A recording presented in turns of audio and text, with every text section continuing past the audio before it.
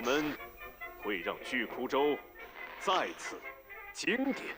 我们将在公司加班，在公交和地铁加班，我们将在卧室和厕所加班，不惜一切代价。我们绝不放弃，我们会让巨窟州再次伟大。欢迎收看大型纪录片之《老杰宝让巨窟州再次伟大》。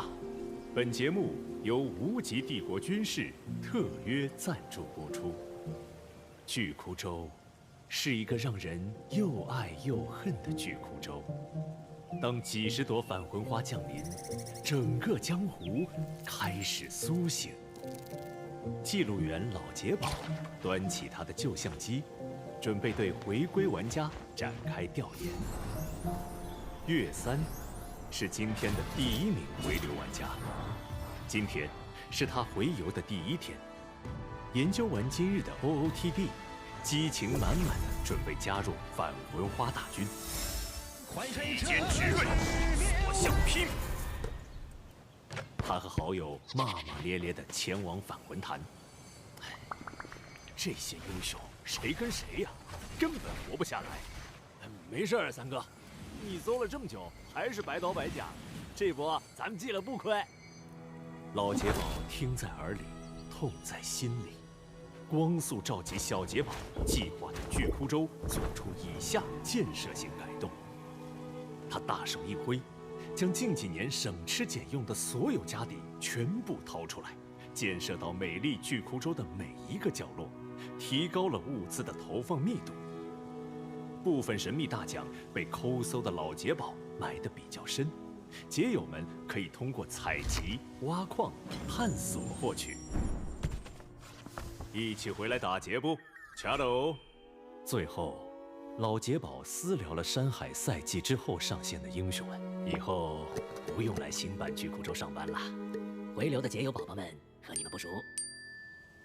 胡图为是今天的第2位观察杰友。今天，他带着小相好神很妙一起回归巨窟州。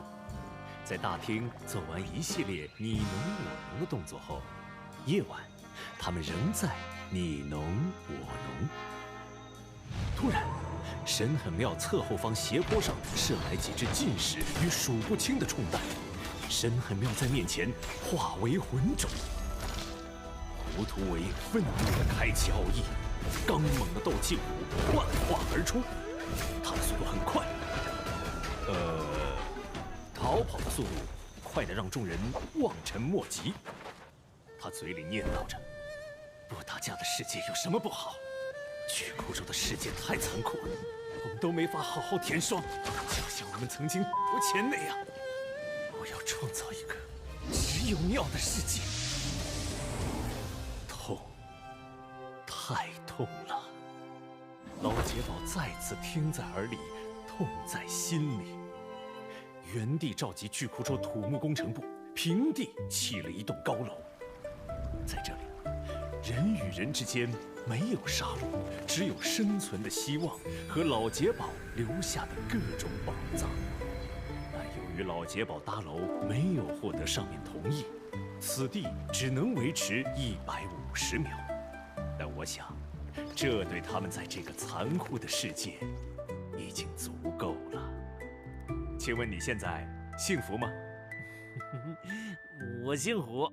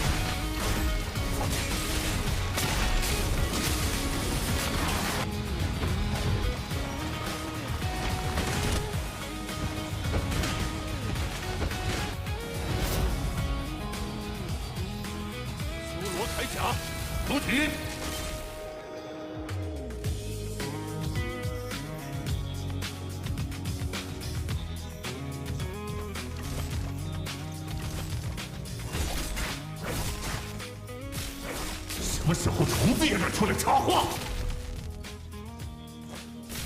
是你能支配的人吗？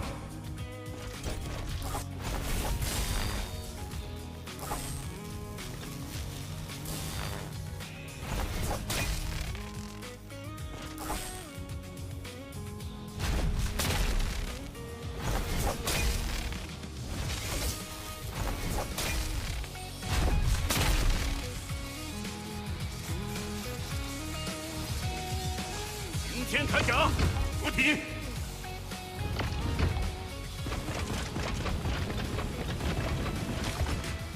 回老家的车马上就要开了。我沉默，并不代表我对你没意见。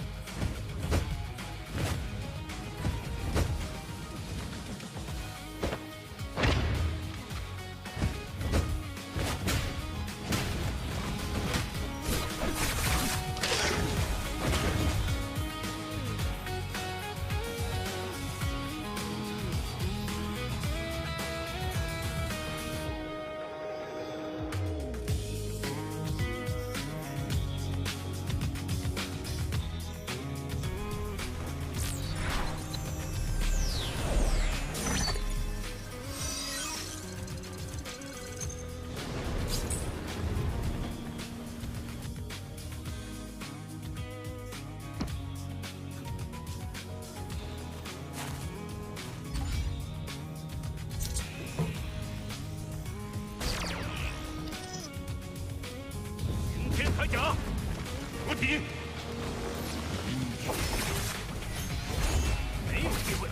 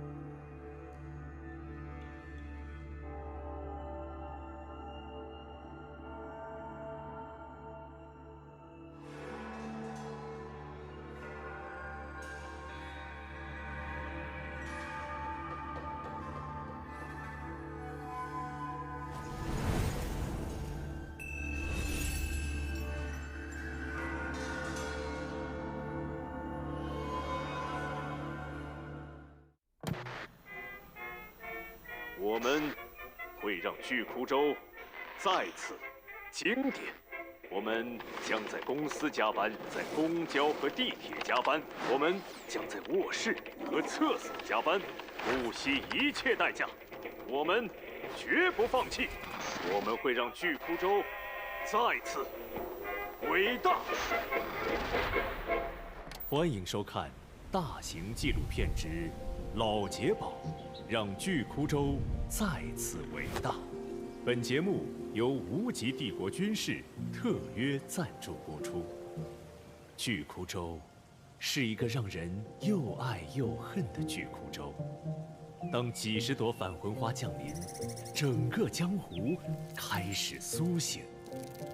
记录员老杰宝端起他的旧相机，准备对回归玩家展开调研。岳三是今天的第1名回流玩家，今天是他回游的第1天。研究完今日的 OOTD， 激情满满的准备加入返魂花大军。一剑直锐，所向披靡。他和好友骂骂咧咧地前往返魂坛。这些英雄谁跟谁呀，根本活不下来。没事儿，三哥，你搜了这么久，还是白刀白甲，这波咱们记了不亏。老杰宝听在耳里，痛在心里。光速召集小杰宝，计划对巨窟州做出以下建设性改动。他大手一挥，将近几年省吃俭用的所有家底全部掏出来，建设到美丽巨窟州的每一个角落，提高了物资的投放密度。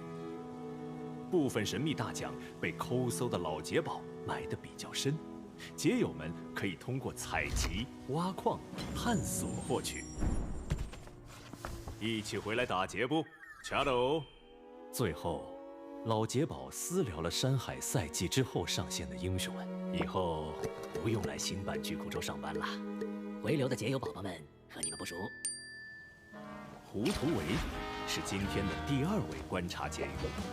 今天，他带着小相好神很妙一起回归巨窟州。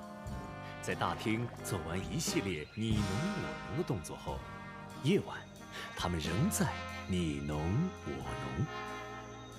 突然，神很妙侧后方斜坡上射来几只劲使与数不清的冲弹，神很妙在面前化为浑种。胡图维愤怒地开启奥义，刚猛的斗气舞幻化而出。他的速度很快，逃跑的速度快得让众人望尘莫及。他嘴里念叨着：“不打架的世界有什么不好？巨窟州的世界太残酷了，我们都没法好好填霜，就像我们曾经不前那样。我要创造一个只有尿的世界。”痛，太痛了！老杰宝再次听在耳里，痛在心里。原地召集巨窟州土木工程部，平地砌了一栋高楼。在这里，人与人之间没有杀戮，只有生存的希望和老杰宝留下的各种宝藏。但由于老杰宝搭楼没有获得上面同意，此地只能维持150秒。但我想，这对他们在这个残酷的世界已经足够了。请问你现在幸福吗？我姓胡。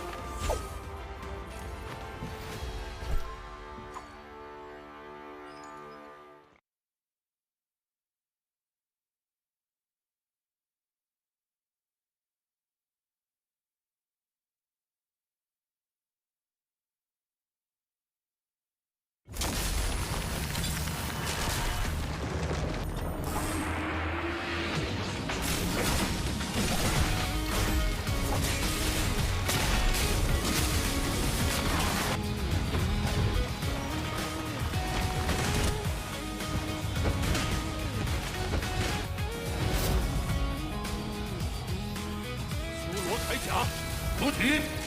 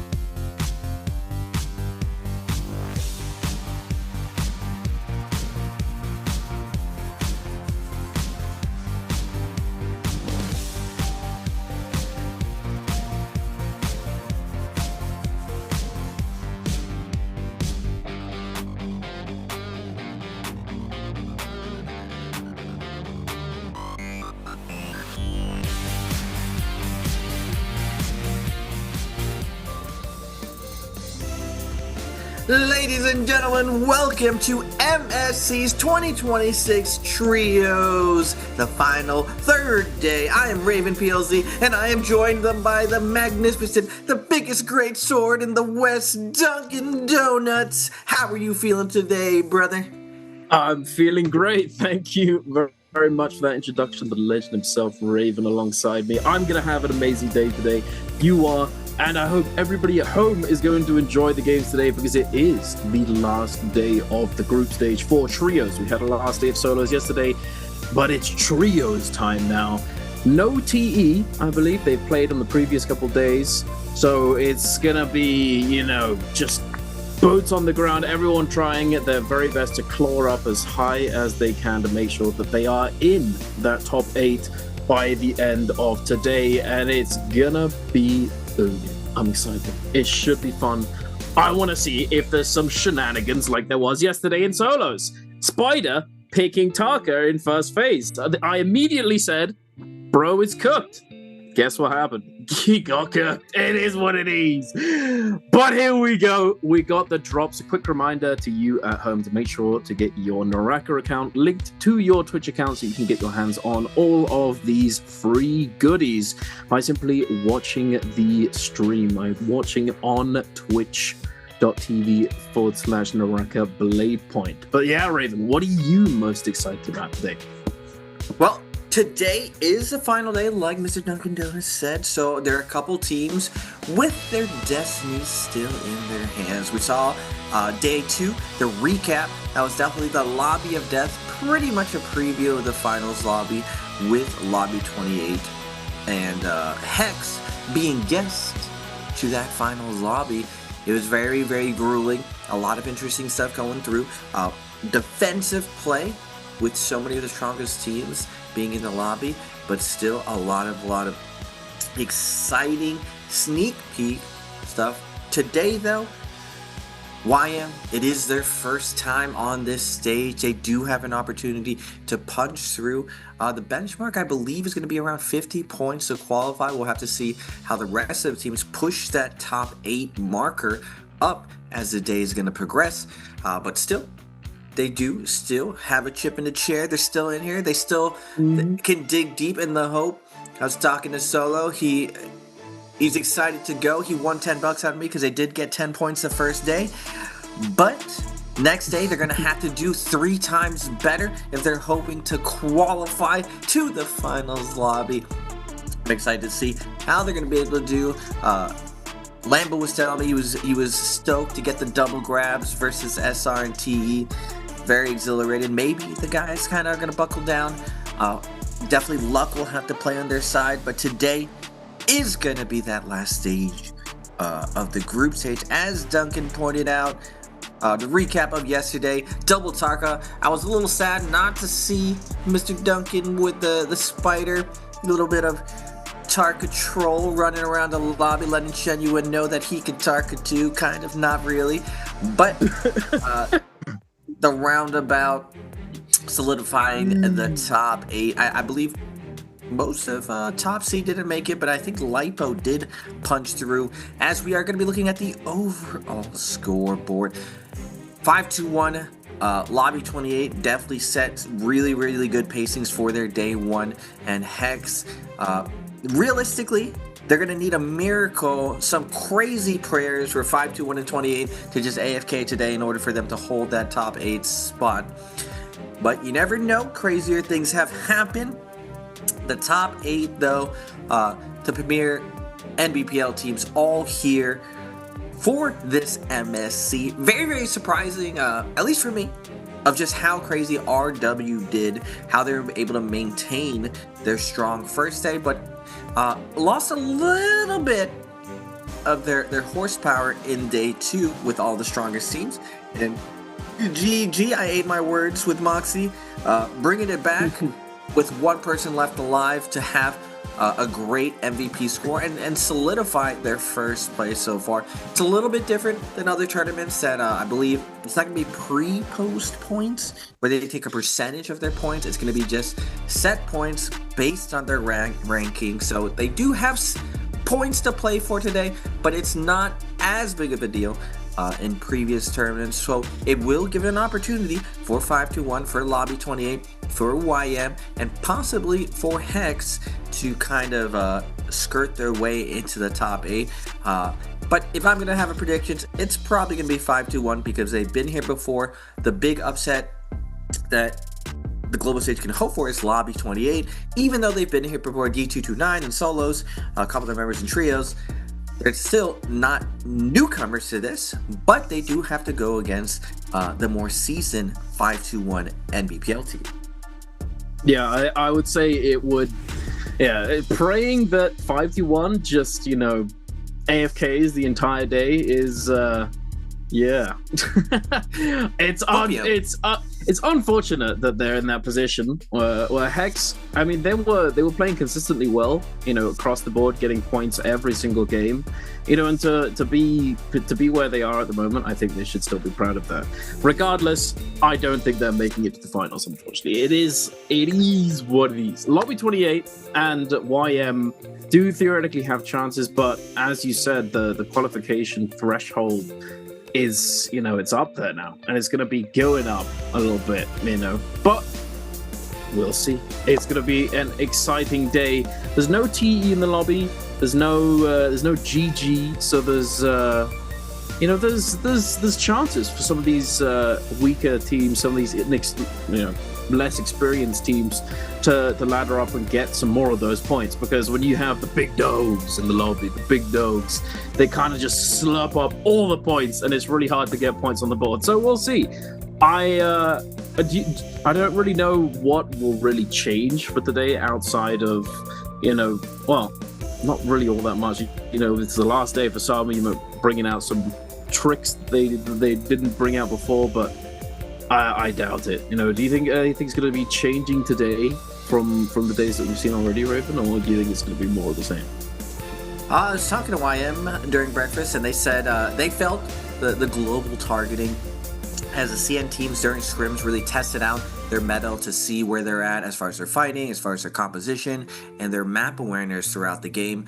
So in day one, GT and TE definitely went different than their normal strategies, where they heavily hunted out all the global players. So I predict that today some of the other teams who are some of the NBPL teams are going to go for those extra points to try to ladder up and get higher to have more points going into grand finals. So we're going to see a lot more aggressions. In day two, even though it was aggressive, it was very, very calculated aggressive, and there is a lot of mutual destruction where teams would slow down, and we saw a little bit heavier of an endgame. Not a full heal-off situation, but a lot slower pace. I imagine this day 3 is going to be a lot of fireworks, teams just really pushing through, trying to find extra kills in order to ladder up. That's going to leave the opportunity for 521 and Lobby 28, who notoriously like to, or 521 particularly likes to play very, very slow, let the game come to them, and they're extremely good at fighting inside Yang, because they are one of the primary practice partners of TE, and we've seen the 3v3 really boost their gameplay and their ability to get points even versus the other top 4 NBPL teams. So I imagine 521 playing a little bit slower and just playing for Yang, while everyone else just with crosshairs aimed at all the global teams, in particular off spawn and in the hot pot zone. Duncan, that's what I'm calling it. The mid game and solos and trios. I heard you come up with this the other day. I like it. I approve. The hot pot zone. Getting all in the hot pot. The Sichuan, the peppercorns, flying everywhere. Kablang. There's just big beef going on. There's just a lot of beef going on. Some Wagyu beef going on. The Vermilion's buff, trying to find the kills, going with that salty respawns, looking for the doublet. And this used to be more of a low-key strategy in trios, with TE really running it, with SR really running it. But now other teams have caught on to this little bit of trick. Even in solos, I'd say Spider and Genuine really coined this.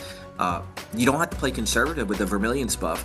After you get that first kill, you have a ton of information. You can kind of control where that fight goes down. And if there is a res spot very near, you're able to double dip, just, get a little bit two-piece to go before that second Yang, which then it does translate to a little bit slower second Yang in Spirit Well. In trios in particular, a lot of teams realize second Yang's kind of sussy, just with Monk, Temi, Zenda being one of the up-and-coming compositions.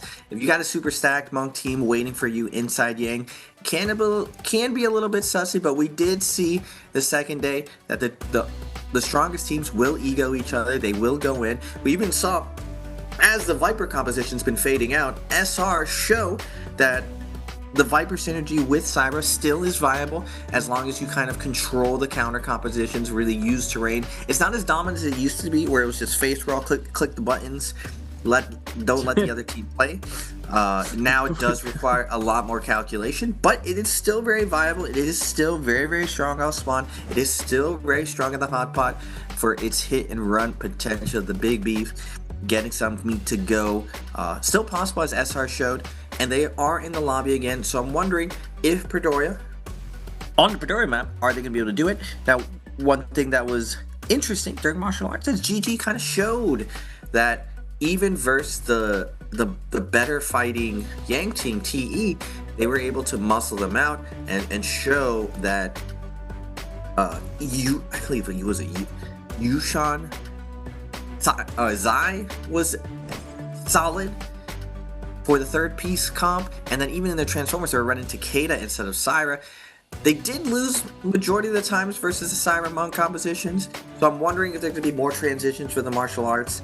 What we're seeing so far with this MSC's meta and evolution of Transformers is that when you play Monk, Syra, Kurumi, you lead with the Syra, you get the Kurumi ult, then go to the Monk ult, and then you got a Syra. Essentially having 4 ults in a fight with a ton of sustain. But if you're able to isolate that Kurumi or isolate that Syra, there is opportunities to burst them, as we've seen other teams have some success. But I still got to give it to the Syra Monk. It's just a very janky and beefy comp, and when you got heals on top of heals, it's pretty hard to mess it up. Yeah, absolutely. I mean, when it comes to these different comps as well, like it does, like there's a decent amount of versatility there. Like we see, like you talked about the Monk coming in slightly later. Like it depends, like obviously, because like against an Enor composition, we're still ulting with Tianhai to match the Enor, to like we're sort of like guarding the big goalkeeper at the side of the arena. But it's really cool, and I'm very glad at this point now, a ways down the line, that the martial artist got introduced to not only solos but trios, because it's like a testing ground. It's like the arena to just go in and see if things work. Obviously it's different because it's something that works. It's more of a representation of what Yang would be like, and you don't really have those other battle royale aspects, the being able to deal with third parties effectively, being able to they actually like stay alive in mid game and with lots of teams around you and that sort of thing, capturing spirit well, all that sort of stuff. But it's still a really cool like sub meta, a sort of bubble within the meta that allows for a lot of variety to come forth, and a lot of teams to test things and to find new avenues within the meta to find their way to victory. Get different comps in, get different characters in. The Justina V2 is a perfect example. Like, we hadn't seen that at all in trios for forever, and then all of a sudden it popped up in trios. And as I said it right there, D229 is rocking the V2 Justina, running up straight away at the Monk's feet. We've got Wolves versus Lobby 28. ZN is going to find a grab, but not going to be able to slam. Is going to be forced to de-transform, losing all of his health underneath that armor. But the the Syra is popping that ultimate, keeping their teammates alive. 28 loves in the middle, still has that Kurumi ultimate ready to go. Are going to be able to sustain through this fight, perhaps.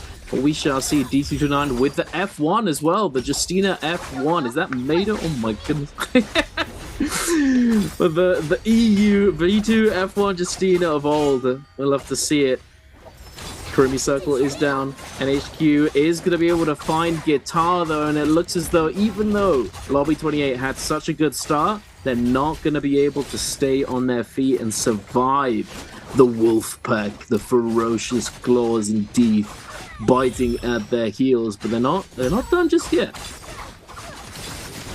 Yeah, B2 Justina just kind of sussy. I respect it. They opened up with the oogly booglies monk fry cookage, but unfortunately they only got that monk medium rare. They're able to sustain through the damage and then follow up with just double up healing is just too much to deal with. It's very hard to get someone low, and that spear fist blade flying knives combo just in the neutral, really good lockdown as we are going to move on to the Enor mirror matchup. The kebab comp as ZK going to get a nice kebab onto the zipping.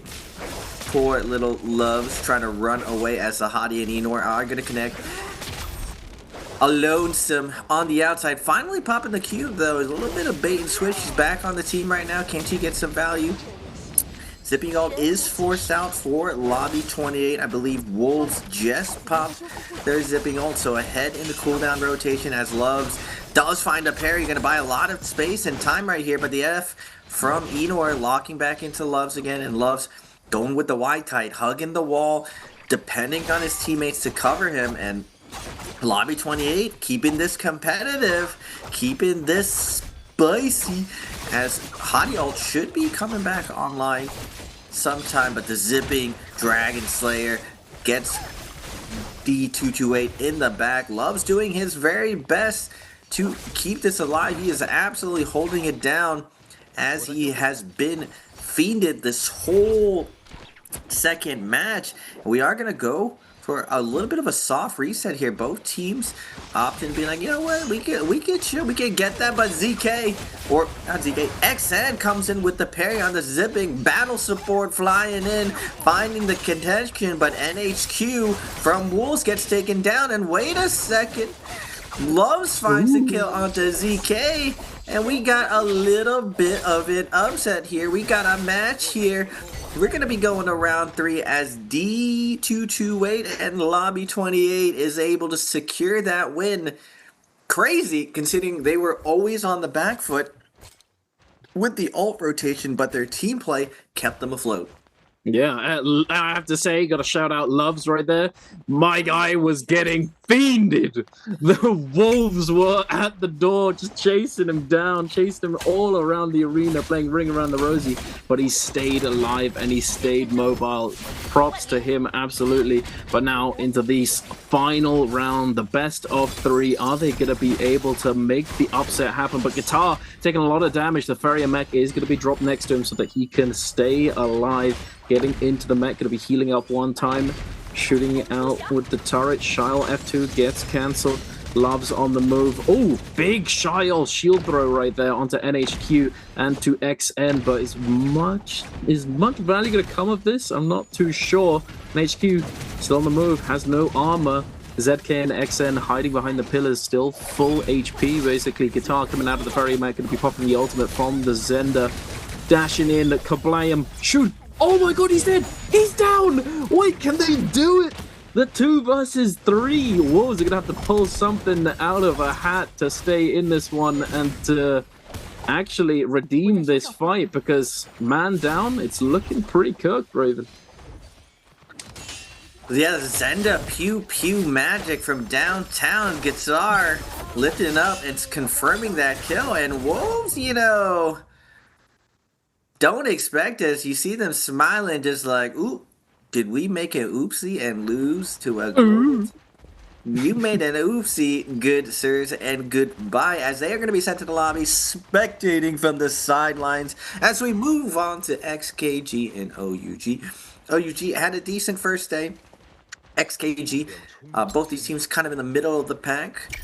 Got lucky with a little bit of a seeding here, but you know, OUG, the veteran team, veteran players onto XKG, it's just the team title. Baby U gonna be eating some of that Takeda ultimate, but the Hottie Q bailing him out as a little bit of a slow start to this, not rushing the cooldown exchange. Instead, Tudyk on the monk, gonna be holding onto it, waiting for that prime time to make his debut. You see him jumping in the air, waiting for possibly a pillar mark, but Baby U now on the Enor ult. Monk ult needs to come out soon in order to reduce some of this pressure, but instead they're gonna trade out Karumi ult, keep their team very, very healthy. Zipping ult is still available for OUG, and now the Monk ult's gonna be coming out.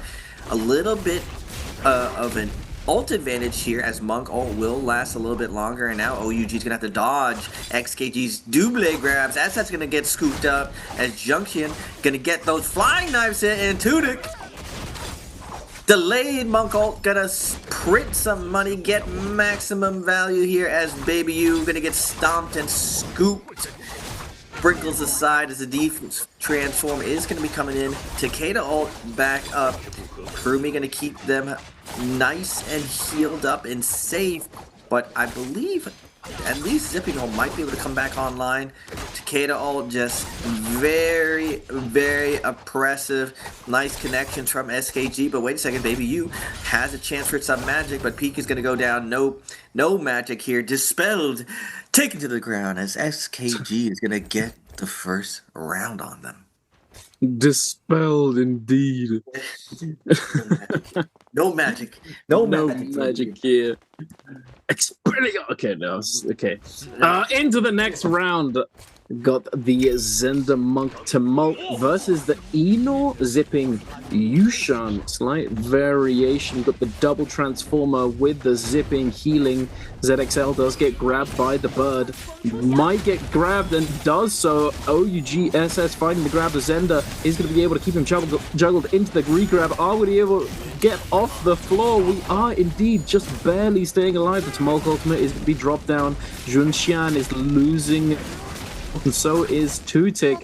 They might have to de-transform sooner rather than later, but no, they're going to stay on the move, stay in there, stay active, trying their very best to hold down these players. OUG, 2 members pretty healthy, but 1 on his last legs. Baby U out of there, trying to stay as inconspicuous as possible, using the pillars, going to be trying to heal up soon, I imagine. There you have it. Oh my goodness, the parry in the eyes in the back of his head. ZXL doesn't know what hit him, but OUG, they're still on the back foot. XKG, but as I say, that big focus attack coming in from the back. It is gonna swing the tide. Tutik gonna get parried. Junxian gonna get parried, and OUG bring it back from the brink, staying in the fight.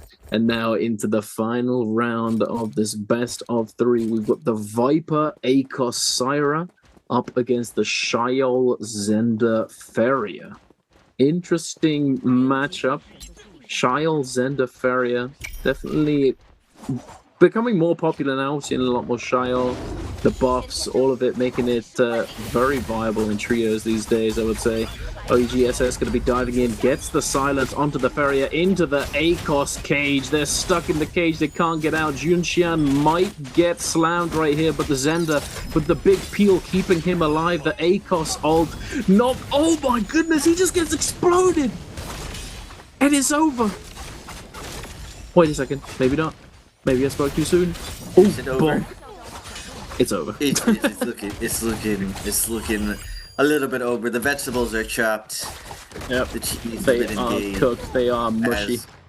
As XKG is gonna find a big win over OUG. I was thinking to myself, I was like, not really any Viper counter here, but who needs a Viper counter when you can just press the buttons and do the damage? Big damage coming through, as we are going to get 2 global teams going and going. I mean, MVP, no, they're veterans of coming to these global events. YM, newcomers to all this, and they are going to be running both the OP Transformers composition, as Lambo going to be diving in onto Hong, immediately popping that Monk ult, taking the Monk boxing duel, getting the scoop. Wait a second. Lambo looking very optimal here. 2 cooldowns through. Not going to be able to get the slam, though, as MVP is going to recover some of this momentum. But Lambo takes the momentum back with the double. Gets the grab going. Looks for the stop. Not able to get it. But Lambo, maximum value on this initial ult rotation. And they are going to be exchanging Syra ultimates as MVP finds the peel for the teammates. They do get a stagger onto Prosper. Or, what was it? Yeah, Prosper. But they're not able to connect. As we're going to move into phase 2, or the final phase, actually, because Kurumi ult's still available for MVP, I believe. Maybe not, because we haven't clicked that button. It looks like MVP, no ultimate there, as YM's going to find the focus attacks. S1 from, or solo very, very low from YM.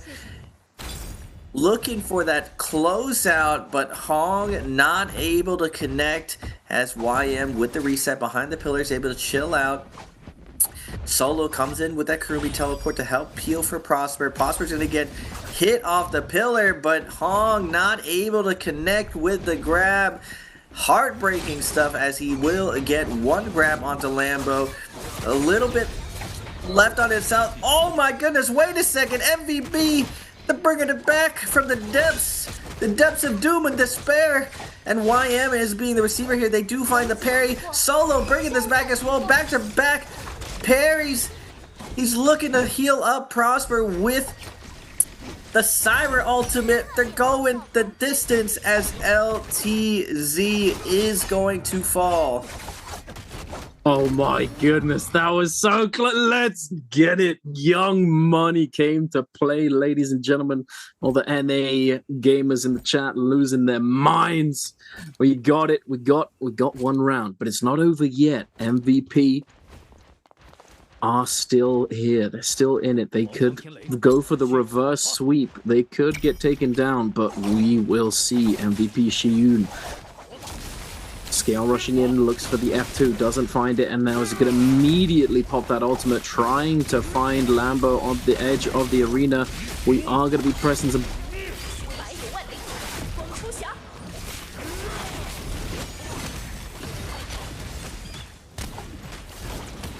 Final round, final little bit. I think, wait.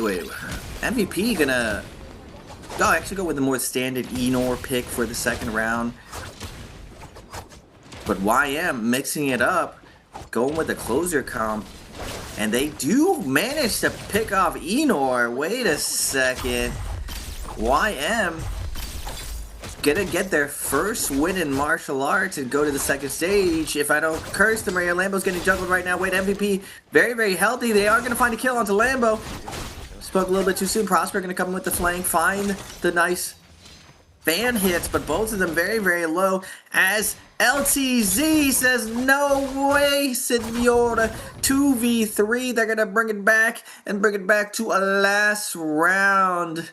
Big smiles coming out from LTZ. He knows he came out huge for his team.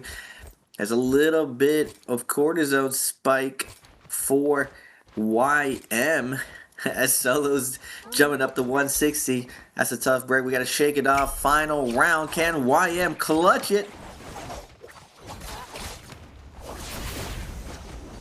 We'll have to see as opening up. Remember, YM did get the opening kill onto Enor last time.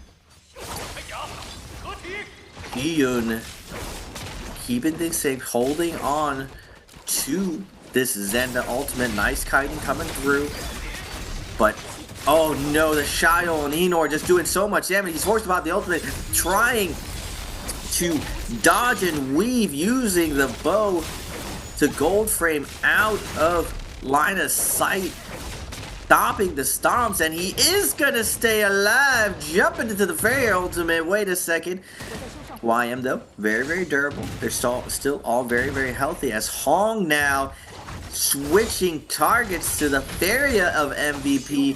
YM has my man down to his last little bit. Lambo able to secure the kill, and LTZ gonna go down to Prosper.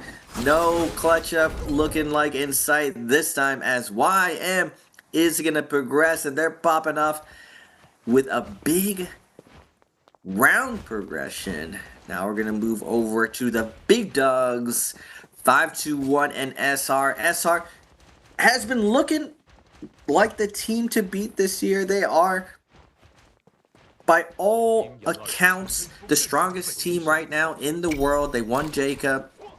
They won EWC the previous year. They have tons of momentum. Even though TE has been setting a ton of the meta, SR has been operating with such aggression and ferocity. They haven't adopted actually the Syra ultimates or the Syra comp transformer stage. It's been sticking to this Takeda. 521 though on the Enor composition, trading out the Enor ult, playing this very, very slow. And this is one of the evolutions we've seen so far in the later half of this year. Teams will opt to kind of hug the wall, trade cooldowns, and just turtle up covering each other to trade cooldowns. Now we're going to move to the second phase as SARS NY7 with the Takeda ult coming through. He is getting slashed by the Hottie of 521 over and over. It looks like they have 521's Akami in their view. They do get the parry onto Zipping, but Zipping still has cube. So 521 out of get out free cards as NY7 comes flying and gets a big double charge through. And Akame gets double team in the back end by Rico and Zhao, as now 521's Fat Milk going for a ride. Gets uppercut combo. Now Pampy was winning his 1v1 versus Zhao of SR in the background, but what can he do as 3v1 surrounded on the outside? Hottie ult coming online soon, but it's not gonna matter. SR playing absolutely perfect, maximum value off that Takeda ult. When we were watching GG run this composition, it wasn't as clean just because Transformers really beat up Takeda. It's very hard for him to position to get those shoves into double charge values. Now NY7, big parry from Pampy. He tries to open up with the grapple in, not able to get it, but still he's gonna slow things down, space out, trade out a heal as 521 with their patented stack up as a team, fish for the parry, get the opener. And they are going to open up with the Monk ultimate. Pampy stomping NY7. Man, get off my team. And we've seen this strat before from 521. I feel like they're one of the first teams to play this very defensive hugging a wall. Most of the times teams like to hug pillars to give themselves the most amount of options. But if you drag teams out into the open, they're a lot more committed to the next stage. Fat Milk, when SR comes in, a little bit of an overextension, pops that Siren ultimate. They're going to look for Rico here, forcing out the Zipping ult. They do get the stagger here, but F from the Enor. Scale rush from Rico on the Hottie, gonna stop that execution onto their Zipping. Nice peel from 521, and now Karumi ult is gonna be coming out. And this is where, for a second, things are gonna be very even as, wait a second, I spoke too soon. I think I heard a Hottie ult coming out. Cube is down. Cyber ult should be coming back online somewhat soon. But Pampy is going to have to survive this Hottie pressure at first on the outside. 82%, so close to that Monko, not able to get it. And SR is going to find that first kill. Now a little bit of stabilization play. They're trying to back off, slow things down. Zhao very low, but now NY7 with the Enor ultimate. It's looking like all she wrote as NY7 comes in like a wrecking ball, finishing off the rest of 521. And well played from 521. They stretch out the cooldowns for as much as possible, but I feel like with that Monk opener and not Syra opener, they're just not able to keep up the pressure with SR perfectly navigating those deep waters and taking them down. Now, we are going to be moving on to Lobby 28. They had a nice Cinderella story beating the first CN team, but now they're going against the final boss of NBPL, SR. And tricky stuff from Zhao. He's going to go and ult on the pillar, but Guitar immediately comes over, pushing off the first pillar. But Zhao, my man is mobile Monk right here, able to stay on top, and they are going to deny the Monk Fry strategy of Lobby 28. Great anticipation, great strategy coming out from SR, as they are going to find the first scoop onto the Justina. And now Takeda ult is going to be coming out from NY7. We saw him get a ton of value before, but this time not as much, as Karumi is going to find the parry. And Justina puts down the ice wall to keep things going. D229 looking for impact here with the Justina. He's not able to, even though the Karumi ults are all put down. SR just finds too much of a connection onto Lobby 28. We are on NY7 juggling loves to death. But Lobby 28's they're not going out with a fight. They are going to keep this going as Love's going to find the stagger. But nice peel coming out from Zhao, the monk of SR. Not letting this connection, not letting this get away from them. We saw some clutch ups before, but SR too solid with it. They're not going to be giving up an opening here as they are going to be able to close out the first round. They've been showing that maybe the Takeda version is a little bit better, not early adopting the new flavor of the month. They're going to still go with the tried and true vanilla. As we are going to move on to the second round of mirror matchup. NY7 immediately getting active, getting value off his F ability, flying in, going to be able to connect to, I believe, the enemy Enor here. D229 not going to let SR surround him and build that damage onto him. He is going to be able to pop out, get out of here. Now NY7 trying to connect to that zipping. Actually, no, sticking true to the Enor fry. Very, very interesting. Definitely a different strategy we are accustomed to seeing as on the back, and we see Rico on the zipping. Find the parry right here. NY7 tries to join in, but instead he is going to be going onto the hottie. Parry onto NY7. Has to be careful here with the overextension. Now they do have the zipping ultimate going on Ray. SR should be very, very safe. SR's NY7 comes in with the Dragon Slayer flank. It's not going to go super well as he is going to get parried. And now on top of the pillar, going to be looking for that flank again. His teammate is getting cooked. Rico doing his best to buy some time for his reset.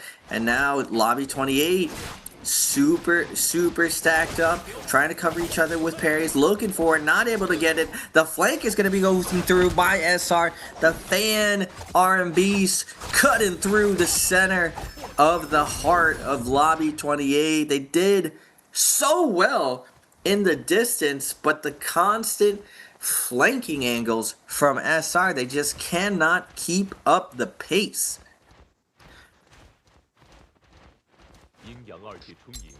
Now we are going to the NAYM versus XKG. Can they get a two-piece? Can they get more points on the board? This is going to be huge for momentum. Lambo going to be popping Monk ult early as Tudyk not going to be going down with that line. They're going to go a little bit different. Hold on to their Monk ult. Try to draw this out, but wait a second. Lambo says, don't hold on too long, son. We got the scoop up. Do we get the re-scoop?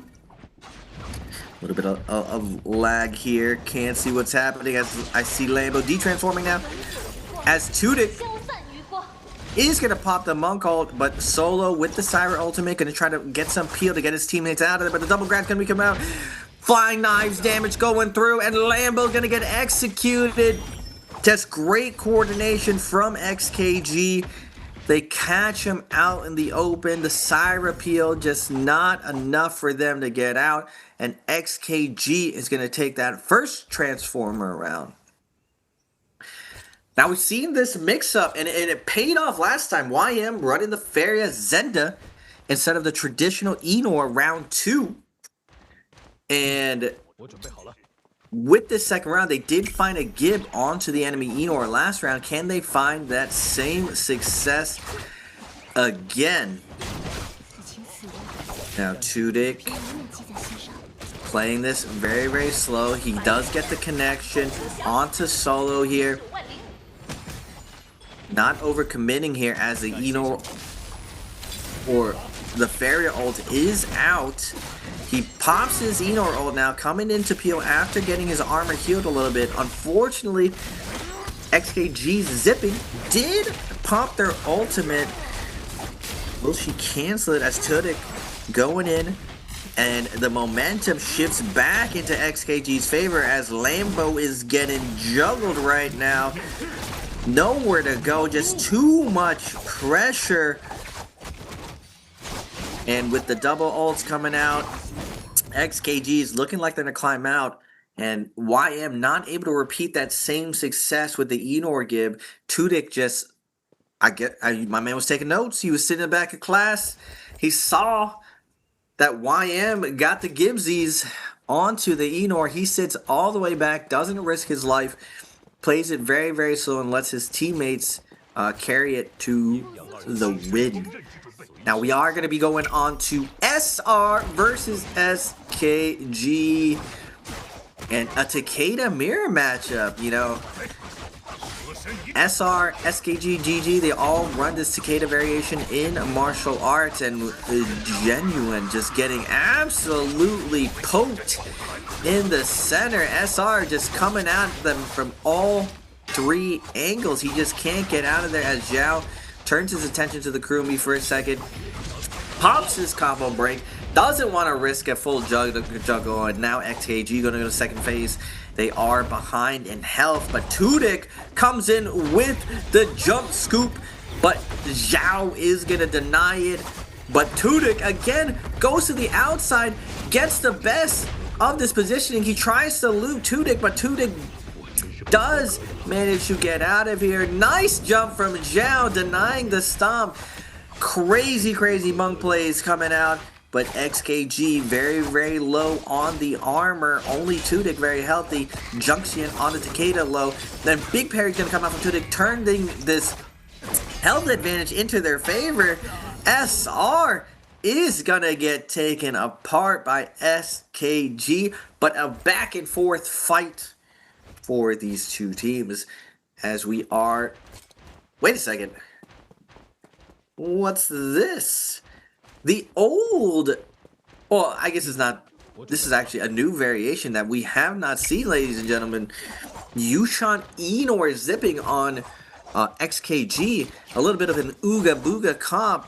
Double Transformers. We saw this composition kind of debut, but it's evolved away from this after some of the Enor nerfs. But we're going to see if whether or not XKG can get some value off of this, as Yushan not as strong as he used to be. It looks like they are going to pop the Yushan ult to match Enor, but like I was saying, Yushan just takes so much damage. He already is forced to de-transform, doesn't really get any pressure, instead receiving some pressures and not getting a good trade right here. We do get a later Enor ult from XKG though, so he will be able to pressure a little bit longer.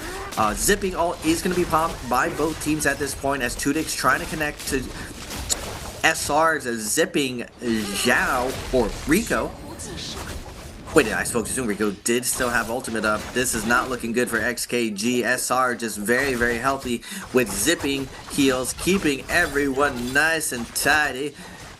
No problems right here, but they do get NY7 very, very low. Tudik with the parry. Oh, spoke too soon. I just put a little bit of bring back. Tudik did his absolute best right there, but SR just suffocating them in the end to close that round out. We are going to go to distance. And wait a minute. Another weird variation. SR running Zenda Yushan versus the Shio Zenda of XKG. Slight variations here for this last Feria matchup. Cannonball variations were so deep in the weird countering metas. Is Yushan going to get value? I'm always curious to see Yushan get value in these martial arts. As you see, SR's Yushan Zhao. Oh my goodness, we've taken 1 billion damage already. He just gets melted like ice cream in the hot Shanghai sun. Just can't really do much about it, but he is turning a ton of attentions as SR is able to fade that initial Feria pressure. And now NY7 poking in, looking for an overture here, but on the outsides, XKG's Feria not letting him overcommit. As XKG, wait a second, Shio under a ton of pressure on the other side, as SR is going to find a kill, but Zhao is down. We're in a 2v2 situation. NY7 very, very low. Junction able to find 2 kills right here, and now a 2v1 situation. But SR does have Tudik, very, very low. Rico coming in with the slippity slaps, trying to finish Rico down. But Rico not going to be going down without a fight. Tap dodge on that focus attack. He's surrounded by everyone, but nice off clank. We find the stagger, and what an upset. Middle of the pack, XKG gonna take the final bosses. SR down. You see the smiles on XKG. They locked it today, and with that momentum, gonna be big for them if they're gonna continue and find even more success. Man, I really expected more of SR to really take that one, as they've been showing so much strength throughout the games.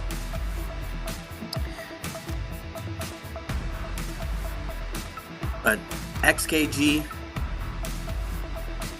gonna be walking off. They're gonna be taking that 8 points for the day for this martial arts. You know, and trios, unlike solos, like solos is 2 points. The 8 points in trios is actually, I would say, a healthier chunk of points going on to the Battle Royale stages. There is a couple small changes that we've seen where in the new trios, before it used to be phase 1, whoever picks the same composition first, that is the main composition. But first, ladies and gentlemen, we are going to go to the first question of the day. Which 2 teams were competing for the winner at last in game 1? Was it A, Lobby 28 and Wolves, B, XKG and OUG, C, MVP and YM, or D, SR and XKG? Now, as I was saying before, going into the Battle Royale stage, one of the interesting things, as we've seen during this MSC, there are a lot of different compositions going around. And I believe a week out from this event, a rule was changed where the most MVP rounds trios composition will be the last round's mirror matchup. Before, it was really who was in phase 1 and chose the first compositions. And in the past, it's always been Enor zipping Hottie. That composition is dominated since post Jacob throughout this first season of NPPL. Every team has played this composition so much ad nauseum, but now with the new rule change, we saw a lot of different compositions play out in actually MVP, but it ended in even in solos. Normally we saw Akos, we saw Yodo mirror matchups, we saw Kylan mirror matchups, a little bit of finesse. In trios, it can't be just by picking now, it's by MVP. We saw SR MVP with Viper, we saw RW really likes the Zai Yushan composition. They're able to MVP with that. We saw RW, they really love the Ferio composition. They're able to MVP with that. So it's still one of the exciting things we're able to see today of who is and what composition will be played out on that mirror matchup. Now, a couple surprises from this martial arts. YM, they're able to make it through. And Lobby 28, we haven't seen them on the global stage in a while, and it looks like in the shadows, they've still been working at it, still doing super roll, finding their way to a close loss in the second round versus SR, but still, as usual, the NBPL CN teams are a force to be reckoned with. But we do get an upset of XKG versus SR. Just what a big victory. They have to be feeling it going into their first round. Always nice to get early win, carrying that momentum to the second round.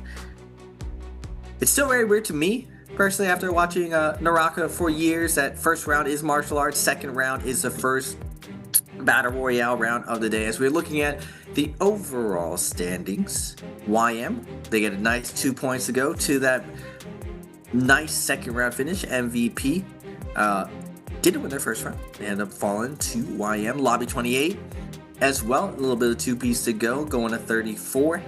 And already closing the gap to Hex at 43. 5-2-1, not making that pass. So there is still a world where they goose egg 5 more games in a row. We've seen players at least being able to goose egg 5 times in a row. It might happen again as OUG, a little bit of an upset. Oh, not an upset. They fall to XCG first round, who end up winning. Not bad. XKG with an 8 juicy points, going up to 60.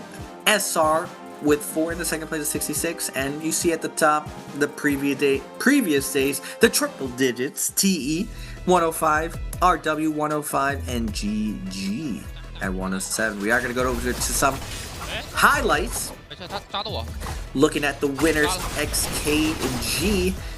And my man Juxin on the Takeda, finding those juicy shoves into the center of the team, closing out this round.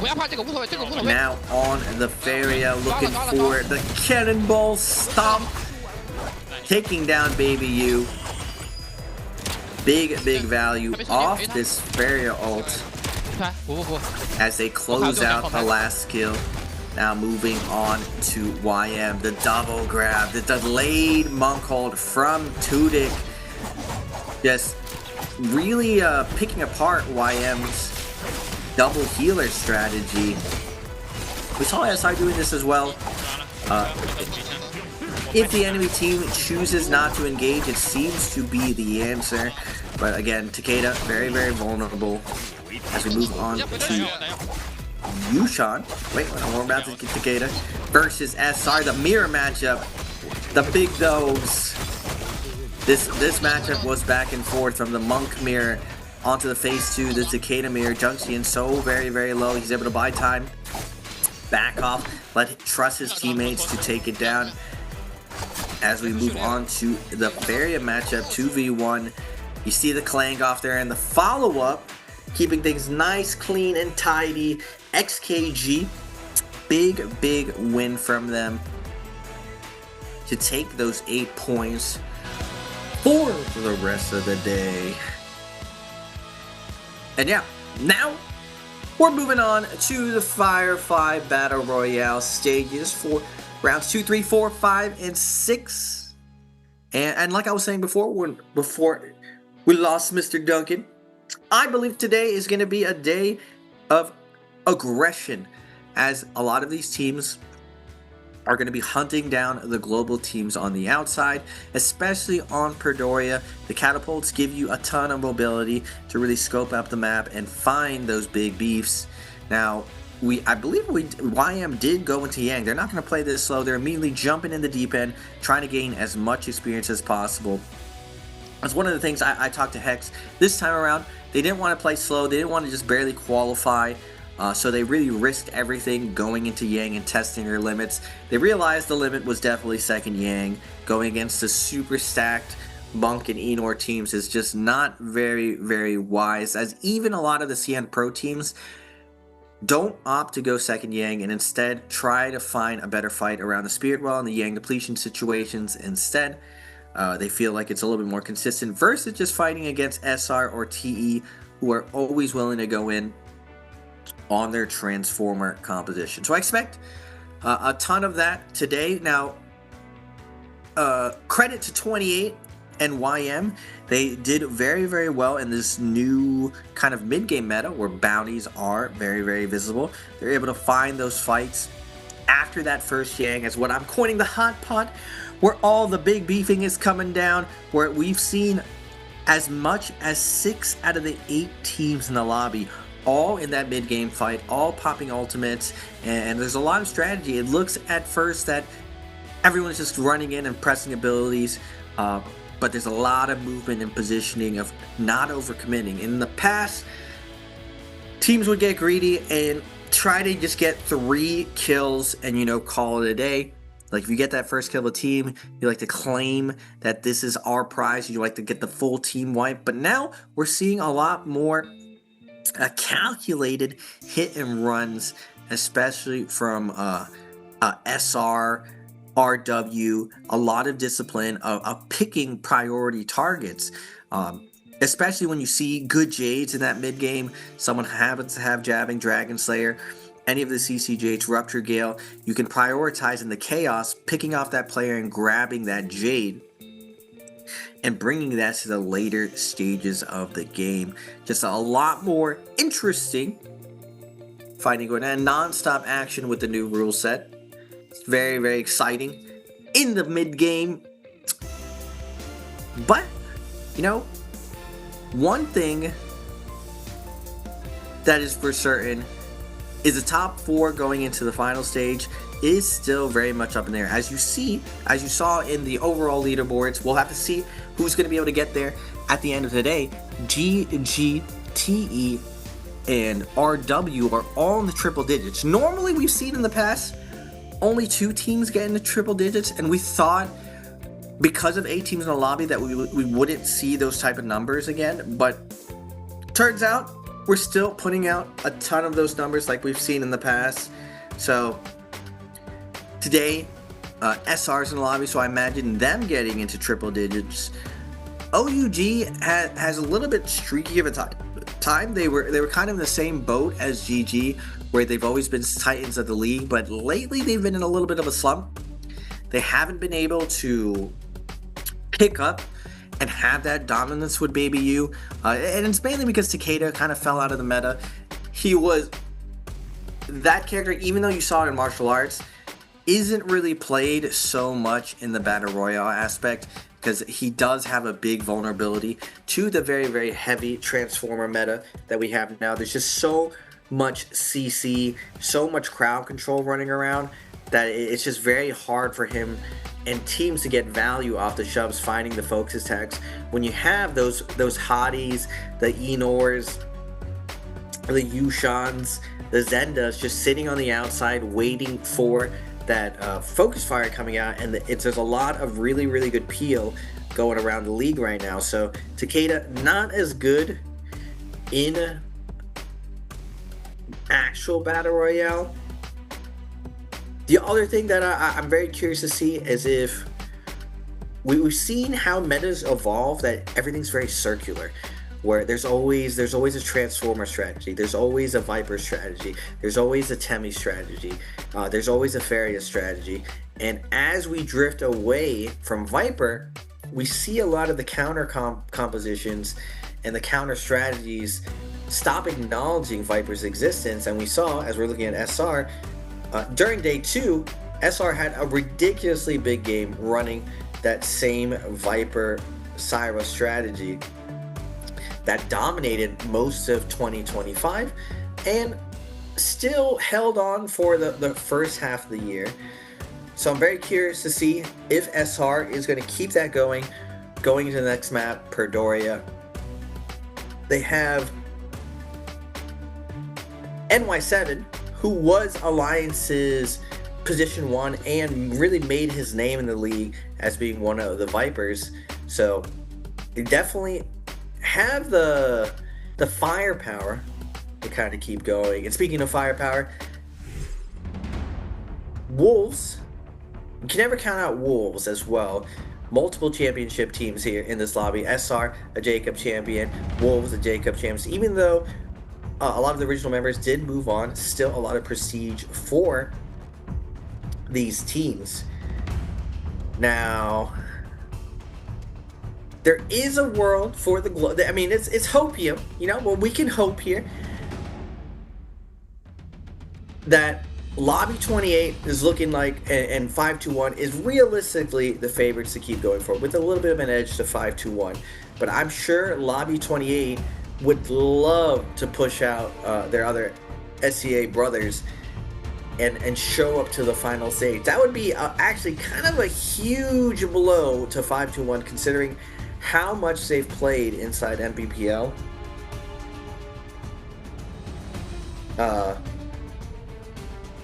But YM, you know, they did get past the first martial art rounds.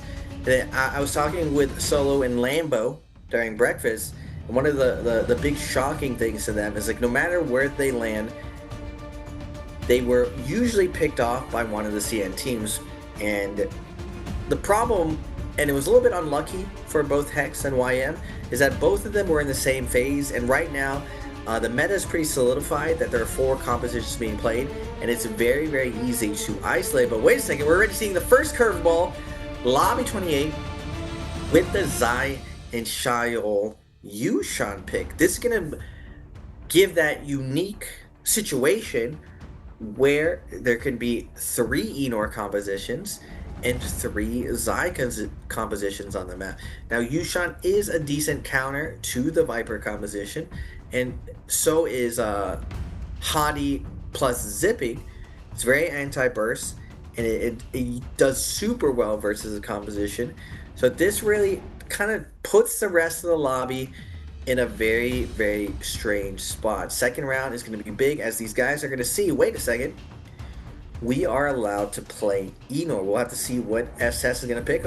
They are not going to hesitate, and they're going to immediately jump in on that. So we are going to get the triple Enor composition off the start. And this really gives a decent advantage actually to the CN side. This does not bode well for the rest of the lobby, because it still is the most versatile composition for the most amount of scenarios. It's very, very good off. It's decent off spawn. It's not as good as the other composition, but zipping ult and initial rage off spawn does give it a decent off spawn. But it really starts to shine once it gets going after the initial off spawn. It's very good multi-way because of the amount of disengage Hadi provides and the amount of peel that Enor provides. And instead, round 3, MVP and YM are going to stick to their guns, even with the weird picks ahead of them. They're going to still go with their Transformer composition. So that's going to leave it open to SR and 521. Are these two teams going to opt to go into Yushan? Oh no, they are not. SR's, this was the map that they popped off on. So they are going to be going with the Viper composition. So is 521. So, I mean, the Lobby 28 was hoping to pull a fast one on the lobby, hoping that other teams kind of followed their lead, but it doesn't look like the rest of the lobby is like, nah, we're not going to go with the Yushan pick. We're not going to really counter Vipers. It's not, doesn't seem as valuable. But man, what a gamble from Lobby 28 to go that, because the Shayol Yushan composition, kind of like a niche pick. It's like the mix-up pick that really tries to snipe, and it's like a carry pick until you get to the more meta comps. It tries to snipe a scuffed Zippings and Enor compositions when they're in those big fights, those big beefing fights. You try to snipe the Zipping. You still can potentially find the killer. We've seen a transition from the old Comet Zai to the now Combo Break Zai, and it's allowed Zais to have a lot more success of holding onto their target, chasing them down, and locking them down for their team. But a first phase pick, besides RW, who MVPs with that round, we rarely see that. But you know, Lobby 28 has shown a lot of unorthodox strategies so far. So they've been doing they've had a ton of success with their unorthodox play. Some not so much, like the Justina in martial arts. It's kind of sussy. As we are gonna go over to the hero picks, see if we see any weird abilities. Nope, everything's standard for the Enor compositions. 11 points average for Wolves. Oof. And 10 points average for OUG. MVP. No, nothing different. And you see SR average points 13. Wait a second. I spoke too soon. That's my bad, Lobby 28. That's my bad, OGs. Average points 15. this is their strongest composition, so they want to open up with that momentum very early. You know, that's my bad. That's my bad, Lobby 28. You know, I hope we get to see exactly how they pull off their strategy and why they're able to have so much success. They had so many clutches in day 2 in the Lobby of Death, where they're just on their last lifeline and they were still able to bring it back. As we are going to be looking at the landings, as we are joined by Surveyo. Hello. Oh yeah. Ladies and gentlemen, jury of the court, Lobby 28. I don't know, I saw the composition going up there. They put up the Zai in the first comp, but was it F2 or was it F1? I believe it was F1, but we'll see the meteor or the combo break. It'll be obvious. Perfect. Yeah, I noticed that TE when they ran it, that's actually something that they took, advice on, I guess, because I think the real biggest reason they run the F1 is just because anti-Zenda. That's my take on it. Just because you kind of get away from that, and there's 2 of those comps in the match right now. I think that was YM and MVP taking a chance on that. So maybe they'll go ahead and run through the teams, but who knows? I'm excited, Raven. I just joined in here. I was watching the day 1, day 2 trios. And since this is the last day for some of these global teams, man, I'm kind of curious to see how they're going to be going off, making sure they come through. XKG dropped right in there against OUG. And obviously with the whip source coming out there, XKG 2-tick can't even do anything about this to kind of go off and killing off Baby U, but he gets a nice neutral. And he gets a nice clean execution with his team. 2 eliminations on the board. Maybe you can pick it up 3. SS goes down, and OUG just like that, down and out. And it's kind of crazy, Raven, because OUG, I mean, we saw it from day 2 when they kind of popped off in their first day of playing. But they had a slow start, from the first round going in there from round 2. But then they started, climbing up. So that's what I'm kind of curious about and seeing if it's going to be leading us into this today.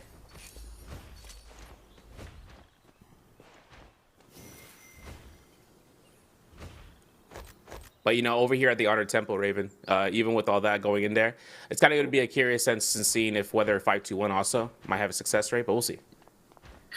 Oh, Lobby 28, I'm rooting for them just because I was talking to Frostifus about it, that he was saying, like, oh, they still play a lot, and they're always, like, right on the cusp. It's just we don't see them all the time because we're over in NBPL, and we mainly see 5-2-1 representing that region. But they've shown that even though they're not in Pro League, they have kept up pace and are here to compete today as I thought SR looking for the global teams right now. They're just hunting on this Viper composition. They're not even triple blue armor. They're just going out there hunting everyone with the catapult. And it's something that TE pioneered with their Viper composition.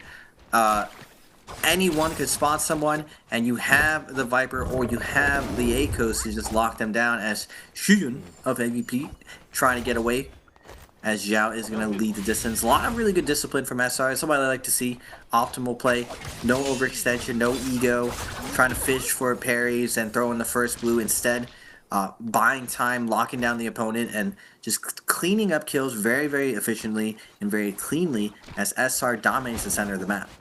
Yeah, I should Sake gonna see Young Money take a fight against Wolves, catching ZK on a nice Zenda F2. Obviously, right now, it's up to whether ZK just holds it down and just doesn't have to burn ult. Recast comes in to play, and the Zenda ultimate a little bit early because now that Tian Hai from Lambo comes out, ZK had a hottie ultimate ready to go. Top story of the floor, and Ancient Stockade has a lot of that, the ruins around. So line of sight for Tian Hai, zip to nothing, not to be included there.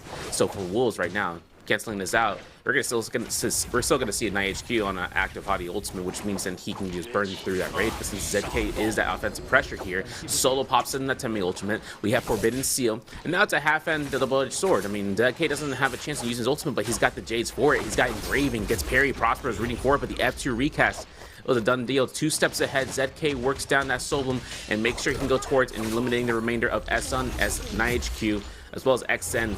Remaining tough, in the outside of the Forbidden Seal, goes out with 3 eliminations over by Azok Peak. 2-tick taking a fight against OUG. This time OUG's reset, by the way, and having SS trying to go for a blue focus on that grapple bomb, accidentally misclick, goes down for Brandoro. Of course, for 2-tick, this is now up to the spear throw in close quarters combat.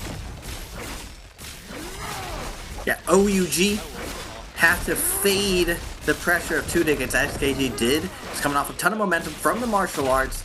They got the best of OUG earlier. Can they get the best of them again in Battle Royale? Looks like SS cannot get away. He's going to get shish kebabbed here as Tudik finds the kill. Oh no, he doesn't find the kill. SS is still alive. Just a sliver of health. I spoke too soon. Junction is going to fall from XKG. And wait, the leader of OUG is able to turn this around as Tudik tries to close the fight but cannot. And now, since this fight is extended, SR is going to join in the party and see what kills they can pick up. Yeah, and MVP just takes a yoink off of XKG's body. Now MVP takes the gold, takes the soul bloom, and walks away from it. As for SR, this might be a spotlight right now for that first Rom Yang. I mean, they're going to space away here. They may not have the Viper ultimate since it's down and out, but since this is going to be nighttime, there's only very few select areas out there in the west side. Tincture Woods won't really have much of an offer for NY7 to kind of find out, unless Rom Yang portal is there. But they are going to find those solo seekers, right? They got OUG peeked by his lonesome, as is Ziping. No F1 comp just yet, but he gets silence off of that. Pulsar comes after the Clink, and his teammates are there, ready to go. Stagger Spree is all that's needed for a free Pulsar Blue and a death door for Peak. And Peak, I mean, he got the F1, he tapped out his away, and he still makes this an escape clan. But the Scare Rush is here, might not even be granted, even with the Flying Knights. He goes down, that Soul Bloom goes up, gets granted another 10,000 Darktide coins. If the armors haven't been purchased already, they would be able to get a full squad of purple armors just to keep the sustain alive. And as for SS, he is going to take that catapult going straight to Arcadia. Man has a chance of getting chased, but he isn't going to go ahead and worry about it. He needs to risk it. And of course, just making sure he can get his team back up slowly but surely. Now, we've seen before the CN teams and their tricky ways of finding res and able to salvage tough situations in the early day. I mean, it was day one. Oh no, I think it might have been day two, where GG had double white armor, or only one person left with double white armor, and somehow they turn it around and MVP the round on Holoroth versus Triple Monk as Enor. They were so far behind in loot, but with a couple mishaps with the Monk teams turning onto each other, they find the loot and they end up MVPing. So even when you get that initial kill, you still can have a ton of strategy, bring it back, stay alive, as we see XKG going into zone, finding some loot, but they are getting poked out here by YM. Are they going to get zone held by YM? It doesn't look like it. Looks like YM is just looking to loot up just like XKG is. Same with MVP. And this was kind of what I expected. I was saying that the CN teams on day one really went out of their ways to target the global teams. It's something they always do. I noticed the new neighbors, and they got to evict some of the new neighbors, pick up those free kills, as we are going to get our first Yang of the day. MVP, they're not going to play this slow. They are going to jump right into the deep end, and they're going against a stacked Wolves. Yeah, and seeing how it comes down, there's a lot of safety nets. XN with an explosive armor. Also seeing about with NightHQ getting Palm Lightning, of course, just dropping this in. The F2 recast comes out. ZK in the backline gets his ult ready to go in response to Hong. Now, Hong's on Tian High. He's looking for a peek around these pillars to try to get the grab. But LTZ is going to have to force his own Tiamat ultimate a lot earlier than he wanted to, and he still goes down. ZK puts himself around the corners, and even though this bolt circles around and the V1 then the recast comes out, he finds Shiun in a 2-for-1 deal, and he goes ahead and knocks out 2 members in less than 10 seconds. And of course, looking at Han now has his lonesome, right? He's going to leave out this transformation on the Vajra state. He's got F2 back up. ZK can just confirm this. And either or they want to kind of delay this out, they have to go for this elimination. SR getting kills against SKG, and YM actually getting their Mystic Might. Either whether or not from the Spear Well, most definitely. We will have to see how they kind of proceed out of this area, because this is all the way southwest of Imperium. They're taking their ways truly to the tower, to the Ballista. They see Lobby D828's guitar, D229, and Lubs just in the vicinity there. Meanwhile, in Imperium, it's all going spicy out there. It's by 2-1 taking the engagement against SR. Yeah, Viper ult's coming out from Pampi, and a little bit on Viper violence. NY7 not getting the best of it. Gonna get Cyber ultimate, and 5-2-1 is gonna get the best of this situation, finding the kill on the NY7. Rico, though, very looted up. Both these teams are actually very looted up, as Pampi's coming in with the flank. Lots of Clanks going through. Only swinging off Clank. Very safe stuff coming up from Pampi, not risking anything. And 5-2-1's going to keep this very nice, clean and tidy. Getting the parry. onto Rico to close it out. Wait a second. 5-2-1. I'm kind of rooting for Lobby 28, but as 5-2-1, still looking clean with this, showing and clutching up as we are going to go to a replay of SR.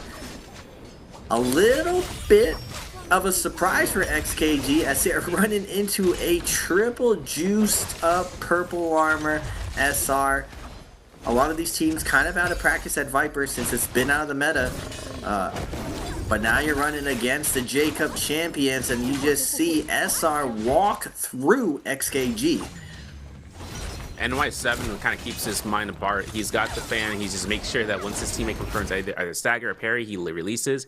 He just becomes like a support in that role. So now that it comes down to SR winning that, even though they lost against 5-2-1 in that series, SKG is out inside of the soul form for another minute and a half. Gonna have to decide on that Yang depletion timer whether they want to take a fight against a team that's already contested. Meanwhile, 5-1 already a different zip code away. They're over by Twilight's Pass. They got an engraving wielding ZK, who also has jabbing, by the way. So if he ever finds a staff, it's gonna be a detriment to the other teams. But the Akaso comes out, Lockdownville comes in, and Akame is just trying to fight for his life. Gets scare rushes around the corner towards the Honor Temple, and or rather, and whether or not he can even get out in the first place. I mean, ZK already has a beam on him. Cannon shots, I don't think he's gonna go for it. He's got F2 in a couple seconds. He can take this fight. F2 War is gonna be coming off from Akame in a second.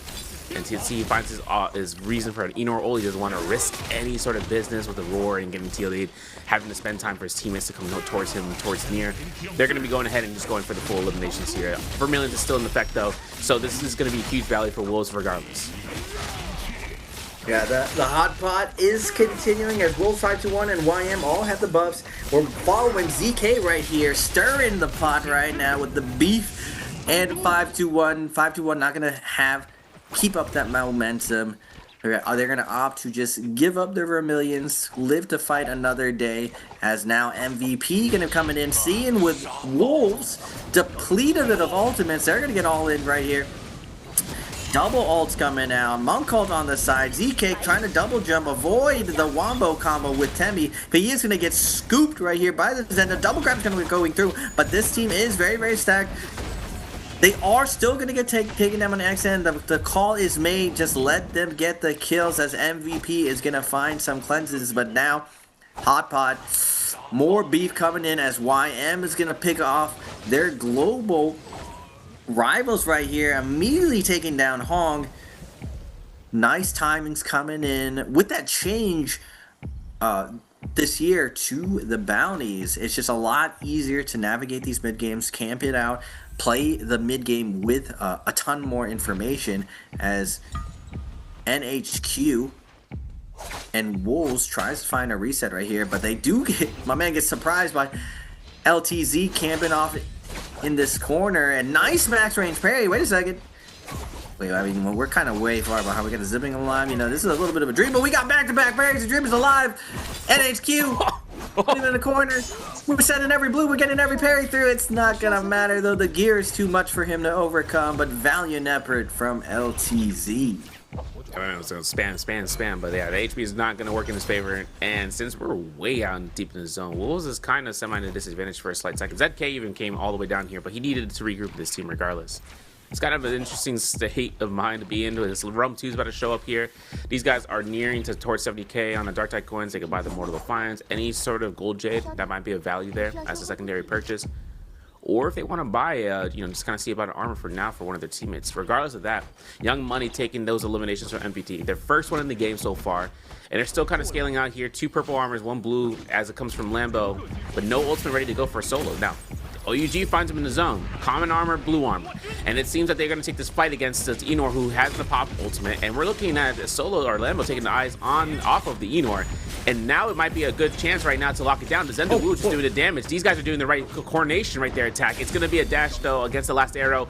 SS comes out to save the push back to Prosper. No grabs against him. And Prosper got the V1, but it's not going to matter with the level 3 charge. It's going to go straight past him and Prosper has to get into the zone. Tumultuous doesn't connect there. The F2 from Prosper comes up and the 2.0 out of Solo's hands means that SS has to go back in the zone. And it seems that Baby U goes ahead and gets elimination against Lambo.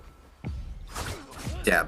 Big elimination, bringing this to 2v2 right here, and now Baby U gonna turn it to Solo. Solo gets a double parry. Wait a second. Combo break is gonna be coming out. Finds a little bit of poke onto Baby U, but he has to make it to zone as Baby U is gonna try to finish off the remaining health of Solo right here. Temiyo's going to be invested. Prosper going to cover Solo on the way in, but Prosper doesn't have the heals to bring himself back up.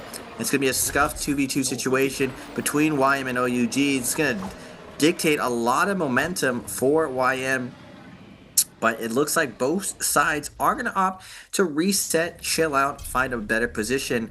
And ooh, wait a minute, 5-2-1 sharing the tuna around, a little bit of hit of the tuna as they are going to line up and take this Viper fight to a very, very juiced up and stacked Wolves. Gold armor on their zipping. It's going to be very, very hard to find the execution onto them, but it looks like 5-2-1 is going to slow things down. A little bit of an armor swap strategy. 5-2-1 known for this outside the pillars slow strategy to buy time. And oh my god, they pounce in, activate off this Cyril. You see ZK just with fear in his eyes as he backs off here, but he dodges the Cyril and immediately applies the pressure, putting Akame in the kebab. 100-0 in one combo. Pampy is going to pop the ultimate. Aka's ult is going to go down, but they aren't able to connect and find the stun, and Wolves is looking up to clean this up. Yeah, Wolves comes down here engraving and gold longsword. I mean, you see the impressive power of this thing. ZK doesn't even make it look like he's breaking a sweat. He pops out around the corner, he just jump right clicks, he's good, right? He gets the vertical drop and he just does 800 damage, it feels like. In the palm lightning, right? Worse to boot. You get locked down by one of those 4 hits and that's it. ZK and his team is going to be pushing down here for the win in the realm of Yang. Meanwhile, Lobby 28 gets their chance in winning it out, or rather from a spear rail, and SR taking a chance outside the realm of Yang. Now, on this realm, let's take a look and see what gold weapon we're gonna have.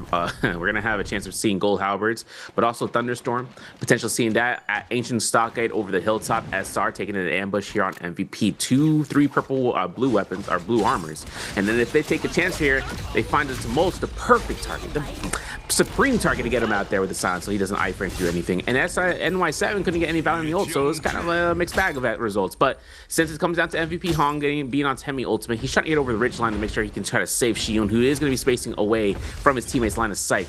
And they're going to see SS getting eliminated here from lobby 28. DT29 is a result of that. Scoreboard check while we're looking into this. I mean, the Wolves is at 13 eliminations overall in the double digits. SR's at 9, 5-2-1's at 6 on the Yang depletion, 3 for 28. MVP has 4.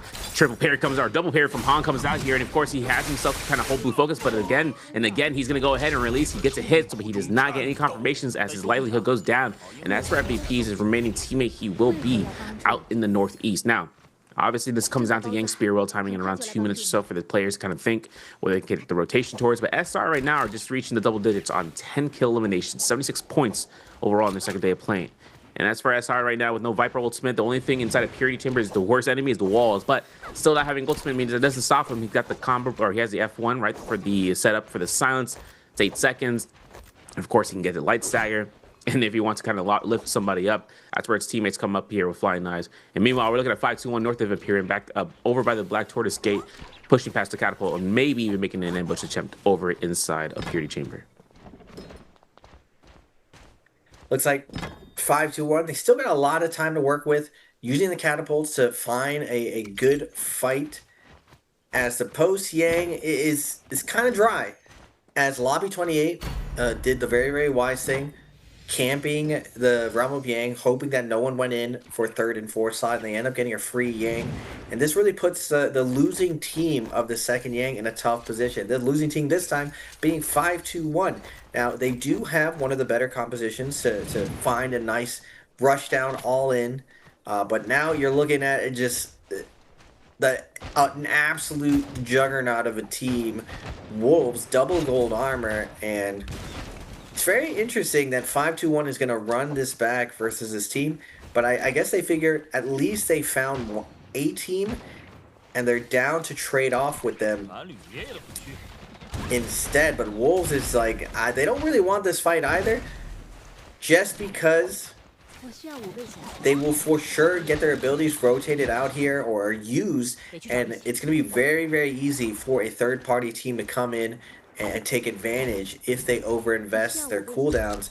And 5-2-1 is kind of gambling on that aspect where they are peppering them with range. Still, they're not forcing the issue very, very quickly, kind of taking this nice and easy.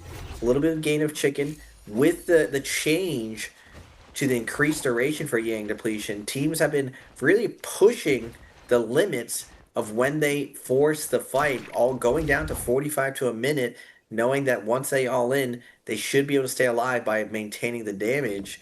But not the ideal situation. You definitely don't want to go against the other buff team if you're 5-1. You want to find a better fight.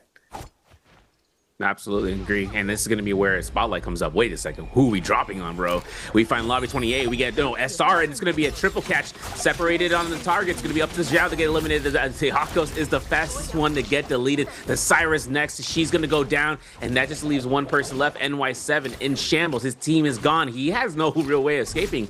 All it is kite game. And NY7 just goes like, what happened? All of a sudden, every single other team starts to see this going on. Wolves in the south end trying to get this spear wheel, trying to decide upon pushing this. The moment they get entry on this, Pampy's going to go ahead on the east, try to hit the catapult, but Lobby 28 is going to make an approach here. You know, Wolves is itching at it, man. They got bite, you know, and they got to go ahead, you know, so they got to go ahead and push every single person that's left remaining. Pampy, for instance, by himself, taking an isolated 1v1, and he doesn't even want to risk it. He goes for immediate ultimate against the Viper Ning. The silence came out afterwards, and as for ZK, he's going to take the fight against the Akos, who then spaces out. Syra ultimate comes into play next. He knows the Viper ultimate was already utilized there if they had eyes in the north. If not, he wanted to play it safe. And then, of course, taking out Akame here is the next best objective. But he finds a Scare Rush in the zone just to avoid the Lightning Spear. And then, of course, ZK is ending ultimate just to get right back to his team. And since the ultimate is refreshed due to that Spear Wheel picked up there, they don't have any sort of loss of cause. It's going to just be a chance of just picking up 1 or 2 eliminations. Yeah, Wolves. And we've seen this even during day 2 and day 1. The current meta is if you do win that second Spirit or second Realm of Yang, you want to just opt to go for Spirit Well, and it looks like Lobby 28 is going to go over for the cleanse, putting everyone in a tough position as they have Wolves running around super stacked, just waiting for anyone to start bleeding. And even though Wolves has every advantage in the world, they're going to go and camp the Ballista, raining down shots on 28, Lobby 28, letting them know. We are going to go to the side right here. Pampy getting a little bit of a taste of NY7, but Pampy says, no, this is not going to be easy kill for you in zone, forcing the combo breakout from NY7. NY7 going to go with the drop down stun, not able to land it, as Pampy is going to back off here, find the counter grapple. Wait a minute, Pampy saying, you don't know about this 1v1, as NY7 had the advantage, but it turned around, but it doesn't matter. The triple gold armor of Wolves going to be diving in, picking off this side appetizer of a beef. Pampy and NY7 giving a bit of a show, but Wolves going to be the showstopper as they are going to pick up 2 more kills, already up to 16, climbing up the leaderboard. Yeah, taking 2 Vipers out of the lobby is a huge boon for the players. And of course, just kind of having a nuisance right at the lobby. But for Young Money, right, taking into this res, they get Prosper up. And they have Solo and Lambo on that Yang depletion for another month and a half due to that Yang Spirit Well. And as for this, I mean, this is going to be a very just ambitious push coming uphill. You're going to see where Lobby 28, an insane understatement of the year stacked team. I mean, they got gold armor, got gold weapons, all set to go. All 3 of them are ready to smack. And one blue focus, and you're done. Lambo just lost all his armor, even on purple. And a parry riposte comes out. D229 he just sends him picking. Call him, you know, he's Leonidas, bro. He's going to be the king of Sparta at some point. But D229 pulls himself apart. He finds his Endo Wu. He knows he doesn't want to convert into using his combo breaker, even if he gets caught by an arrow shot.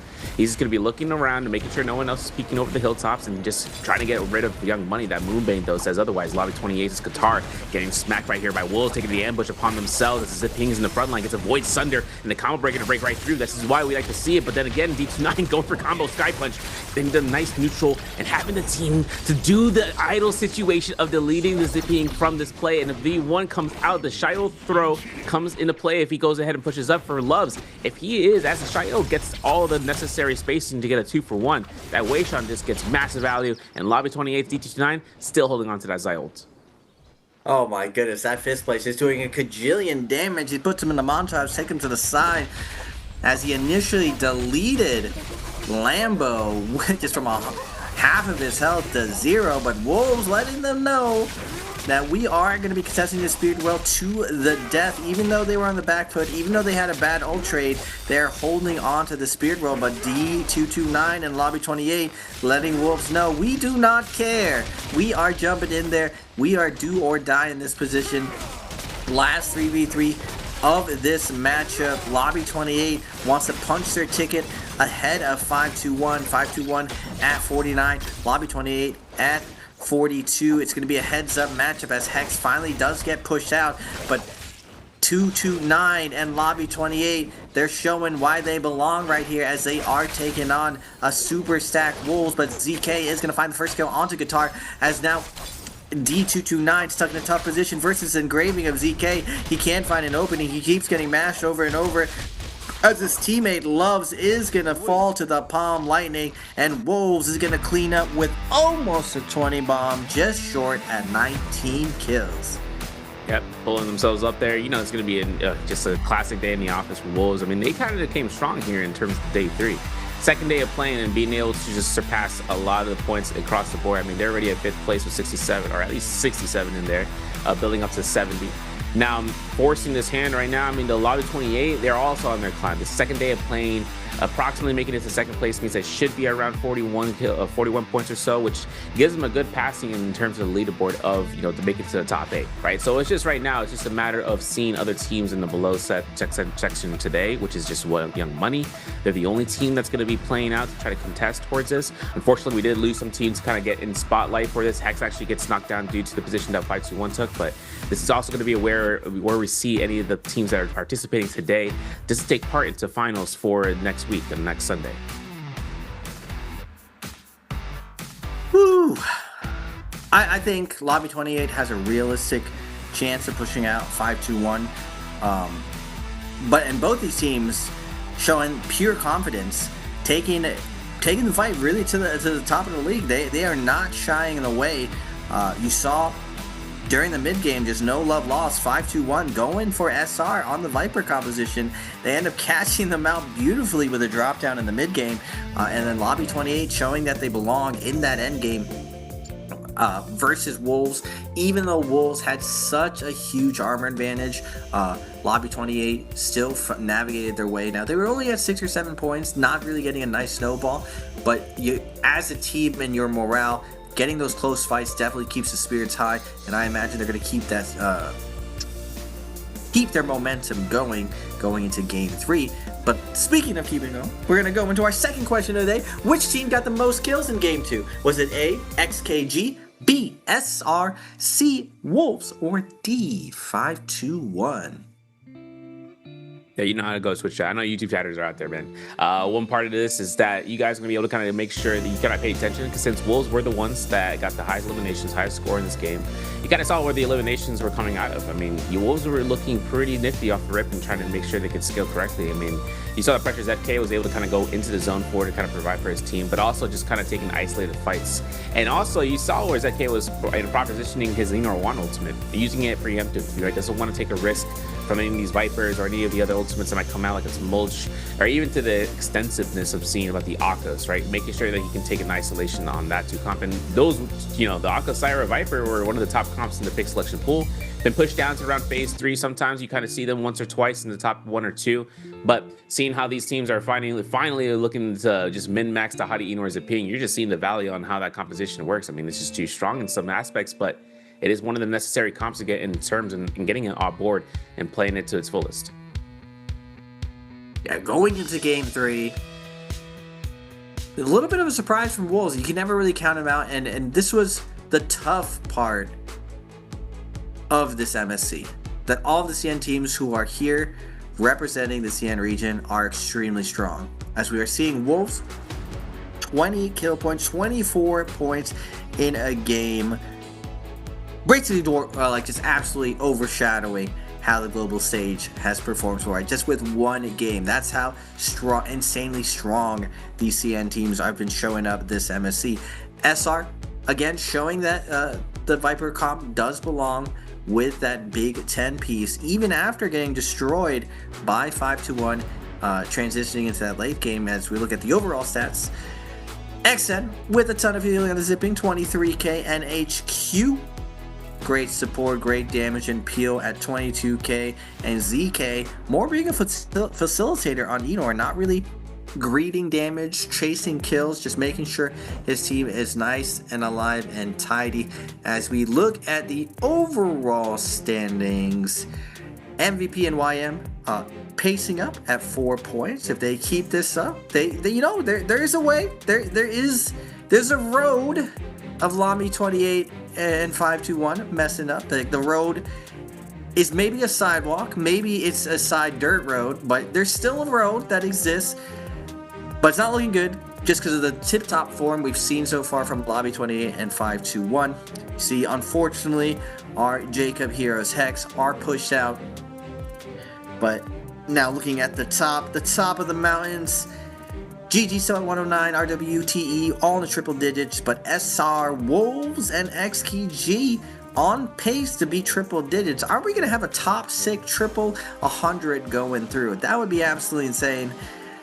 But if these teams manage to hog all the MVPs for the round, that would be the most ideal situation for those teams, but also for the global teams of keeping up the road high, where 521 and Lobby 28 do not make it through. But we'll see. You know, it's a long shot as we go to the highlights of this glorious 20 bomb of Wolves. You can see him from here, from the inner one side of things for ZK, right? Even though his team, even though Team High is kind of pressuring out, this is where he got his 2-for-1 value in terms of getting double eliminations in less than 10 seconds and pushing out the inner one to its utmost capacity, just pummeling with the jump right clicks. He's getting the jump verticals, and it just shows, right? Look how much movement, look how fast and how far he can move between 2 targets and just making sure he can go for the stagger without pulling and pushing them back. The damage is going to be enough said. I mean, the engraving was enough of a build that he had, and just the reaction time to make sure that once that Viper throws at the F1, he's already 4 meters away from it, and then taking out both Vipers in this instance over by the Twilight Fall, or you know, from this meadow, right, for the floating platform. Nothing really comes out to be more sweeter than seeing 2 Vipers and beating out both of them, knowing that there is not 1 or 2 left to go through. Your issues are thrown out. The Wei Shan composition gets completely melted from Lobby 28. You can see there from the Wei Shan getting done and dusted here, and even with the Zai ultimate being something to think about, it just really wasn't something that they were worried. And the fact is, they were as healthy as ever. This team was invested, but the Shio ultimate being done in early means that they were able to kind of go off on those soft targets. Nice job from Wolves representing, you know, big first game. And this is just the power of the Enor zipping hottie. It's the reason why it's meta. And they didn't even have to pop their Mortal Defiance. We've seen the Mortal Defiance shift from the zipping to the Enor just because Enor provides so much peel, so much endgame strength that you want to keep him alive at all times. And the engraving, we saw it time and time again.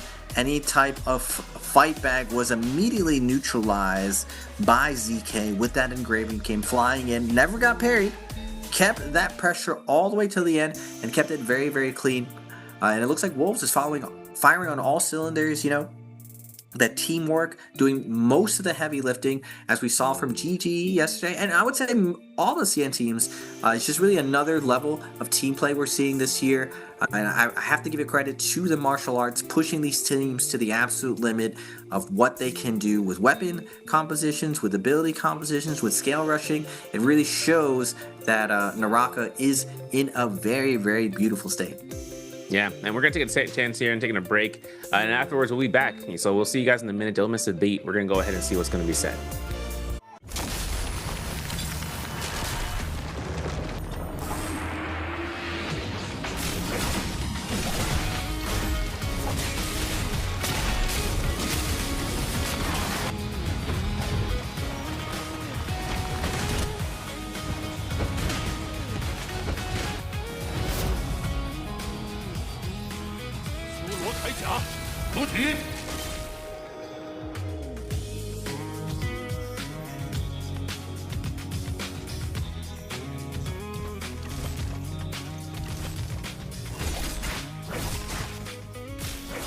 什么时候从自己那出来插话？是你能支配的人吗？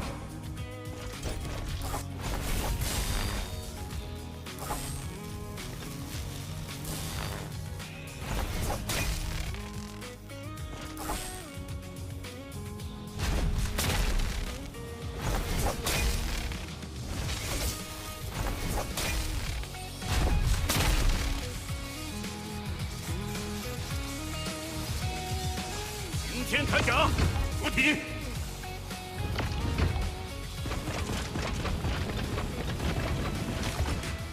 你回老家的车马上就要开了。我沉默，并不代表我对你的意见。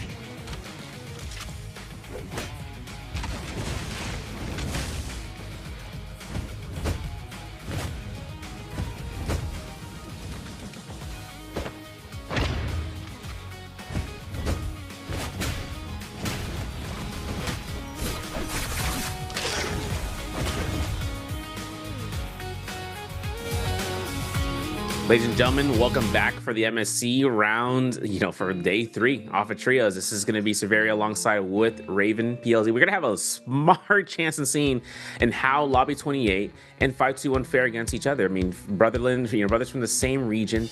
It's just whether or not one gets knocked out before the next. A lot of these teams in the bottom side of this, including YM, with Young Money, as well as with MVP, they are in 10th or 11th and 12th place, having a stupendous lead to have to try to match up. Though it's interesting if we get to see teams in this global, in terms of the leaderboard, right, for the global teams. We can end up seeing one of the CN teams getting knocked out. OUG is the only one near that, but I mentioned it from before. You've seen it before, Raven. OUG has a system of ramping up, and it just has to happen whether now to the end. This always happens, though. I mean, we've seen Baby U just say, "All right, team, lock in the locker room." He's like, "All right, get it back out there. We're gonna go for 20 bomb." And they get that sometimes. You don't really miss a beat whenever you kind of make that assumption and make the prediction there. Yeah, we are in more of a pop-off MVP meta, where 2 rounds out of the 6 or 2 rounds out of the 5 Battle Royale, you have to have an MVP performance where you're getting 12 to 20 kills.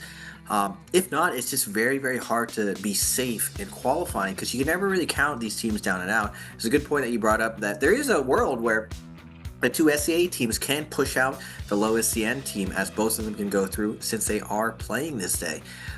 It would be one of the less likely scenarios, but after seeing Lobby 28 and they've been showing that they can make it to the last round, that they're almost right there punching the MVP, there is a situation where if the right lucky situations go through, the big dogs end up locking horns and taking each other out very early or scuffing each other's game, Lobby 28 can find themselves in a great endgame situations where they're commanding lead, they get the double spirit wall, and they could get an MVP punching their ticket and pushing one of the CN teams out. It's probably, that would be one of the more exciting situations, and I gotta say, out of all the teams I've seen as far as improvement, Lobby 28 has really turned a lot of eyes and impressed me, and the other team is RW. Both these teams, not really the traditional team that we would think. It was like, it's going to come in and dominate. It's mainly the GGs, the TE, and the SRs who have that really long history of dominating the league. But these 2 teams have shown a lot of promise, and it really shows that no matter what, this finals is going to be epically competitive as we close out this game, or day 3 for this MSC Trios.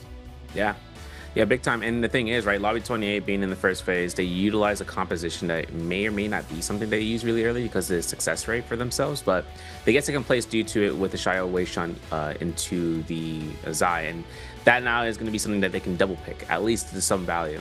If they even get a chance in kind of thinking about from rounds 3 through 5 for the pick bans, options is that they may just find just variations to utilize of the Akko Sire Viper, just having that on standby, and as well as just making sure they can get more utilization. I didn't get a chance of seeing a lot of the Justina variation for the Ice Pick comp to kind of come out with the Shunhuan Lee.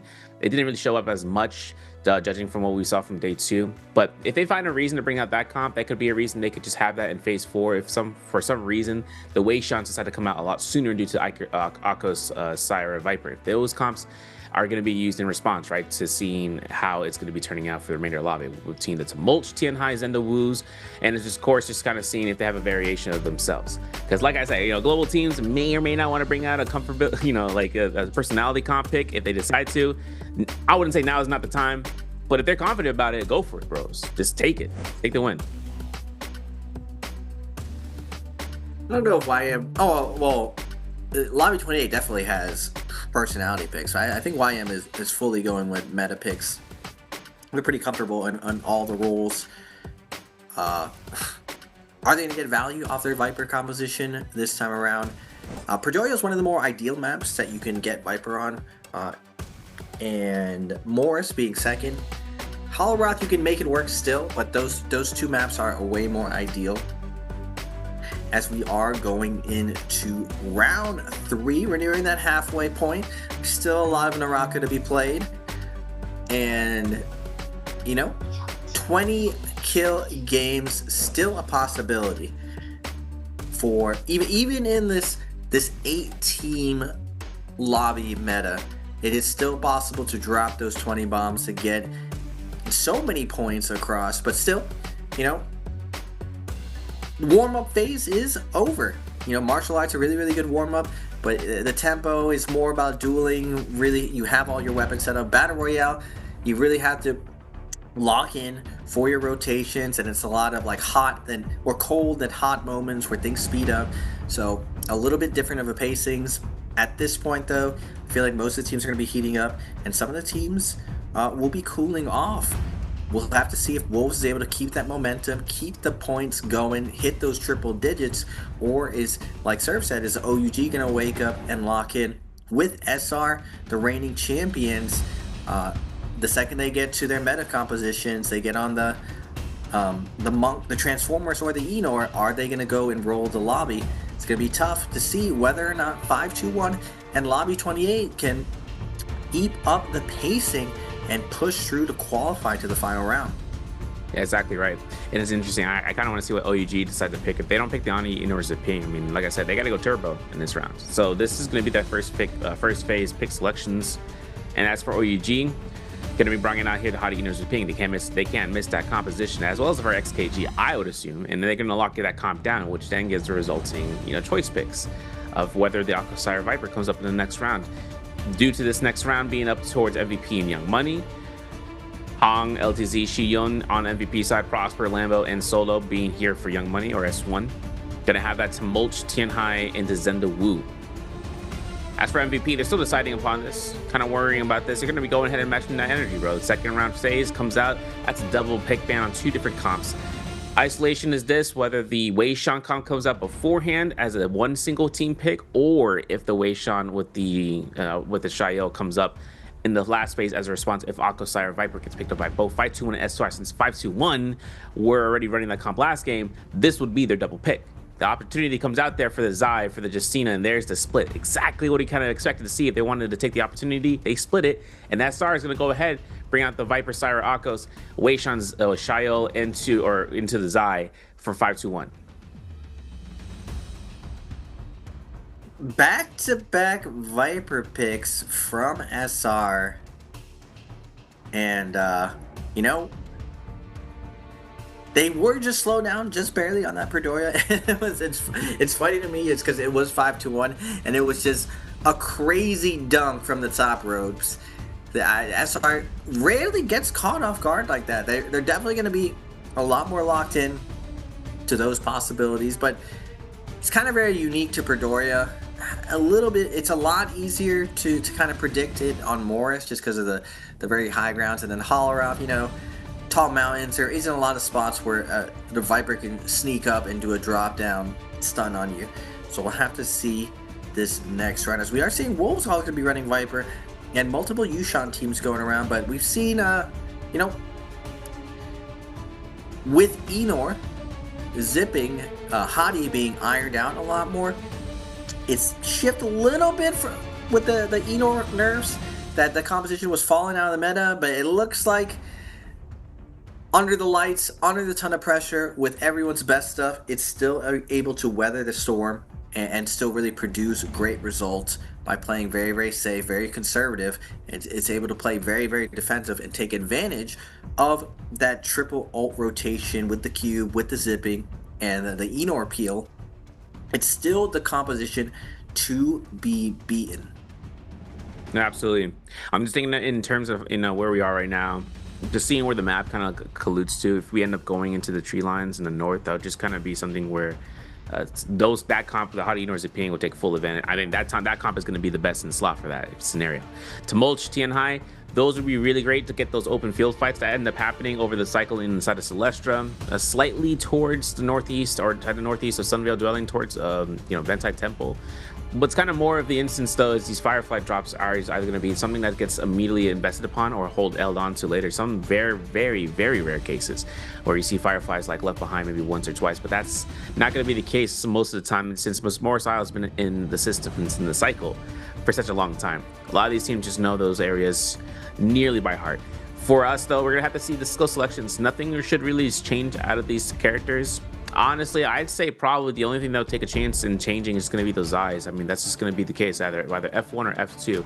But off of the Sire Viper Akos, nothing really changes apart, nor does the Hottie Ignores Ping take a chances in terms of swifting over here. V1 for the Tumulch, as you might expect, F1 for 521 Zai in this play, and as well as for DT29. And then just coming off of this, everything's kind of standardized across the board. And of course, like to see the V1 for the Tumulch, me personally, versus the V2 just holds down a lot of more practicality in terms of just iframing through, not having to invest timing of passing through the barrier wall, and then all of a sudden not having your combo ready to go. A lot of these teams, right, the Sire, the Viper, you want to be able to iframe through a lot of those attacks just to ensure that you don't get caught, and then you can support your team, whoever is locked down besides hand. Heartbait, I don't see anyone in red. I saw for a second for solo. Oh, no, never mind. It's going to be up to now for OUG as well. So everyone here is kind of keeping calm and collected. 521 as well, having some, with their heartbeat going up there to plus 120.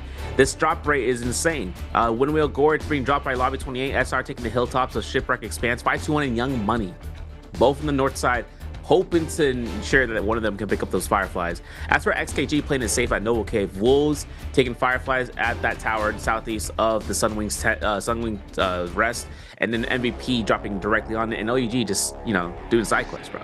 Getting in themselves inside the secondary Celestra. Round 3, game 3. We'll have an explosive start.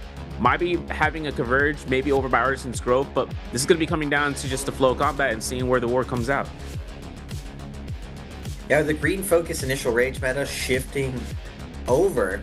A lot of teams have been moving away from the Firefly strategy, opting to just land on each other, but still with initial rage, that one Firefly sets up for that first ultimate as you're looking at XN on the Viper ready to pop this ult. Now, MVP, well played to immediately go into Sunwing, get ahead of the lion's share of the loot, be able to get better weapons, better armor initially, and now XN, he does end up picking up a katana to his name, finds the silence onto Hong, gets the uppercut combo, Syra ultimate's coming out, and Wolves letting them know, you might have a little bit of loot, but we got all the Fireflies, as MVP regretting their decision of going in as they are barely getting away.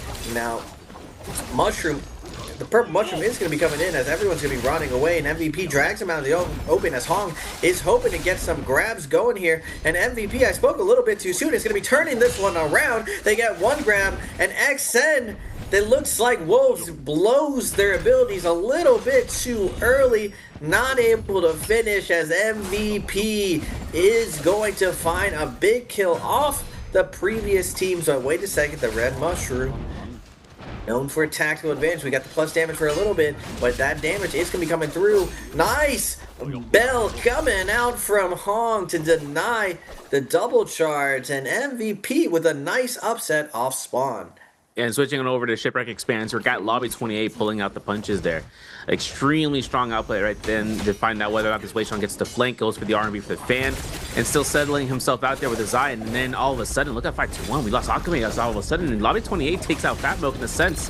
Whether he gets himself across the Shio shield throws, if he even earns it, if he even gets the chance to, we do lose him. And then this is going to come down to two different teams, the AS and the secondary, C team coming down, getting the first set of eliminations on screen for us. And of course, it's a sight to behold, but the Moonbane comes into play, right? So, we gotta kind of walk away from this area. The third is going to be out here, Young Money taking their chances, and Young Money is going to be seeing the wave shots. They're going to act in response as Lambo gets his Tianhai, leaps right into the forefront, looking for a grab, gets loves. Weishon has to be the one to deny this. The V1 recast from the Zenda Wu gets a kill confirmation, and all of a sudden Love's going down. these teams can just safely net it and push themselves back 5-2-1, possibly even getting a res. Not sure if they saw that opportunity, but they took it, and then they can go ahead for the ambush. They still got the Zai ultimate, Moonbane aside. I mean, this is going to be a high ground position that they're going to have to take the push on. The Young Money investing all their ultimates as a result of that fight. Now it's going to be up to the teams that kind of, that were kind of playing patient and being diligent about it, and are going to be taking full advantage of pushing this up, such as 5-2-1. Yeah, SR, they've shown it time and time again. They don't care about their loot off spawn. They're looking to ability trade very, very effectively and then reset afterwards with the loot. Live or die, it does not matter to them. They want to pick up as many kills as possible as they're coming in with triple white armor on to 5-2-1 in lobby 28. It looks like YM does get picked off on the other end as Zhao is going to find a kill onto Akame. Syra ult is going to stabilize them, but they aren't going to be foolish and engage into this Halion as they are backing off, finding D228, I believe, here on the cliffside. They find the F2, and nice coordination even as the Transformers are coming into the flank. SR able to connect and immediately kablow D228 as NY7 is going to drag him out into the open, try to find one of the stuns. They are going to find Tunic right here, but they know they can't find the coordinated burst onto them. They're going to opt to split up, find some range as NY7. Wait a second. He could find the 1v1 here, but no. Spoke a little bit too soon. My man sends the one charge. Juxian not playing the game. It's right here. Wants to force the issue now. NY7 going to drag XKG the opposite way away from his teammates, and Zhao is going to be rezzed by Rico. Nice job from NY7 to buy time for his team as SR again is going to continue their off-spawn oogly boogly dominance with 3 kills. Crazy how it comes down to that. I mean, he would try to go for a parry through the F when I felt that, but now for XKG having 2 purple armors, they're going to be cycling past towards Victim's Haven, at least to this point right now, to find any sort of remaining players. I mean, 28's Qatar is to the left of Tutek.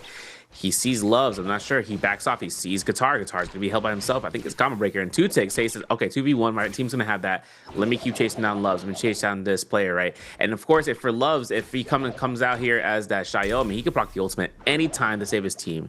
And he decides to decide to hold it. I mean, even though Shayo gives 1 block to the teammate, they would have to sit still for it, and then the team is going to be waiting out that 2-second duration for the shield block. As you can see right here for 5-2-1, having active Shayo ultimate, and then seeing Fat Milk actually proc this out at Council Courtyard. This is massive right now. Solo taking his chances right down and chasing down Pampy the side, and hoping to kind of get this isolated incident. Fat Milk decides to reposition towards Aquaman, who is taking an unfair 2v1, so he wants to make it even. Steve and Prosper, having no armor, means that that's going to be the next point of contact. He doesn't even want to stop Lambo. He doesn't find a reason to.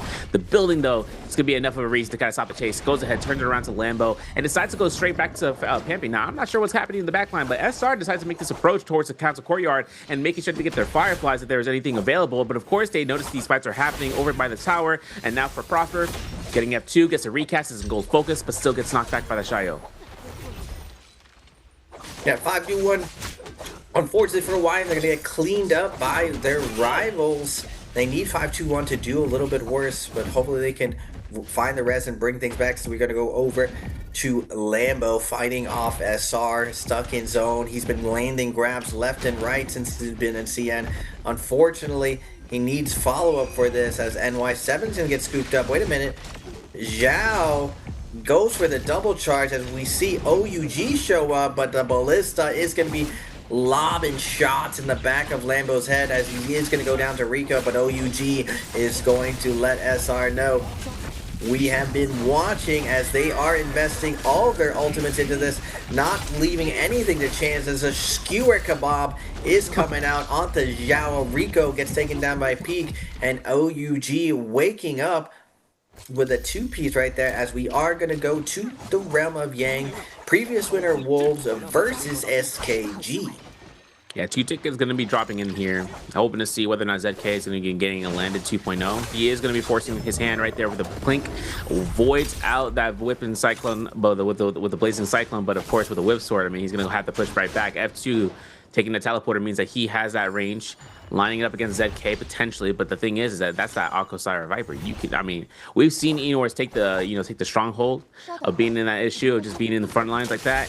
But the only problem is, once he procs ultimate, these guys have freeload. There it is. Octozo comes out here as well as the Viper. He doesn't care though. Takes the impale, tries to tap dodge that Viper tap, and he gets the impale. He gets the stagger. His team is semi-alive here. Junshan can't even get a chance here to kind of fly out. He gets the F2 cast, and he gets knocked into a powerful dazzle. Unfortunate Tutik getting caught as well. And then if his ultimate is going to end here very soon, it's going at a limited amount of time. He's looking for the spear throw. If he can get it in time, he gets just enough stagger to push this back. Tudik with the double charge on the outside, gonna get a lift off onto 3 of them, but Cube is gonna come out. NHQ trying to survive right here, trying to buy some time, but he's not able to. XKG just too solid with it, but it is a 2v2? Yeah, 2v2 situation as Tudik does eat a flying knife to the face of the resetting XN on the Viper, but the drop down from ZK turns things around, but again the parry turns things back around, back and forth play. Oh my goodness, what a clutch as we move on over to OUG and MVP. MVP really didn't win this round, but it's not looking good for them as OUG came into this realm of Yang just so stacked off the kills of onto SR on the outside, and just like Sir was saying, they just choose a round to lock in, and it looks like it is this round for OUG on the Enor composition. They are snowballing, building that snowball or snowman of points this round 3. Yeah, Christmas in July is about to come up there. You know, one thing is interesting to get the Vajras with the Gold Hong Sword that's going to be in hand. Young Money, unfortunately, getting knocked out here over by the Noble Cave Shrine by 5-1. And as a result, we're switching over to the west side of Celestra. Wolves already on the hunt.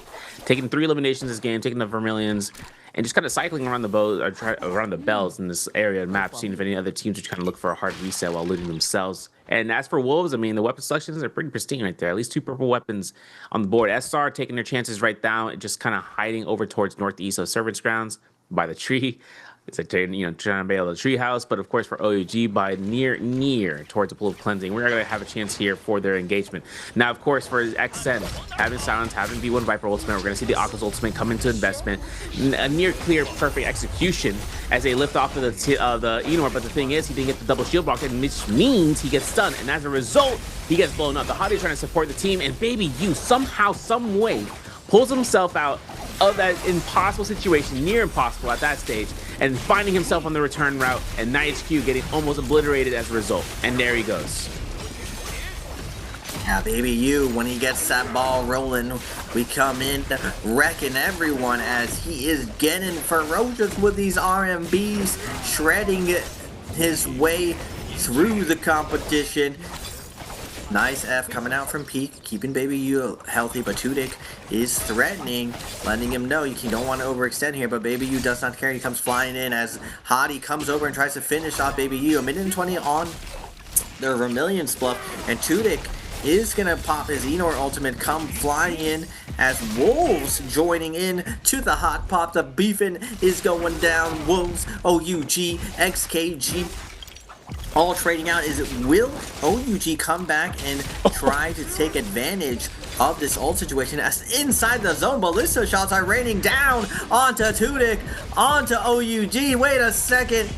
XKG is going to get the best of the situation, get nice cleanses, and comes out big chillin' as now SS. Last one left of alive from OUG, and they do not opt to salty spawn in this spot. Instead, they live to fight another day, a better location, and that snowman melting as the XKG run back. They get their get back, they get their revenge onto OUG. Yo, Peak was like the sniper from Saving Private Ryan, bro, saying a prayer on that ballista shot. But seeing everything coming down, there was not really a chance for them to kind of lock it in place, although it just saves the team. And it gives a little bit more time there. MVP over by Summon's Rest, kind of corner-siding this. Really more of a shot right now. 20 seconds left on that Yang depletion, so they have to find out a time, and this is going to be the place because it's Lobby 28 in place of that Shayo. I mean, she has F2, so she's immune to near all staggers as she makes movement look easy. As for 28, they are going to see their Shayo going ahead and popping off, but the Shayo shield throw is going to be available. The Tien Hai in response, 5 seconds. Can we even make anything happen here in the last couple of a grab? And that tree is going to be the reason that he falls because there is no line of sight. Rather than that, gets a slam, That's going to be it for one of these players going down to LTZ. A little bit more damage taken or dealt here towards 28's Qatar. Need the elimination off this recast. Need to see whether or not he deforms. Instead, he stays on to the old form. 5 seconds left, and he's going to go for a potential double grab. Goes ahead for a single slam. Doesn't have enough time. And even with that 5-2-1, finding the ambush in their favor, they are going to take advantage of all these eliminations, all the gear, all the gold, and having their team kind of skyrocket there for 7 eliminations. And while Lobby 28 are going to be just kind of being the embers as they go down from D229 being the last remaining. Yeah, Hong, with 3 seconds left, gets maximum value off that Monk. Managed to get a slam in a couple more seconds of their life, but it's not going to matter. 5-2-1 coming in. The janitors of this outskirts of the zone, cleaning it up, going up to 9 kills, climbing up the leaderboard. And, you know, it is a close race between OUG 5-2-1 and Lobby 28. Anyone can still go in as the F's being invested, pushing through, and oh my goodness, a little bit of grief served nice and cold for Baby U. SR pretends they're going to the Yang. No, we're not. We're actually waiting to kill you, as OUG is going to have to hold that salty L as they get another run back against XKG in a 2v3 situation. It's not looking good for OUG. That is a tough way to go out, as immediately XKG makes no hesitations, immediately just shreds through OUG, not trying to stall it out. But we are going to get a heavyweight bout of SR versus Wolves. Man, I would be mad if I was Baby, because he was the wielder of the gold Hong sword. They lost a lot of power spike from that, and as well as we go down, we're going to see this SR fight as NY7 opting in to keep himself afloat, having the Viper V1. I mean, his understanding right now is kind of weighting this down. I don't even know if NIHQ is like, yo, this guy's gonna pop over sometime. Yeah, next business day. Here we go. Because he's got the fit on. He gets the stun. 2 for 1. He was late, and XN gets value off of that. And look at the lineup here. I mean, we got to figure out how we're going to do this against the Sire Ultimate, because the healing is just immaculate. Of course, NY7 pulls himself down here if he gets a scare rush in the drop down. I understand that this is going to be a drop into the pole sword, drop into the whip sword, and then Zhao all of a sudden out of the game, out of the count, out of this round in the Rummy Ying. For this is going to be a release haven. NY7 finds his teammate to get the parry, and the dazzle of all things comes out to value. Can't even get a parry. In Little Italy, yo, NY7 needs to kind of come throw out here for the chest moves, because if he doesn't come down, he's going to go through, and there's going to be CD Wolves pulling out gold armor, gold weapon, gold jade. And of the nature, let's take a look and see what they got in terms of it. They got a Razor Swift, they got themselves a Reva Bomb Shot, and gold dual blades. You know, as a result, the crazy thing too is I haven't seen flintlocks. Have you seen flintlocks in day 2, Raven? I don't even think we've seen those that weapon in usage. I look at the damage stats. Dual flintlocks has less than slap. Think about that for a second, bro. Think about that for a second. I mean, we're not really. They've gutted range so much, and endgame. The Yang depletion really forced hard commitment, so we don't really see a lot of poke situations going out, as we are going to look into those all-in situations. Wolves versus OUG. Ooh, Baby U goes down again.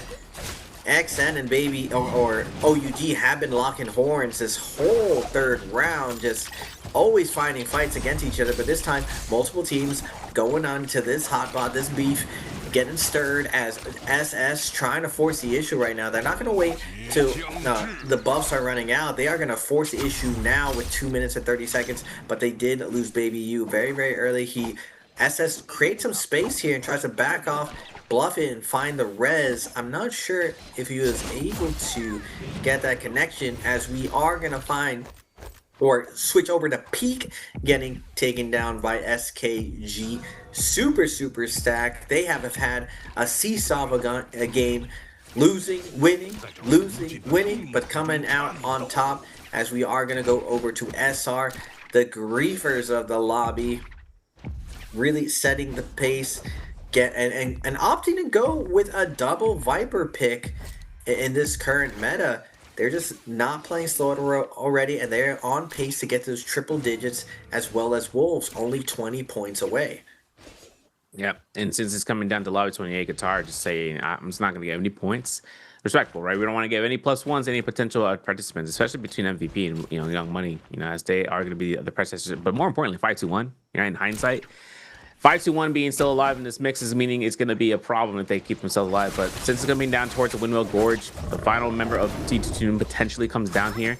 1.0, 2.0, something 0.0. Well, he's going to go down anyway, regardless. And as for Guitar, he is still in that zone in the north side. So as he is coming back in from the islet crater, he is making an approach.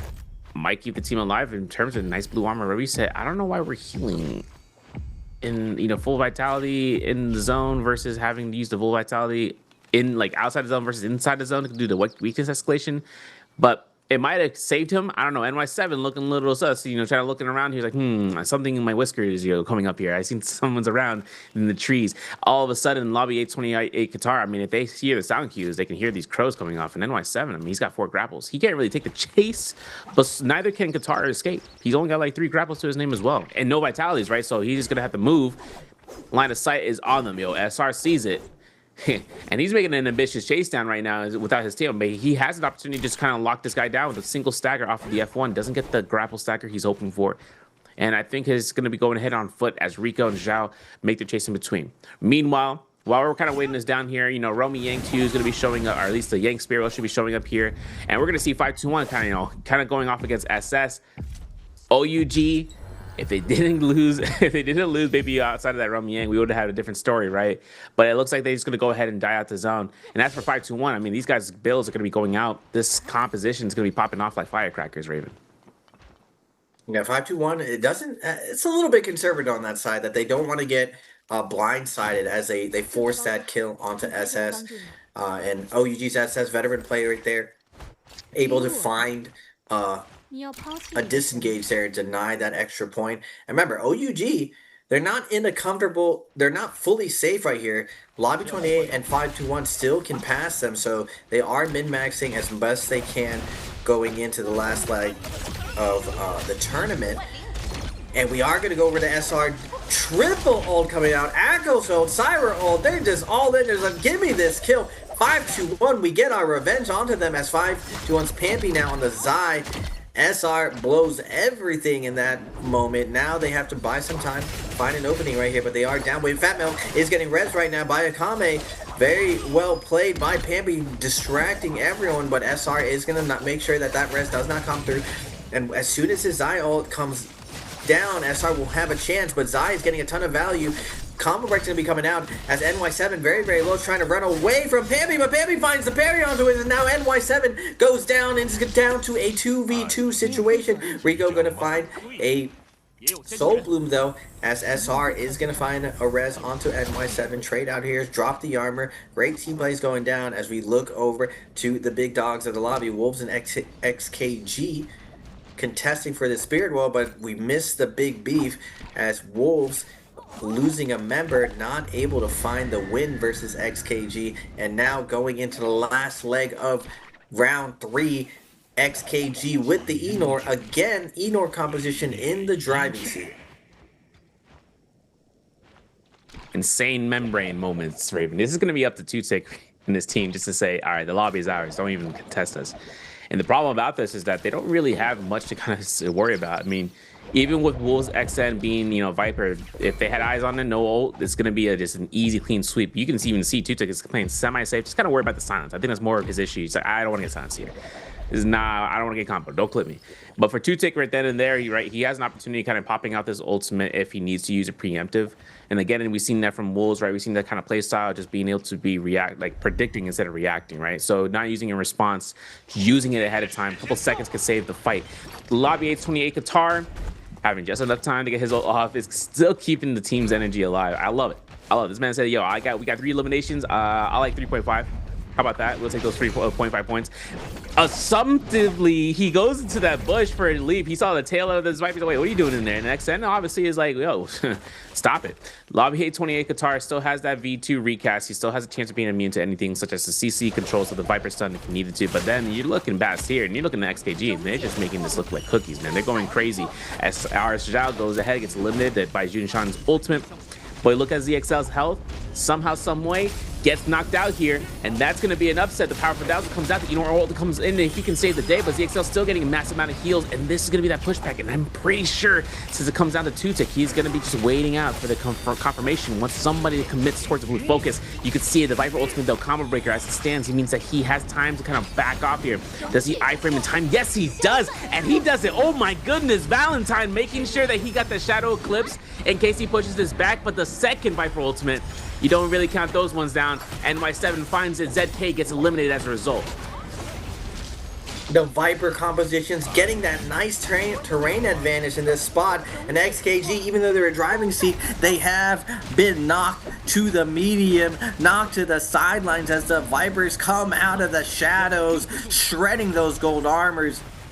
And now 2-tick, he had 3-stack teammates. It's down to just him to try to close out this game, try to be last one standing, but you know, 15 kills, he has to hold on to grab this MVP if he can, but NY7 and SR hovering right here. Wolves is going to find a res right here, but SR's Rico sees the scuff situation. Are they going to go in? Range attacks being peppered in, but no one really wants a hard commit as Juxian, you see in the background, looking for the res on the XKG. Are we going to get a duos tournament in the middle of this MSC 2v2v2?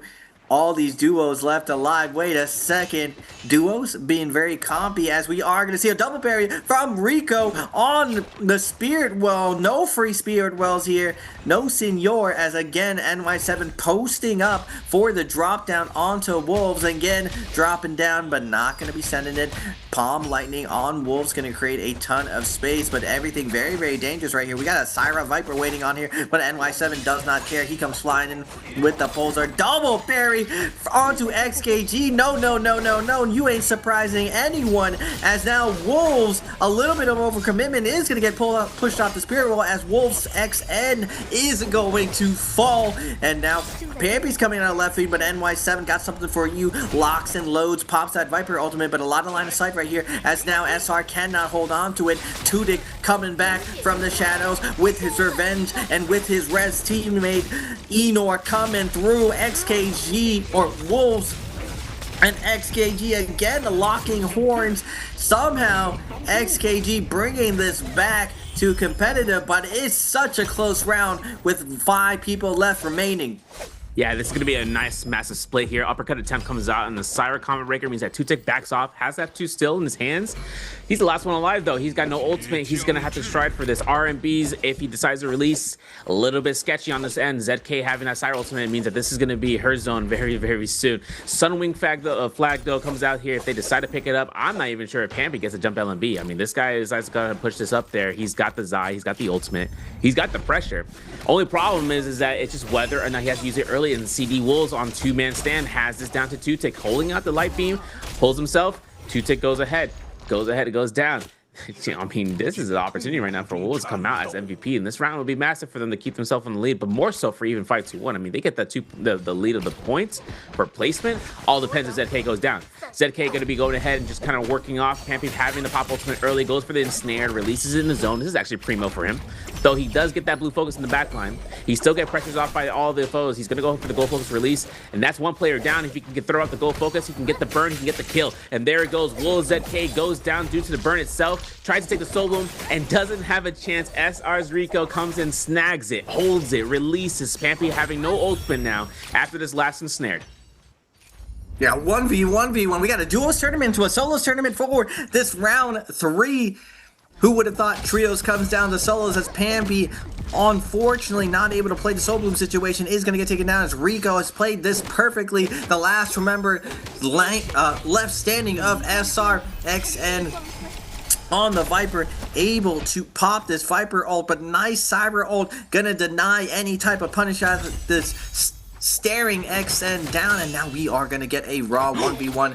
Nice F into parry. Rico now really trying to gain some space, but the grapple LMB keeping up the pressure. We're releasing the 0.9 back to back. That's crazy. Double charge gonna be released, combo breakout, and now suddenly XN has all the momentum going his way, but Rico again try again. It's not gonna matter. XN with the clutch up on the Viper. The F coming through.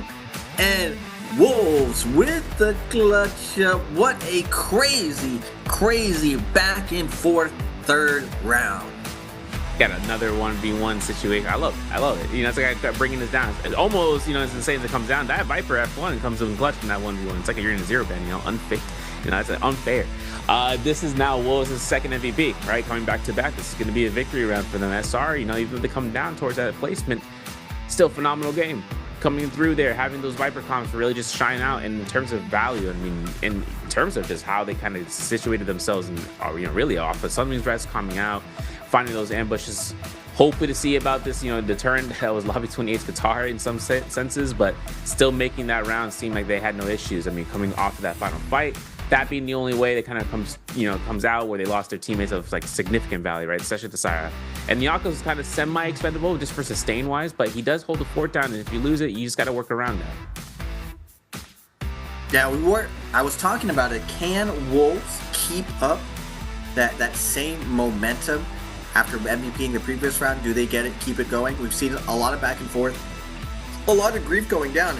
OUG finally gets online early game, but they end up getting griefed by XKG, and SR finding tons of grief in that mid game, and then even finding tons of grief in this end game. It's going back and forth. It comes down to a 2v2v2 situation, but with Vipers left alive, it was surprising that XKG put themselves in a vulnerable position where the Vipers found that double ult and was able to pick them apart.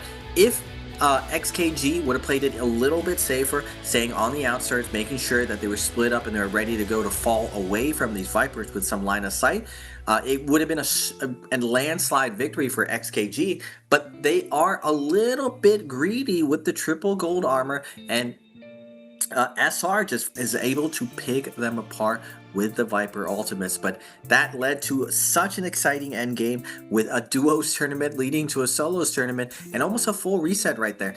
Viper, you know, he is very strong in 1v1s, but still versus Syra, ultimates kind of get canceled up. Combo break is still online. I gotta tip my hat to the Viper. She played it perfectly, able to find that armor, find that overextension with the F, and Syra, like SR, could have played that a little bit better, where he slowed down as the Viper F came back, and that's the difference between solos and trios, that internal timing for those 1v1 cooldowns and understanding where you can press and where you can't, but still, what an exciting endgame going down for this game 3. No, absolutely. And the crazy thing too is kind of wondering about it. You know, the timing on the Viper Ultimate was kind of surprisingly well placed. I mean, you kind of understand that the Viper Ultimate lasts out for the, you know, for the 5-second stun. The Syra Ultimate, you know, was procced in between. It's 8 seconds, right? And the fact is that a lot of time is of the essence, right? A lot of discipline comes out to the cooldown of the F skills. And the fact that the Syra Ultimate went into that whole, you know, when she goes to the powerful dazzle, you know, and she does that, those couple milliseconds can count towards a lot, you know, for the timing of the cooldown. And just being able to kind of hold blue focus against this, the Viper, because of the fact that you've seen these Vipers we've seen her, you know, earlier this round, you guys all know, right? Viper F1 is in that gold focus skill, but she can parry through by the end of the animation. There's a blue focus like a Halberd dual blade, something that's multi-hit, and it comes out, she's able to come out in the riposte. And for the value that she kind of gained herself, I mean, you saw what it came down to for the Viper in the 1v1. She was able to kind of murder through, you know, blue focus, getting the parry, getting as much damage done as possible, and just kind of cycling that down. And our standings are going to showcase for Wolves, right? 18 points as a result, getting first place. And XKG flying like Icarus, bro, but getting burned out too early by those Viper stuns, blotted out, and that's 17 points in second place, and nothing to shy about. SR with 14 and 13 for 5-2-1, so that team is just, you know, scaling up there. And as it comes down to here's going to be the stat line: 6 kill eliminations for XN, for Wolves having an IHQ, coming out there, the Akos doing a lot more support roles with the assists as well as the kills, but then the Syra just doing as much as she can, healing and damage. 5 eliminations there, 24,000 healing, 22,000 damage overall. Ooh, and the Viper composition, I was saying earlier today, I was wondering, are we just jumping the gun a little bit to say that Viper is not effective? I still feel like on Predoria and Morris, She looks very compy. Like you can't really rule her out. There's so many good terrain situations on this map. There's so many interesting Yang situations. We saw SR really camping those Yangs, letting all these scaling teams know, like, yeah, your team is very good inside Yang. We are too, but can you even get in? That's like the big gauntlet that you have to run when there are so many Vipers in the lobby. As we are looking at the overall leaderboards, Chengdu Wolves already at 42, about to hit those triple digits. Same with SR. Are we going to see a top 6 triple digits? 100 points going in.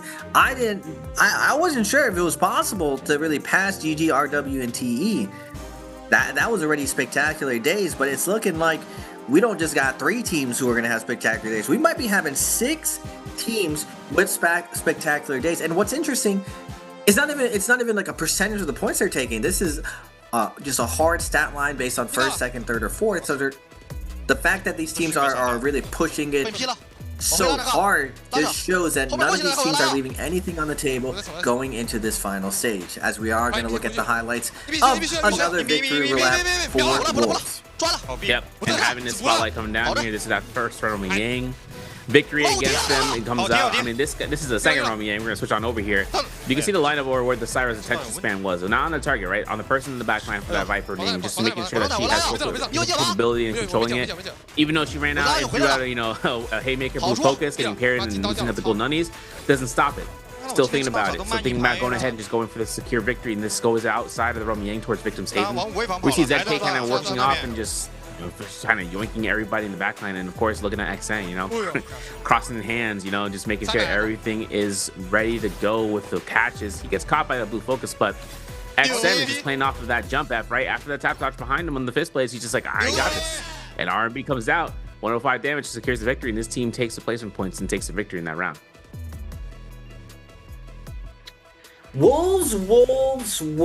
The pack is out. They are hunting. They are finding their prey, and they are clutching it up when it matters. It's not enough to just qualify. These guys want to take the first place spot. They want to put the lobby on notice. Hey man, you studying at SR and TE. Don't forget that we won a J Cup as well, as they are punching their ticket in.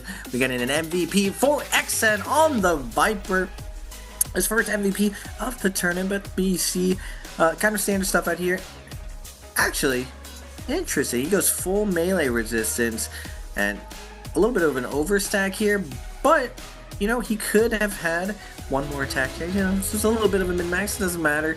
It doesn't matter. It's pretty standard stuff. Melee resistance plus attack and trios. You normally go with 3 and 3.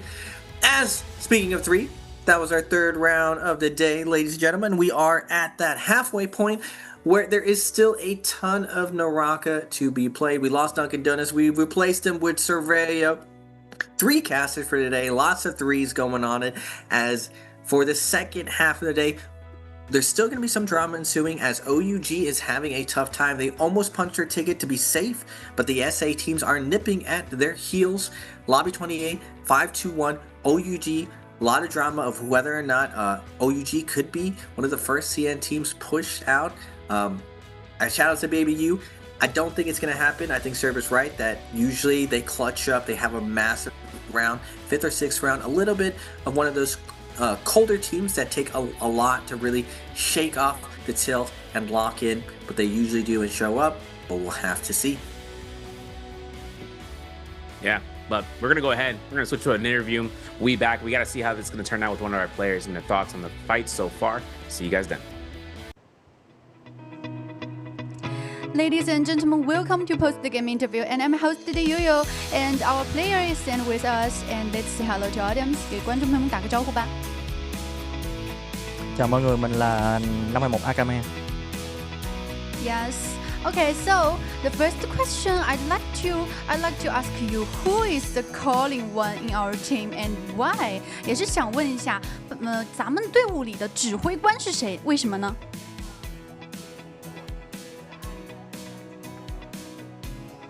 Đội trưởng của team mình là 521 Bambi. Để Bambi làm đội trưởng là vì khi thi đấu thì Bambi có thể vừa suy nghĩ lối đi tiếp theo của team và vừa có thể xử lý tình huống rất là tốt, nên team mình chọn Bambi làm đội trưởng.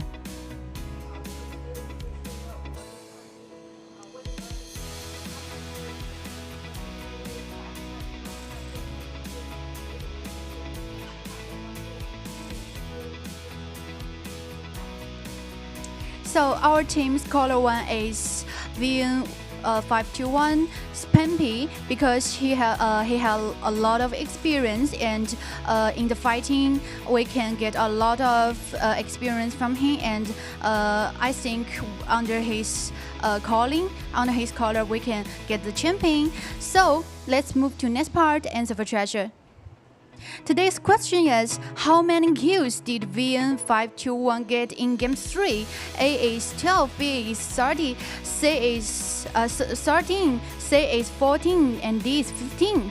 那也是想问一下，我们这边如果今天我们也是看到了非常多的非常规的海外的队伍来到了我们赛事中，有没有哪一支的非常规海外的队伍给到我们队伍非常大的惊喜 ？So were there any non-regular overseas team give our surprise to us?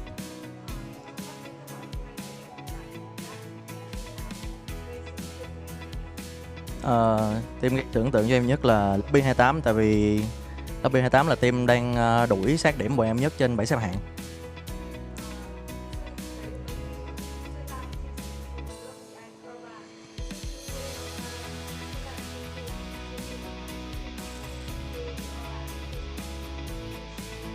So we are very surprised with Lobby 28 because I think they play very well, and their point is very close to us. So it's counting time right now. Let's continue right now. 让我们一起倒数3个数 3, 2, 1. Screenshot. Yes, and the correct answer is A. So the last question. Any goal of our team in this MSC 2026？ 那我们2026 MSC 咱们 VN 521的目標是什麼呢？ Mục tiêu của bọn em thì vẫn là vô địch giải đấu MSC. Yeah, so our goal is to get the champion in MSC 2026. So at the end, Coach, any like to say some few words? Thank you. So let's take a break and we will back soon.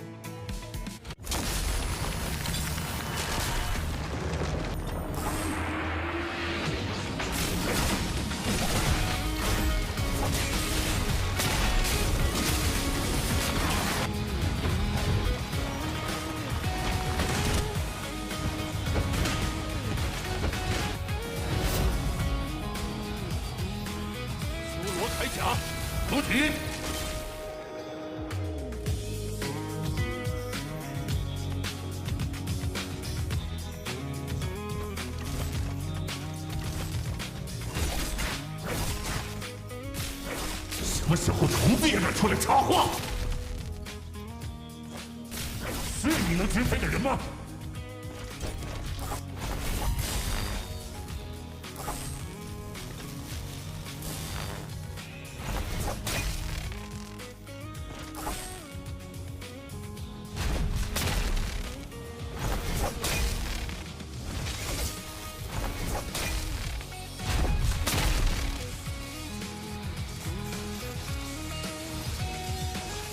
天铠甲，补体！几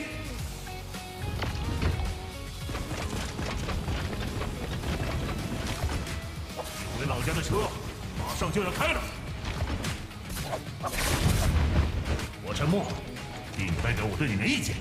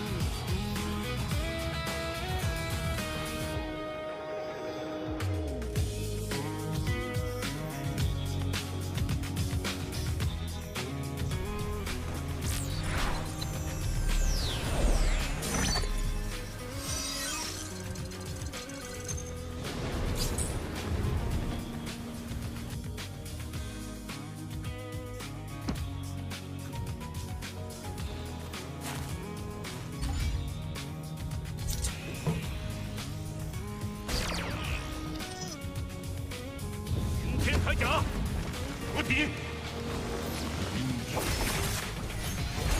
没有机会。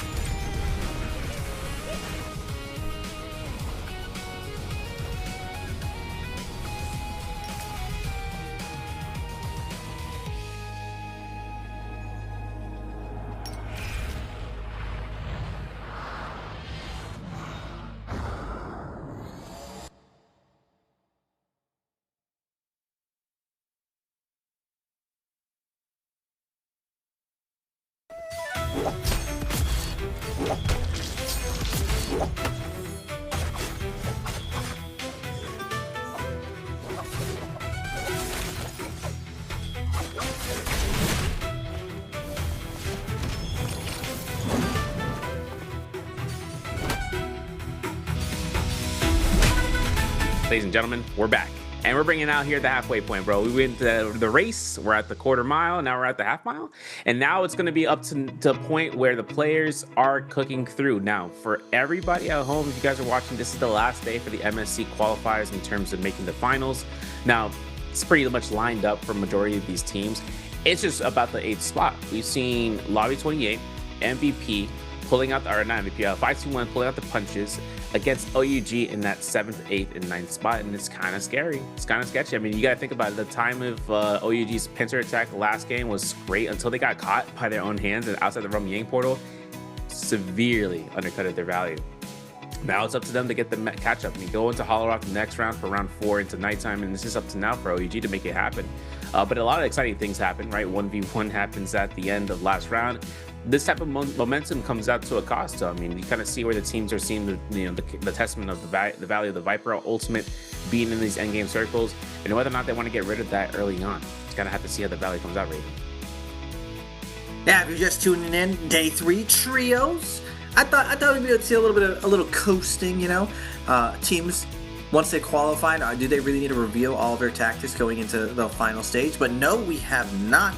No team has slowed down. SR still wildly chasing everyone down with their Vipers. XKG and Wolves popping off as well. Wolves back-to-back huge games at the top end, so a lot of drama.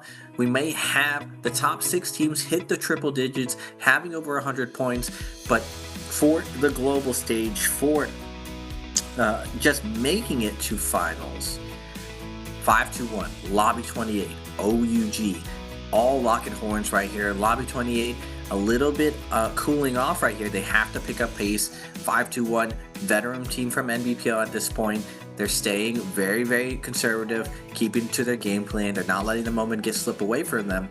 OUG, you know, they've been here a million times before. A little bit, very unlucky that previous round, just getting griefed by SR and just literally fighting XKG like the whole third round, just nonstop. So not really finding a strong footing. Hopefully, in game 4 in the later half, they're able to find their MVP round, because we are in an MVP meta. If you're not able to find an MVP, you're going to find yourself really struggling for that 8th spot. 2 MVP rounds per day, or at least 1 at the bare minimum, is going to be your minimum requirement to feel safe for that day. OUG, no slouches though, they're veteran players. But they do have Peak playing with them now. They lacking a little bit of synergy, as we are going to look at the overall leaderboards thus far. Yeah, and you guys can see it from here. I mean, for second days of playing, YM at 16-21 for MVP, a really, really tough output, but just playing it through for the remainder of the 3 games, seeing where things can kind of end up, especially from now until then. As for Lobby 28 playing it out, 45 points, so OUG's at 58 points. Seeing how their game so far, Lobby 28 is earning more points today so far, but still have to work out 5-2-1's position at 62 in 7th place. Now for our top 6, XKG had a crazy game, and 17 points being earned out in that last game alone, and 80 points overall. SR at 91, taking a lot of chances right now to kind of keep themselves aloof. 92 points for Gendu's Wolves, and then 105 for both ZN's TE, RW, and then 109 for GG from 109. That means that's going to be the cap. That's going to be like the highest points value so far. So it's up to Chengdu Wolves to kind of surpass that, right? Being able to witness day 1 and then into day 2, now up to day 3, just being able to take the record for themselves, at least for bragging rights for a week, because then we head into finals next one. There is going to be the martial arts, kind of like the Asian Games, where each region is going to be represented by their best players. So that's going to be kind of like a nice little cooling situation to link up finals of solos and trios, a little bit of like an exhibition of games.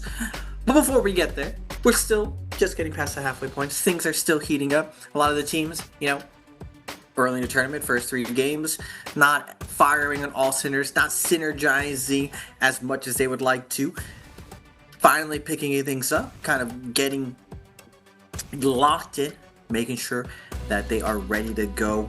At the top, not really so much, Wolves and everything. Wolves, SR, and XKG look like business as usual. They're looking red hot out of the gate. Teamworking, math is mathing, all the strategies locking in. But on the bottom end, YM doing better. I would say doing better than their first day. They kind of had the initial shock of the region between scrims in that first round, but it seems like today they came in with a strategy and they're executing, but still they're trying to find their footing to make it through. It's still a long shot, but there's a world where it all starts with that first MVP round. If they're able to pull through and find that early MVP round, this next round, there is going to be life for the NA region to make it through. But still, the most likely situation is the SEA region fighting it out against OUG holding the wall to make it through. It's going to be a nail biter as we go through these last rounds. But I don't think we haven't seen any outrageous compositions coming out. We saw a little bit of a mix-up with the Yushan in phase 1 from Lobby 28 early on. That was a little crazy. It was a little crazy. Yeah. But it wasn't that crazy because their average points is 15 on the composition, so I get it. They wanted to start their day with their comfort pick, so interesting. But I still feel like the Enor composition has shown so far that it's just so durable. But for a lot of these teams, in order to run the Enor comp, you have to win inside Yang. And a lot of these teams, in the mirror matchup, there are certain teams that are definitely way above. And we got some of the best dueling teams in the lobby: SR, XKG, and Wolves. Yeah, for real. The one thing too is kind of seeing if they decide to take. I mean, they were kind of going on 4th gear in the first run, so for that first phase and being able to bring it up, I didn't even see that game in terms of which phase they actually brought up that Weishan. But this is now going to be the standard, right? Just seeing how is it being for MVP and Young Money.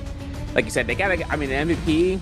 No pun intended, right? But like getting a match win, 20 points plus, maybe hopefully 18 points plus. That's going to be something that Young Money can take and hopefully absolve towards. But making it back to back to back, I mean, the CN teams are pretty deadly on the field of play. So now we're going to have to see what's going to be the response time. This is going to be up to the Temi, into the Tianhai, into the Zendawu. That is going to be the secondary pick there. That's going to be the second band selections. So the teams are just getting prepared off of that.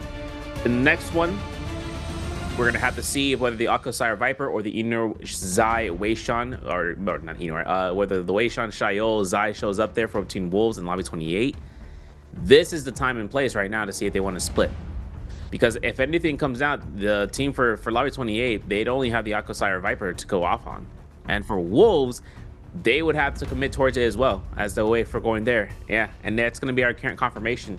Our next chance right now for the last phase is just seeing if that Enor or the Weishan com shows out, and if whether someone wants to play personality picks with a Shunwan Lee comp with a Fairy Shen, and that's something that may not happen, not in Halroth, not in this timeline, at least in this composition ban list. They're going to see every single one of these Raven just to be prepared for this next round.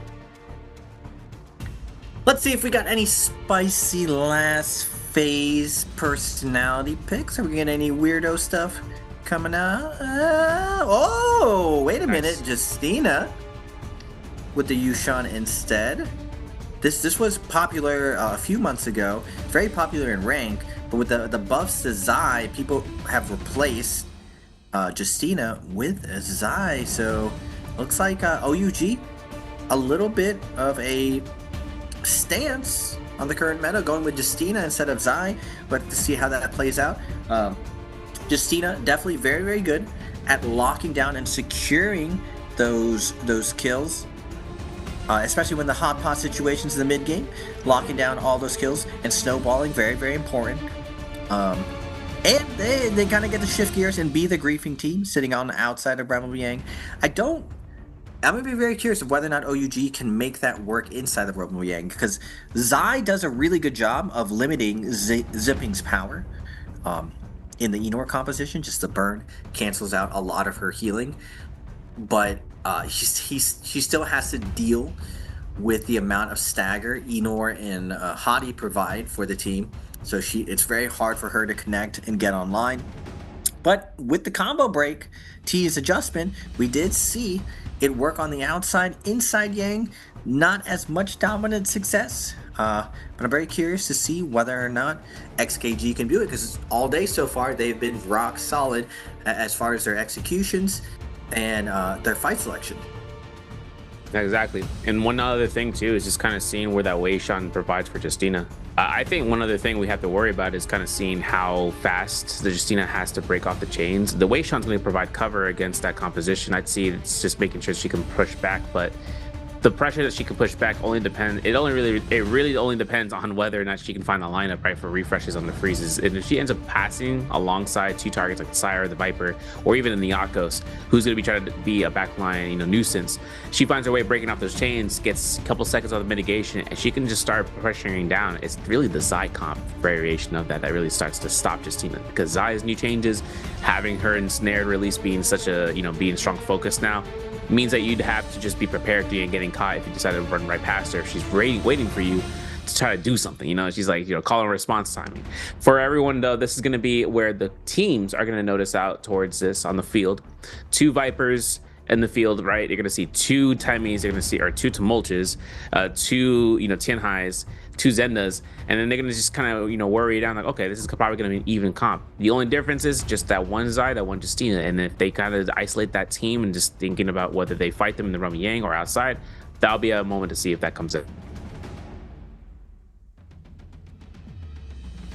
Wolves definitely smiles all around. It's very nice when everything is going your way, but you don't really have to dig deep at that point. You just are just trying to keep on pace, stay focused, keep the vibes going for the rest of the team. So they're gonna have to dig very, very deep. OUG, YM, what really measures you as a competitive player is in these tense moments, can you still find a way to win, to find a way to bring it back. Lobby 28, they showed a ton of promise day one. They had crazy clutch moments day two. Hasn't been going as well for them. They are kind of keeping on pace, and now they are moving on to a comp where they have an average of 1 point. That's not very good for their Viper strategy. As we see, Wolves 18 points on their Viper. That's pretty insane, 18 being your average points thus this tournament. XKG having a very, very good average as well, 12.5 with their Yushan Zai. So teams are definitely going to be punching around. Ooh, SR. It's always a pleasure to watch SR on their Transformers, even though this Transformers is a little bit more wombo combo, a little bit gimmicky where you're jamming in the ultimates. But SR, since they've been on the league, since they've come out of the shadow of being OUG's B team and making a name for themselves as SR Squad, they've been known for having such a dominant Transformer team. So I'm curious to see what their take is on it. They did go with double Viper. This might be like a subtle finesse by SR that they don't want to reveal what their true double pick is going to be for Grand Finals, just going with the traditional double Viper pick, but we'll have to see what the flavor is going to be, because going into the finals day, there's going to be a ton of VOD knowledge of how teams played in martial arts, how they played in the Battle Royale, which compositions have been overperforming, and we're seeing a transition again to that delayed not delayed, but extended ability rotations where you're trying to extend your ult as much as possible versus the bursty Viper compositions. As off spawn, we are going to see SR versus 521. And they're going to take this fight between each other. There's no other teams nearby except for OUG, but who are podium. But for Pampy, this ult is going to be coming out to the virtue of just catching a quick grab, and he does not get it on Rico. Rico's going to get out of the line of sight. This build is going to be his detriment. I mean, for Pampy, he can't really do anything. He can't leap in. He's going to have to just be, existence. And look at OUG. Wait, I stand corrected. OUG have appeared. This man's like a hawk. He's on the tree line. Baby U on that Justina fully ulted out, just waiting for the ambush here. For SR, this is going to be pushing further to the west of Igneous Mound and just looking towards Pampy. The formations ahead. Combo breaker is invested. F2 from the Zenda Wu comes out. The recast is confirmed, but the horizontal release is set for Pampy, which is unfortunate, but the Clink saves the day. Rico saves himself a chance, and a massive parry comes down. He doesn't get another riposte to come off, but he tap dodges, and there's going to be Baby U. There's OUG on the flank. They're going to go ahead, knock down Zhao. Looking at SR NY7, Peak gets elimination in the back line, and they're still looking at the global team. 5-2-1 are making sure they can get to the second pair of Fireflies over by this area in Feather Lake. Ooh, Baby U, this is what I'm saying. When Baby U gets go, when he closes the distance, he's dashing through, finding a nice parry, not letting 521 get to the Fireflies, as Surf pointed out. They are cut off. They do lose 2 of their members, and great timing attack coming out from OUG to take out both Monk teams, beefing up the Fireflies. And still, the initial Rage Firefly meta running supreme as OUG looking for the last 5-2-1 player. They know he's around here, but they are going to end up backing out as we are going to go to the opposite side of the map. Lobby 28 looking like they got some nice loot off spawn, fighting against XKG and YM, but XKG having the ult advantage in this stuff and not running combo break on the Zai, going for the Meteor, looking to get the damaging as D229 trying to create some space, get away, pops the F2 to try to get the stagger, but we aren't going to get any value off of this Viper Sun. And now XKG, Juxie, and staying on top of Guitar, but Guitar able to buy some time here, doing a great job of denying all this damage. 3 people on Guitar, but he is not getting immediately blown up right now, buying a lot of time. Can his teammates now pick up for how much space he's created? Wait a second, they can! Out of nowhere, D229, XKG gets destroyed by the Flying Knives flanked, and what a big upset. Again, I said it, I was like, Lobby 28 was pulling off crazy upsets, and they do it again. Against the ropes, they bring it back and clutch up. And I love it. Lobby 28 is having a real good moment here. And obviously having that purple armor means that they've got the gear right now. The economy right now is looking pretty supreme. We're going to see a chance right now for SR with that gold fan, but picking up an advance heal means that they're only halfway there for ultimate sustain, and hopefully finding a group heal, whether it's a direct purchase, whether it's just from right RNG, if it just comes down towards the gear from Droves as well. And then if anything, they have the sustain necessary for one of their units. I mean, having an advanced heal, especially on the Zenda who's on grounding duty, means she could just space out with ult, just getting 1 heal and going right back in. The Young Money though, playing economy with 1 elimination means that they got that Moonbane. We might even get a chance in seeing how they're going to be placing this. They're at trenches, and their only opportunity of pushing either through Cinnabar Valley or for the city of Tong, which is going to be where Wolves is going to be ending up, having the entire city cleaned up. They're going to have themselves, call them sanitary department, because look, purple armor build up here, purple weapon, going to have a little bit of a rainbow of armors across the board. Now they're going to ping that blue one for 9HQ, but this means that they are going to be completely set up for any sort of chances to go straight into Rummy Yang. If a team such as Young Money decides to push them, placing on the Moonbane, there's 2 causes to that. It's that direct fight with them and Young Money, but it's also for any other opposers that try to come up here. People looking for glory, for kills, for anything like that, but it's really more important to see how many teams decide to make their way towards that area. This map is going to be coming down. It's going to be really solidified. I mean, we saw how it turns out for OUG last round, but 3 eliminations after that ambush over by Igneous Mound, and these guys are already making their chances here and hoping to take another fight very soon. In Serpent's Pass, that's where we're seeing 5-2-1. Their reset valley is going to have only Pampy to go down, but seeing how they have in the entire northwest to their advantage means that if they decide to go into the portal towards Yutron Ruins, maybe they've already done it. That means that they got full loot outside of the zone where no one's going to really go out here. And since it's Shadow 1, there's not really much reason for issues, since we're going to go ahead and switch on over here as Young Money takes a fight at City of Tong. You know, YM versus Wolves right here. They got the Moonbane through. Hendricks and Lambo trying to lock things down, but the Akros hold is going to be coming out with the Sire, but we got the fourth member. We got the Moonbane.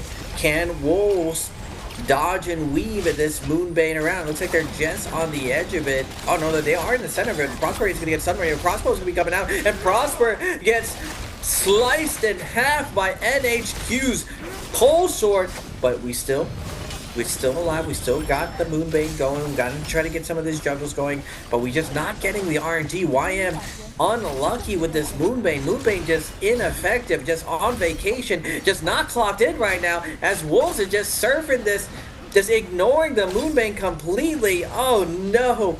If I'm YM, I'm asking for a refund for this Moonbane. We might as well just bought a purple armor. What was that? We got no hits onto Wolves, as they are going to be staring in. I believe they did find the res on the Prosper, but now YM is going to have to back off and lick their wounds and try to fight a better fight, or fight after this, as Wolves is going to turn and return the favor, jumping back onto them. Yeah, jump LMB confirms this, and you saw how much Wolves was working the space across. But it looks like YM, if I'm not mistaken, takes a salty run back in the big 2026. This means that these guys are going to go ahead with no gear on hand, seeing about no ultimates to be available for at least one of them. And then, of course, he's looking at Prosper, who's getting pressured out, while Hendricks gets Dragon Slayer from the back line, parries where Pos comes out from ZK, finish off Prosper, and then Hendricks secondary, which kind of comes down towards these guys going through. One player left, Lambo. He's like, okay, so he can stay in zone, but going into the Realm Yang, we got Lobby with 28 versus MVP, AS versus C. And this is, of course, coming down to Qatar having this ultimate ready to go for the Viper Ning. Everything's ready to go. Scaling up here, hoping to see if we can find an ambush as silence maybe on the Enor 1, but still having a lot of opportunity, avoiding the 2.0 swiftly. And the Akros ultimate to be placed off here against the Zipping, making sure she can go down. The teleporters are taken, but still in place. Whether or not Lobby 28's Qatar finds a reason to pop his ultimate, seeing how the Enor 1 just popped ultimate, we could use as a combo breaker. We could, but he is very, very patient in terms of the timing here. And the stun's coming out from Guitar, but the zipping on comes in response. Is not going to matter. LTZ is going to be falling, and now Lobby 28 in the driver's seat. They need this win if they're hoping to keep up with OUG. OUG having a great off spawn, but 28 can turn this around, having a great Yang. MVP doesn't want to give to them just for free, as Love is very, very low. He is going to find some room to reset a little bit of some life out of their competition there, but 28 cleans it up. Looks like OUG did end up fighting SR, as they are in the kill feed. Tough break for OUG again, just running into the demons of the lobby. Great turnout for 28, fighting against one of the global teams. But OUG keeping up pace, and we still got drama. It's OUG and Lobby 28 still fighting for that 8th spot. Real. And the thing is, 5-2-1, no eliminations this round so far, taking the Spearwell, are making their way around. Now, this is interesting because 5-2-1, able to see this team, right? Be able to kind of concede that, okay, this is one of the bottom two phase teams. I see an Enor, I see a Weishan. I gotta think that this is gonna be something that I can probably estimate is either OUG or the other. And this is now up to Baby U, right? Taking his way to a backline, just kind of keeping eyes on this team. Both of them are buff bros, right? They both have buffs. They can't really push them down. Paul Money comes out here. This is gonna be a replay on OUG's victory in that first round Yang against SR, and you can see as to why. You can see how that comes down towards Peak, just like pressuring out as a response to Rico's Tianhai as a Weishan, and how furthermore Baby U doesn't really have any fear against his Tianhai. I mean, he can pop ult, he can freeze him for anything, right? You think that would be his play, but instead he wants to wait out the Tianhai ultimate. He wants to make sure that Zenda Wu ultimate's utilized, and now the Xiao is used in response on the deformation for that Weishan, which means now the Zenda Wu ultimate gets invested, which gives Baby U a reason to kind of start pushing this down. Finds the isolation off of that shield throw, gets 9Y7, maybe post hits to get a refresh freeze, and yes, he does, and beautiful horizontal. The lineup here, man's a Michelin 3 Michelin stars here. Man's cooking it up. He gets a second elimination, and then where Zhao goes down here in completion for the last set with NY7. The lineup there for another refresh, and that will be the last one for the members of SR. Wow, beautiful play from Baby U. He definitely carried that whole situation, and very, very great ult rotation coming out from OUG, anticipating the wombo of the Temi Monk. Yushan ult popped very early to make sure that even if they land their Temi ult, Yushan's already there to peel, ready to give that Temi wall resistance, as we are going to go to MVP on the outside. 5-2-1. MVP just getting run down by everyone. Yang depletion on top of them. But they are going to find a kill onto Fat Milk. Wait a second. 5-2-1 should be the ones wiping MVP here, but not this time. SR is going to be showing up to the party, and the hot pot is coming down. All the beef is coming in. It's about to get very spicy here as Baby U's loaded up. The crosshairs are in. Momentum off spawn. My man is cooking. The Justina is locked in.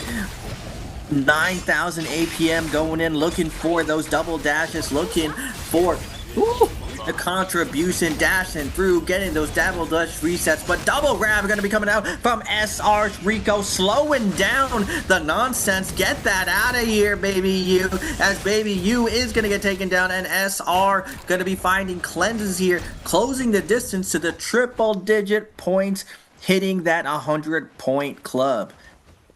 These guys are cooking this up, and maybe seeing 5-2-1 taking some gear that's left behind here. Lobby 28 Qatar goes down.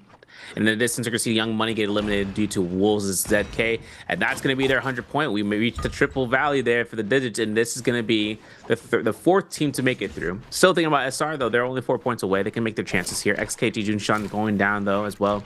Kind of burning on the Vermilions, most definitely, and just kind of working around the zone, but this is going to be actually a strange fight happening over towards Serpent's Pass, so all the way to the northwest, guys. This is going to be exactly what we saw from the kill feed between Wolves, XKG, final member from this team, and having no eliminations this game whatsoever. This is going to be that elimination that gets them at this game, and for Wolves, they're at 101, bro. Call them Zoe. This is going to be now towards 5-2-1. Positions check on towards OUG. SS might even get caught, but apparently we just pre-buffered that jump leap, and Pampy utilizing that jetpack instead of waiting at the Zen to Wu shot means that he couldn't get that grab even if he wanted to.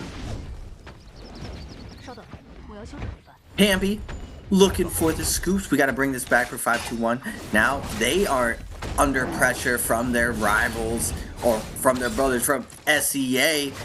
OUG finding the fight that they need to find. 5-2-1, they gotta cut them at the knees. Don't let these guys walk through, as Baby U chopping with his gold pole sword, chunking my man right here. Oof! The LMB, RMB doing big damage onto Kame, and Perry comes down from Peak as the team combo comes through, shredding my man. And OUG may be having they clocked in today. They're like, wait a second, we gotta wake up. We can't be getting pushed out. We can't be bringing that dishonor. No way, Jose. OUG looking to find, do they go into the second Yang? That's the question. It's a big thing when you have the big momentum games. Are you going second Yang in this position, especially when you're cuss?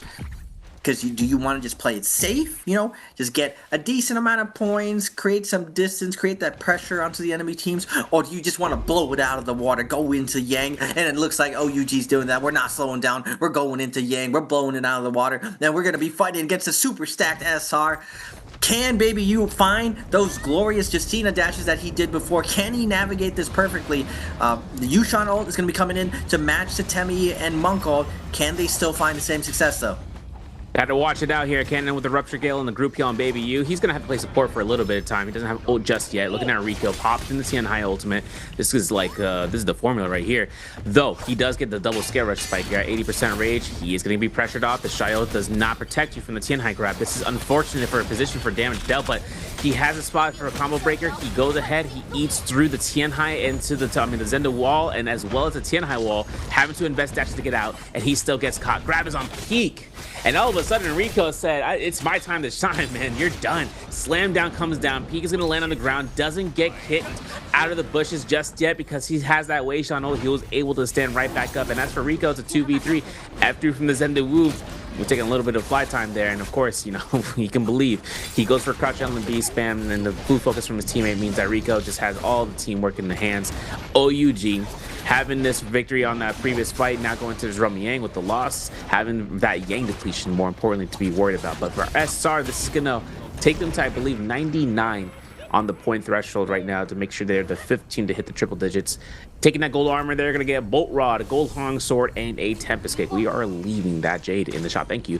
And of course, just working down towards Akko's fight. It's Lobby 28, taking an engagement up against MVP, taking Hong out for a ride with the Enchant and Death.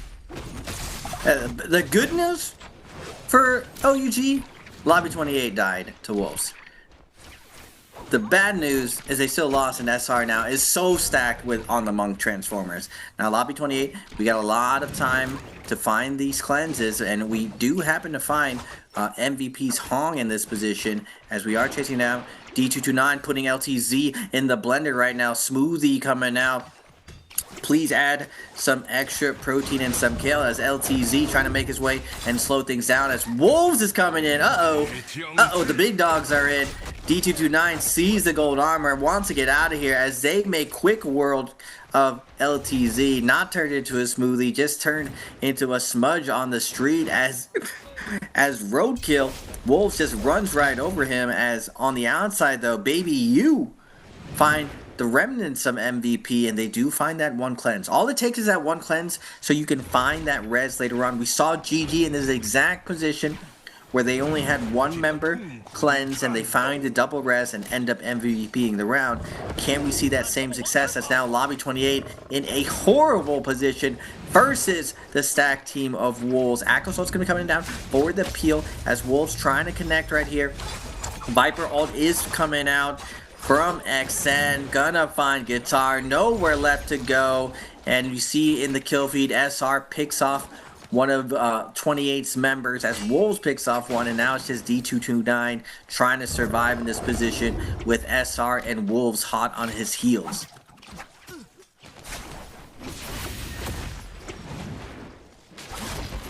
For Lobby 28, this comes down to a 7-kill game.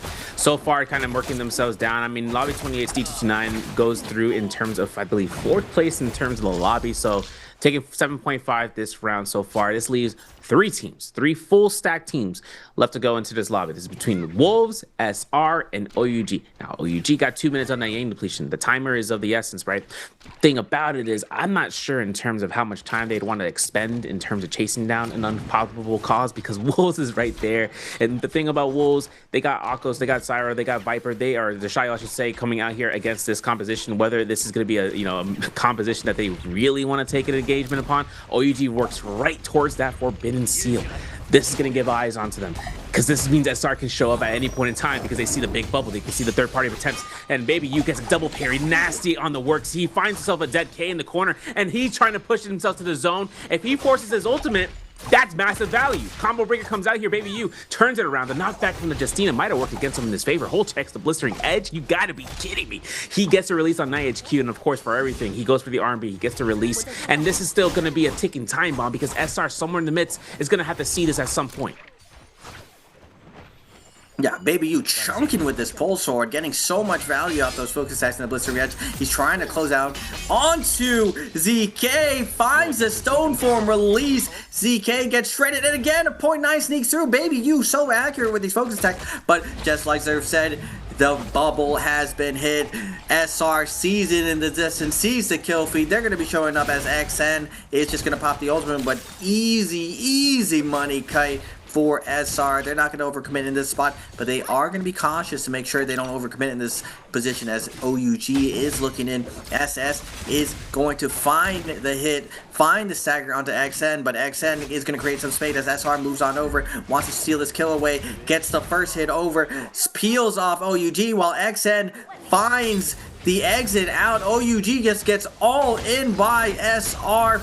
Rico not in the best position though, but Temiold is coming down as SS gets exploded. Peak doing his best to try to make some room for his teammate as Baby U shredding at the streets, messing up Zhao. Zhao with the Temiold now vulnerable as the dashes are coming through from Baby U. He has him down to 1 HP. He's not able to find a secure as SR now gonna turn things around, get one stagger onto Baby U. SR in the driving seat, but Zhao is gonna fall. 2v2 situation. Baby U wants to put everyone in the backpack, carry us over the finish line. Baby U as now down to a 2v2. with a Rez and Wolves, and we are going to see another duos tournament to close out this day. This is a strength in numbers type 5. Baby U finds a beautiful parry on NY7, dashes through point blank range dash. He still finds NY7. He doesn't get that angle, unfortunately, but he gets a parry on NY7 regardless. Scare Rush doesn't even need to go through. He's going to go ahead and dash through, get the Soul Bloom, get the pickup, and go ahead and try to room the team towards his 2v3. And this is going to be a freeze attempt right now, but he gets uppercut by that Sky Punch, and of course, he looks towards the jump LMB. He gets the stagger. He holds the LMB RMB. He holds the blistering edge. He sees the Tian Hai. The pop won't have enough time, even with ultimate focus mitigation. It's a 2v2. OUG against Wolf ZKXN versus OUG Peak and Baby U. This is Viper and Akos, the worst possible combination to having both of these bowling up here. The Akos pop out here. He's got Viper ultimate, but the corner is just too much for Peak to handle. He gets caught into the knockback, one stagger, one twos. Peak goes down there, and that's going to be going through where Baby U, the last remaining teammate against the Akos in his final instance. 50% ult rage comes out. V1 Viper pops. I don't know why, but all of a sudden Baby U taking himself out here. This team's going to go down with 16 eliminations, potentially against Wolves there, but there was no chance. That's going to be Wolves taking, and I dare say it, a back-to-back MVP for Day 3 Trios. Yeah, definitely not part of my predictions, but I say you can't count anyone. They are the they were world champs as well. SR, the most recent, but the previous year went to Wolves. Always remember that because Duncan predicted him as a Hail Mary and somehow got Wolves. But they are dominating this day, and it's crazy because I said it from day 2. GG, they had one member left. He got away. He rezzed both his teammates. They ended up MVPing the round. Same thing happens to Wolves. Although GG's was a little bit more miraculous. Very, very similar situations. SR, they ended up griefing OUG so hard. OUG just could have gotten the MVP that round and been punching their ticket and been like, oh, we're safe. Now they still are in a healthy position, but they still are in striking distance of 5-2-1 and lobby 28. They have to feel a lot better about this one now that they've warmed up. They're firing on all cylinders. We saw amazing freaking plays coming out from Baby U. Justina, not very easy to pilot, especially in this meta. Everyone's looking to focus fire her down. The good thing is her kit, just as it's very offensive, it's also very defensive. But you want to get value off that Justina ult, and we saw crazy value coming out from the Pole Sword Justina Baby U. That vintage hard carry Baby U. He ends up clutching so many situations, and if it wasn't the fact that SR was so stacked and all in them, there was a good chance that OUG could have MVP'd that round. Absolutely, yeah, and then this kind of taking the chances off the loss. I mean, the first Romy Yang victory, take that win there. Second Romy Yang loss, though, was kind of a big hit down where they had taken that chance and trying to eliminate Wolves one by one. What's kind of interesting is kind of worried about that SR engagement, just seeing where the priority on who to target was next. Since that Forbidden Seal really was like a way to delay the usage of ultimates. One part it just came down to straight weapon skill combination, and not a lot of the units in that composition besides SS really has much to do except for combo breakers, right? So you can kind of set up there. But we're gonna go ahead. We're gonna get a question on the board. Which region do the winner team for Game 4 come from? Is it ACN, BC, CAS, DNA? Guys, you gotta get a good chance. You got a good opportunity of kind of guesstimating that. The odds are in your favor. If you type B, AGA. But where we kind of start from here is the last 2 rounds. We get ourselves from here from the Fedora event side to be the next round. And then following that, we're gonna go into Moore's midday for that mirror comp match pick. So it's going to be an exciting time for this next round to see where this final pick fan selections come out. But let's kind of look into a recap. I mean, the map kind of had it selectified between, the drops inside of the Ignis Mound. 5-2-1 taking the fight against SR, having the variation of having both those teams there. But OUG, right, not going Salvation putting in the immediate. They instead went straight towards the north side and seeing about Baby U keeping eyes on the teams, take those 3 early kills and then snowballing around. Meanwhile, 5-2-1 at some point found their reset towards the north side, towards the Yushan Ruins. They really kind of forced themselves out there. I mean, after that loss in terms of one player, one unit, but still having enough time to kind of earn themselves more eliminations. And that's for YM. I mean, Young Money went from the Grizzly Rise, getting enough money to earn themselves of Moonbane.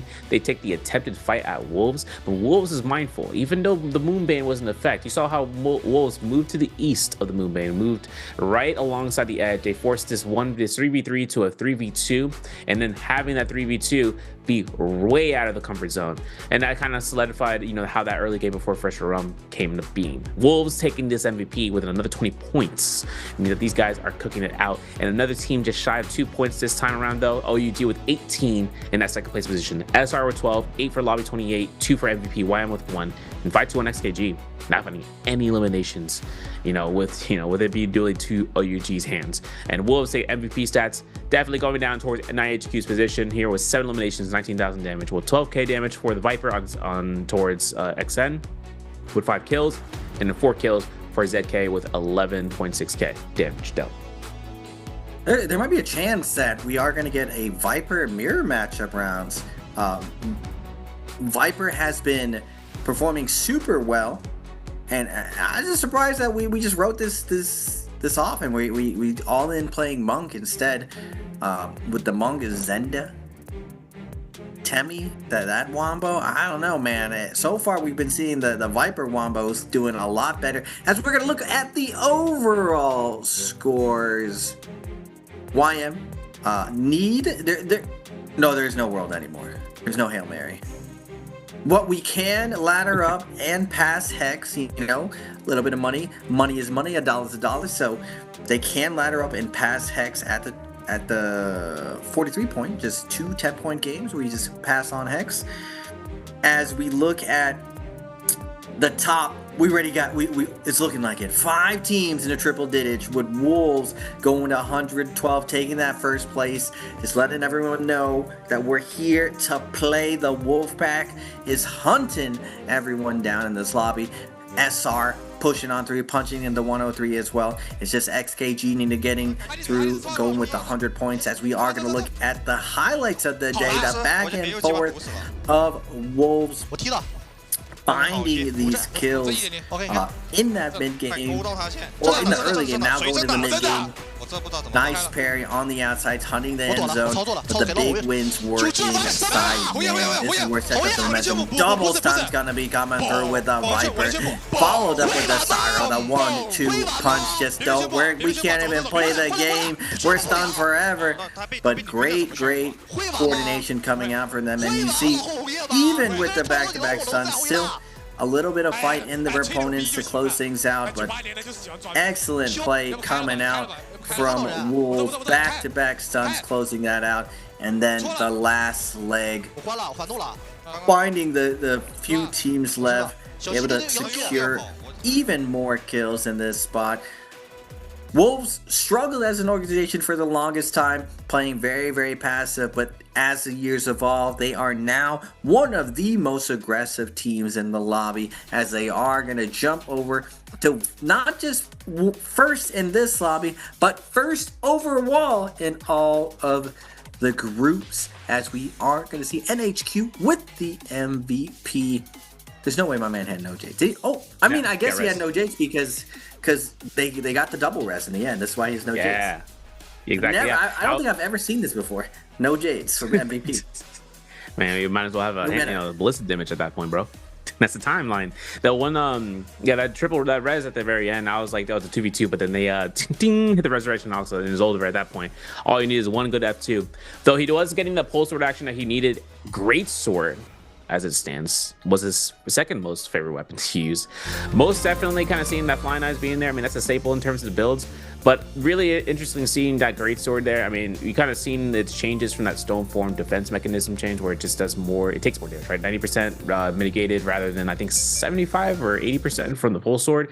But it's really about the movement that the pulse sword provides. You kind of see where that stands to be. I mean, you saw the blistering edge in play from Baby U, where you kind of have more options available. Rather than that, great sword, all they got, Earthshaker, Aerial Rend, Overlord, still procs to pulse sword anyway, so why are you even running it, right? But the one thing is, if you end up playing a really strong pulse sword, it's because you're able to get an extreme amount of damage in a short amount of time with the 1.0 horizontal. You kind of lead that into with the Syra, with the Viper.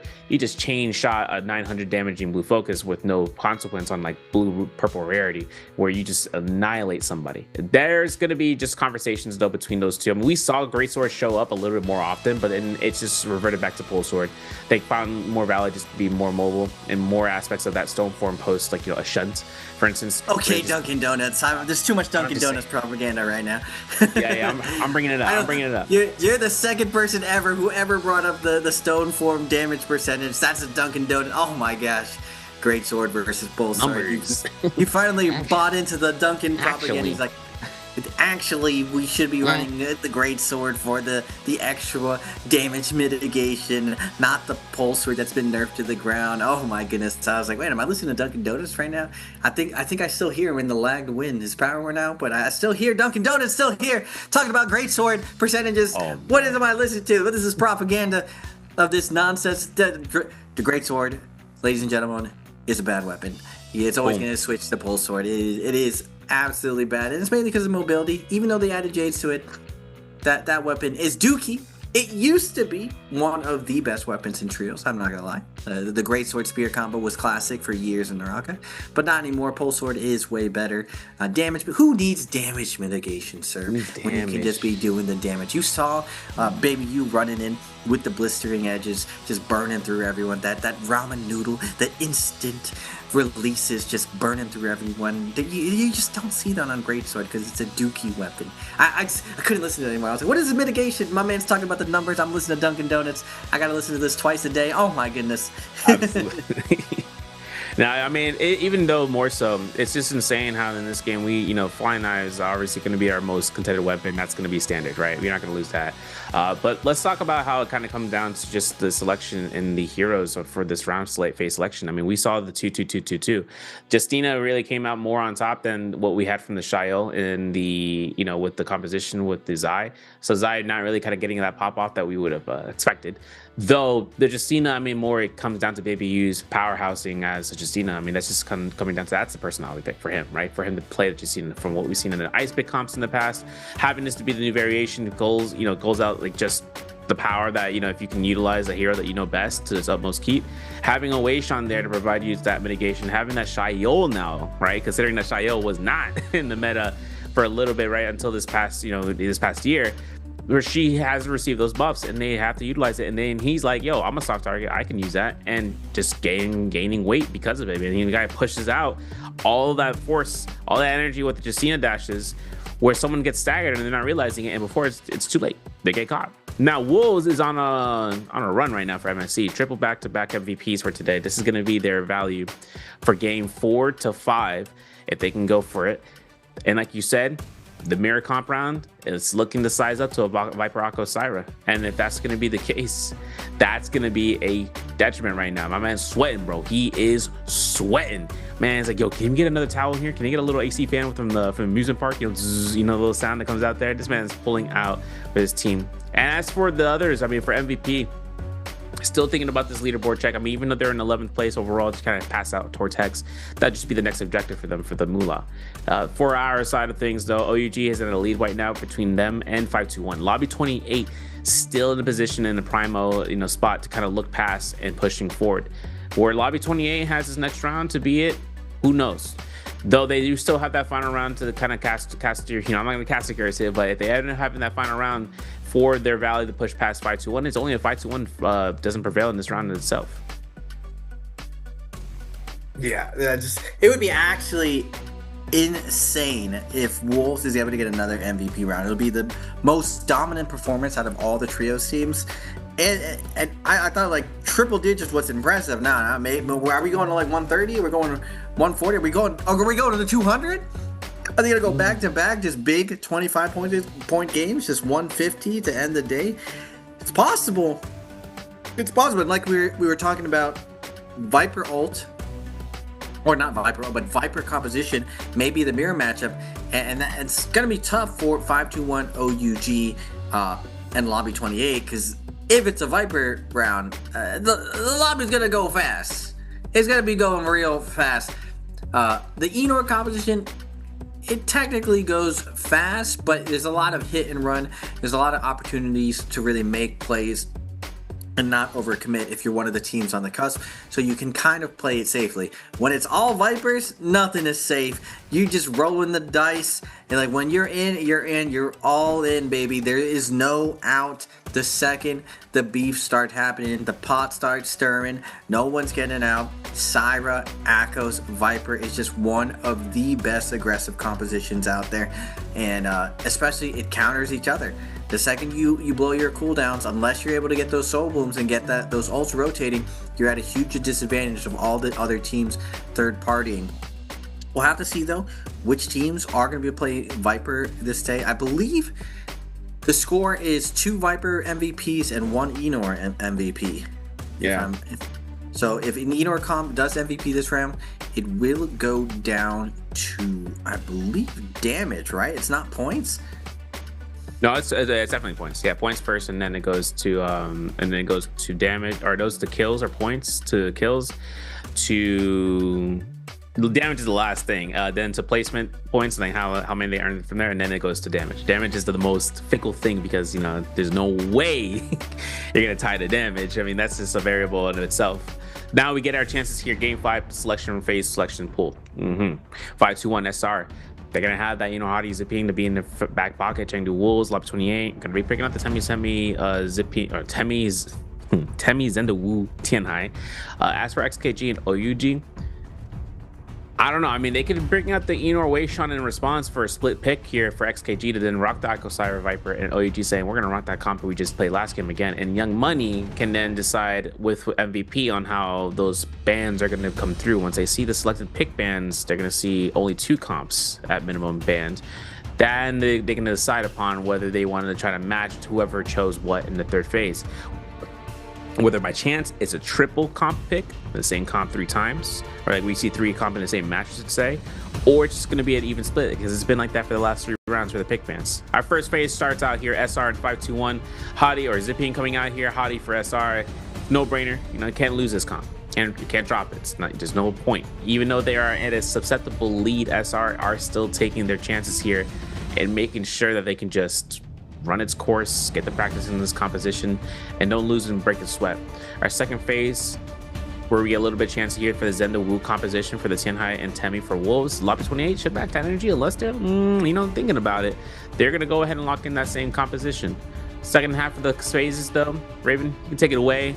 This is going to be where we get to a wild card pick scenario between these 4 remaining teams. Well, they are, as Lobby 28 is in a good position to potentially clutch this up because they do get the second strongest comp, but unfortunately for them, SR is probably going to be one of the final bosses waiting on the other end of a lot of these Yangs, and in order to get Transformers online, you do have to go into Yang, you do have to risk a lot.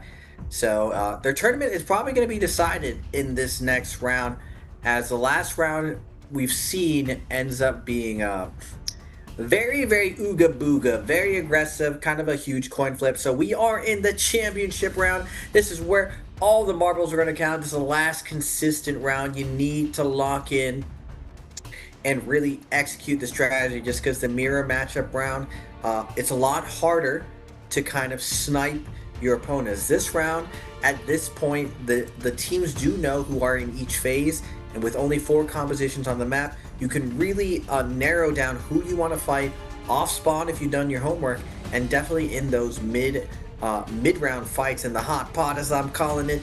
You know who to beef with, you know who to take down in order to slow them down. And right now, the big competition is between OUG, 5-2-1, and Lobby 28. Now, for the bottom half of the lobby, it's all about laddering up, getting a little bit more money. YM needs to get, I believe, 23 points to pass Hex and climb out. So finding MVP off spawn is going to be an ideal situation. And again, Zai gets online a little bit earlier than the other composition. So if they're able to get their Zais online, they will have some success, and a little bit difference of a play for MVP. Are they going with the Feria? They are going with the Feria. A couple different strategies going into last phase throughout the day.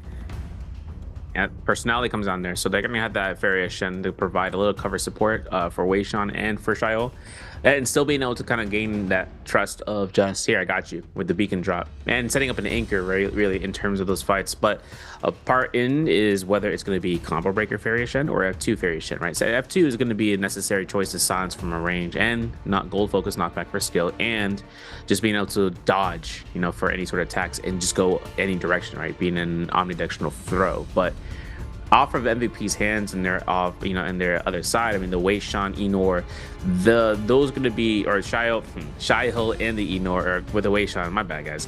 There's going to be a composition that is going to be on the kill feed, at least 2 of those units to be there. Seeing a Fairy Shen, that's going to be a notice for the lobby, but the moment they see a Zai, they're gonna be like, okay, there is 2 split comps of that variation, since it's gonna be something that they would notice that whether it's at least 2 of those to be in the lobby, maybe 3, but only when those fights start reeling in, they'll be able to kind of spotlight that last phase teams. They know the last phase teams would be the global teams, and just seeing how the Enor shows up there, noticing how in the 3rd phase there was absolutely no split. It was always Octa's Viper Syra.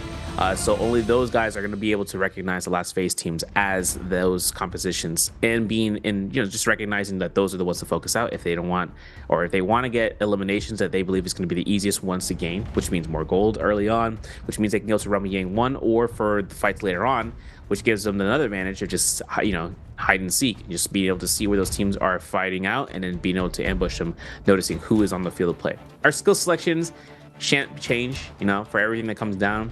Still seeing the standardized skill set between the Tumulches and the Zenda Woos, and of course going down towards the Vipers as well. Still everything is on board. Now, obviously where things start to change here is like if there's any sort of lobby 28 changes of the skill set. Not the case, thank goodness.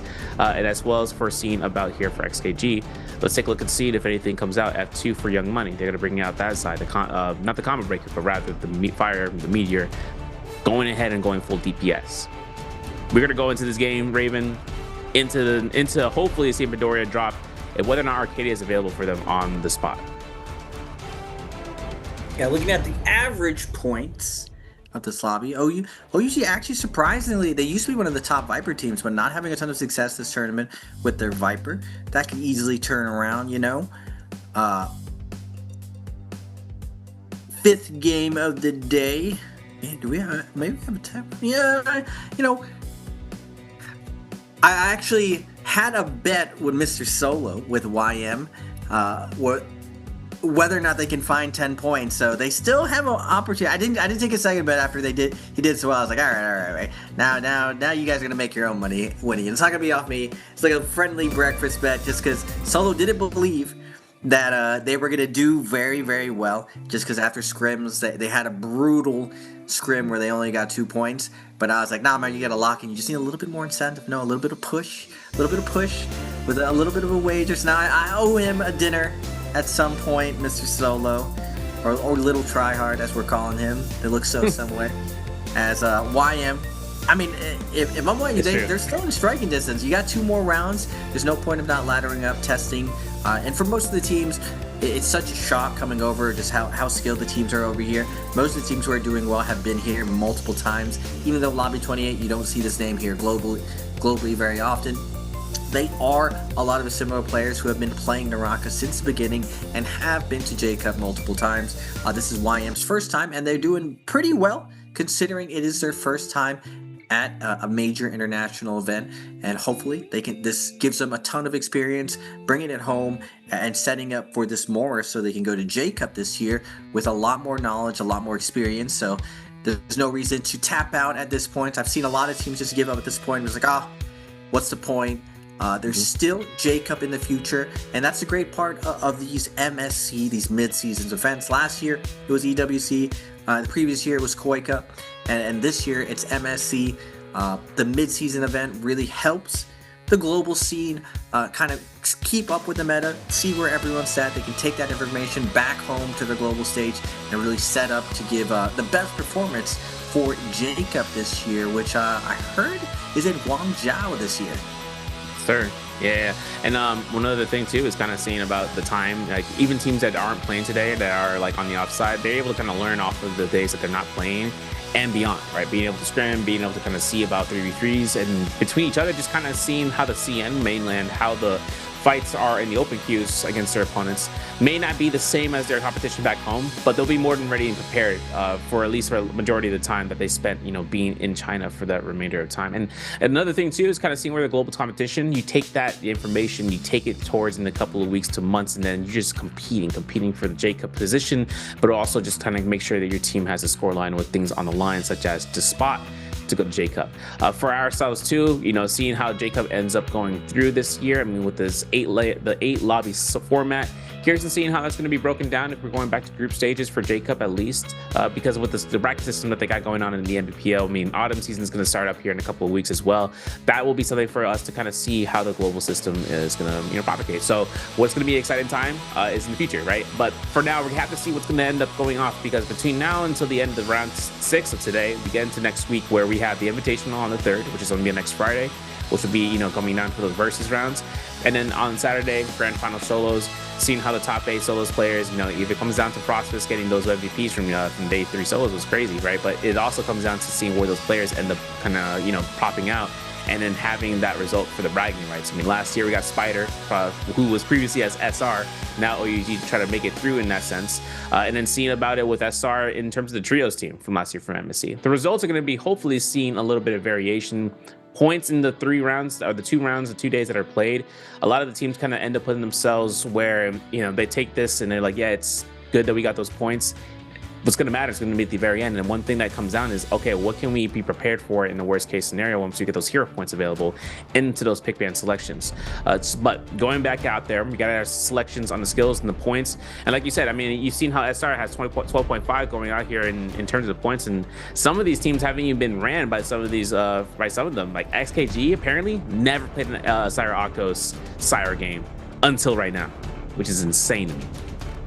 It definitely just for this tournament. They probably practice it throughout the season, but I mean, I was hearing from all the teams that basically, even in scrims in CN, that Viper was kind of getting phased out, and SR kind of put everyone on notice. They're like, I think you're all wrong, by the way. This comp is still good. Watch us just roll all of you before you get any of that Transformer scale going, getting that loot going. And then I've always said that the meta in Trios NARAKA is very circular. You want to play that Transformer, that defensive composition, and play for loot to keep things consistent, and then it turns to just bursts always in big tournaments, as we are seeing SR off spawn versus Wolves. Both of these teams not the strongest off spawn, and we see Wolves connecting with the initial flank, but SR repositions, avoids the Temi off perfectly. They space out here, and they do manage to get their zipping ult online. Now Wolves, they were in their driver's seat for a second, gonna retreat to pop off some heals, but NY7, they want the beef. SR, where you going, Wolves? We just want to play right here. We want this off spawn. They get the nice F-on. Nice opener coming out from NY7, but he is going to get parried. And now in a dicey situation, as Zhao did jump into the center of the whole team. Wolves doing a great job of returning the favor, but now multiple teams showing up as NY7's going to pop the Enor ult. But who is this? Lobby 28 showing up with the third party. Yeah, and this is going to be heavy for NY7 here to look at ZK and seeing how far he's going to get those TN high grabs. He's going to try to play a little bit of a distraction, a mosquito, if you will. And then once he deforms, just waits out for the soft target that's pushing up towards him. And in this case, it's going to be whether NY7 goes up against 9HQ. But in this angle, ZK looks towards north side, towards Lobby 28, Young Money taking their engagement upon the. This spawn rate is going to be pretty insane right now for Lambo, because he's going to be with no Weishan ultimate. In case of anything, though, we still have XKG to think about. Look at 2-tick on the map. This team has Volpines probably potentially because of their push on spawn on Arcadia by themselves. This means that there's no consequence there. You're going to see how how one of the members of Lobby 28 goes down as Young Money picks it up for solo, but Junxuan from XKG popping out, having the Volpines essence ready to go, misses the stun, smiles about it. He's like, another day, another dollar. This man's dropping down though, and you can see Shuyon from MVP getting elimination on towards XN, and 28's Qatar 10 high ultimate, bro. I'm telling you, it's coming up. It's soon. He gets hit, he iframes through it. I lied. Prosper's F2 burn, just enough timing there to get YM their second elimination there so far. Yeah, Temi ult down, YM. That Lambo does find a kill in return, so not coming out empty-handed as XKG has the cage out.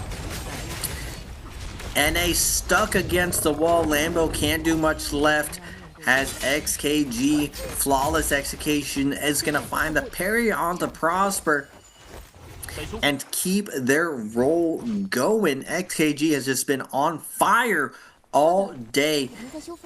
MVP on the opposite end, running into the recovery.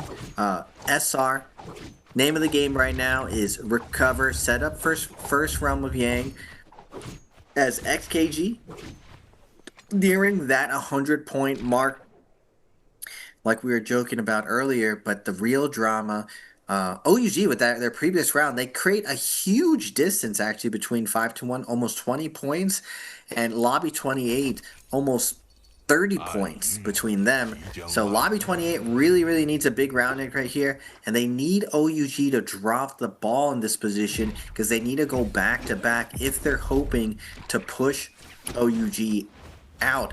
But realistically, Lobby 28 doesn't even have to push OUG out. They can push 5-2-1 out.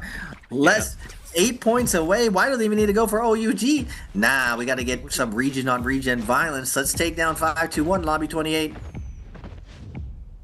Yo, Tincture Woods, Spawner, yo, against Young Money, global on global violence, man. This is unfortunate. Oh my goodness, Lambo just got put out the birdcage. Spin's getting put down, bro. And Lambo, meaning him going down, means that there is no chance in heck for YM to come right back into this. Young Money gonna lose out one of the core members there for us. That means that Lobby 28 picking up their second elimination. Are just gonna scale up here with that money on hand and hopefully taking their chances to push up further north. Though over by Azoth Peak, we still have a spotlight right now for Lobby 28 to kind of see about taking the catapult. Prosper taking his ambition with him to go ahead and kite around Ancient Stockade, it feels like. But for now, in this area, we're going to see MVP pulling out against XKG. 2 purple armor so far. Still have the Volpines on standby. F2 Fairy Shen is getting cornered off here. This is going to be that realization here. Right? Like, who's playing Fairy Shen? It's got to be one of the other guys. Because remember, this is the 3rd phase team. And looking at this 4th phase team, they're going to notice whether or not it's one of the global teams to really be worried about. XKG, though, pulls out here, gets caught by that bow shot into the Temi ult and the V1 recast. Look at the restand on this, man. Even with the combo break, you don't have enough time. But the Volpine's Essence is going to save the day. Jushan finds a beautiful opportunity right now. Iframe through the sun. That's most is going to focus onto him. Fast for ZK, no punishment whatsoever.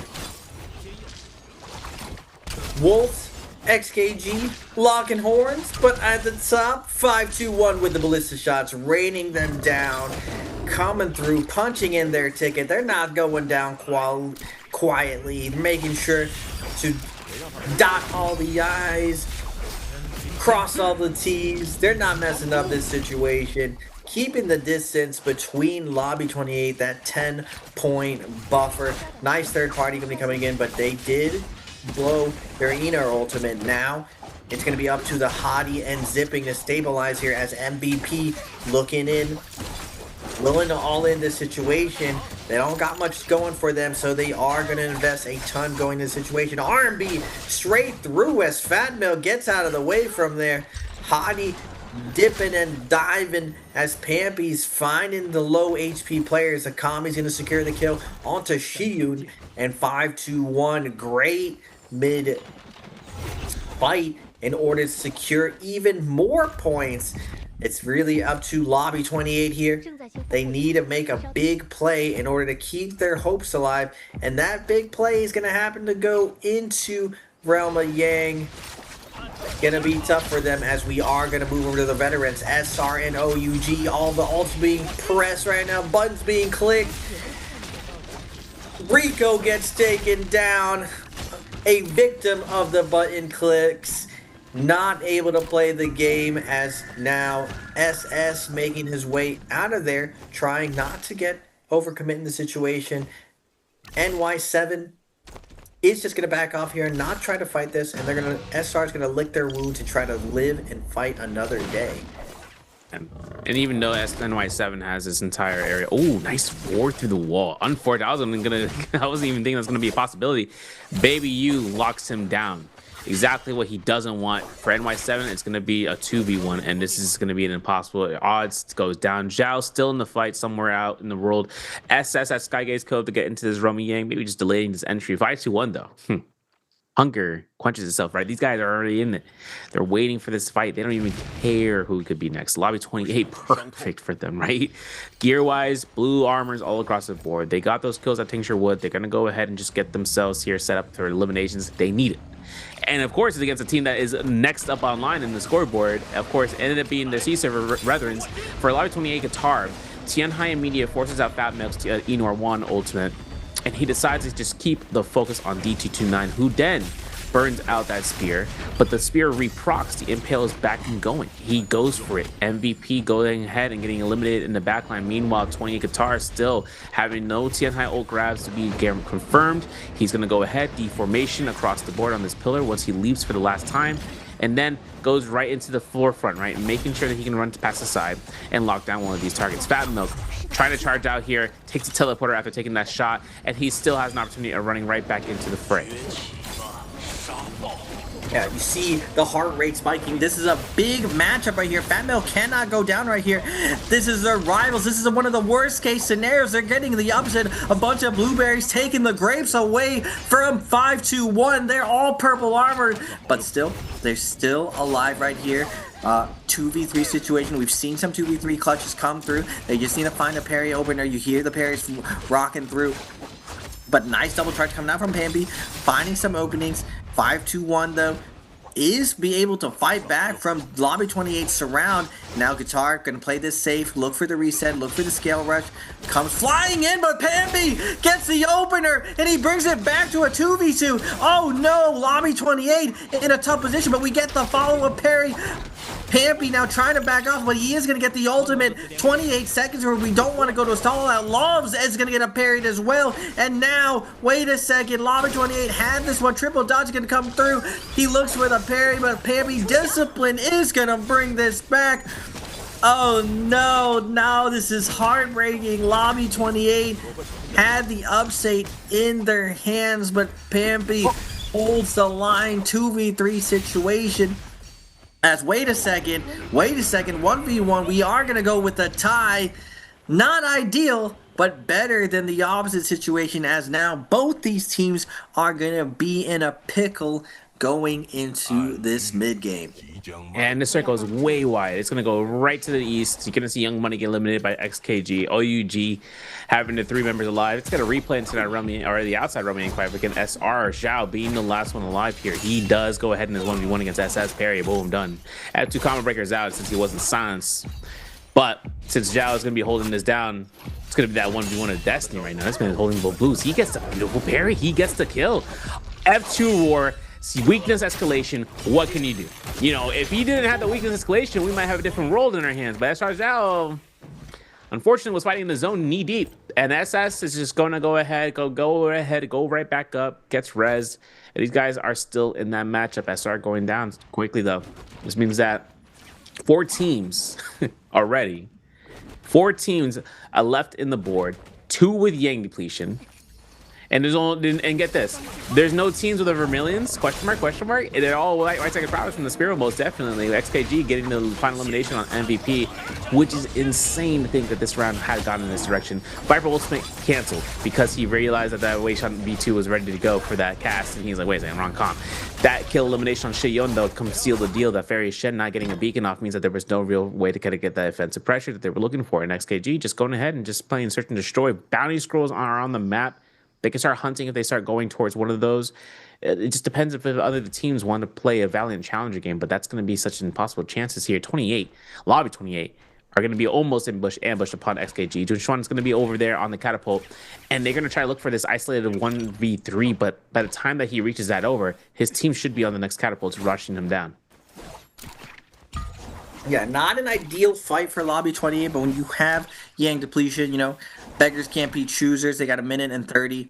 As servers pointing out, the drop down can come out of nowhere at a left field. 5-2-1 in a similar boat, but they are just biding their time, very disciplined, not panicking, kind of waiting to see if they can hit one of these bells to spot out one of these teams, and they are going to spot out one of the members of XKG hunting around, we might get a sandwich situation between Lobby 28, 521, and XKG. Not ideal for XKG. They want to be doing the ambushing, but they are playing this nice and quiet. 521 is going to spot them out, and now with 45 seconds, there cannot be any more choices. This is the fight that they have to take. They got to start putting in the damage in order to increase their timer, as they are going to chase down this Viper Juxian.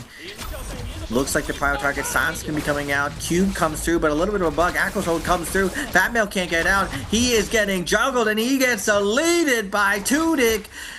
XKG drags 521 out in the open, creates the scenario, creates the wombo combo, and they find the execution.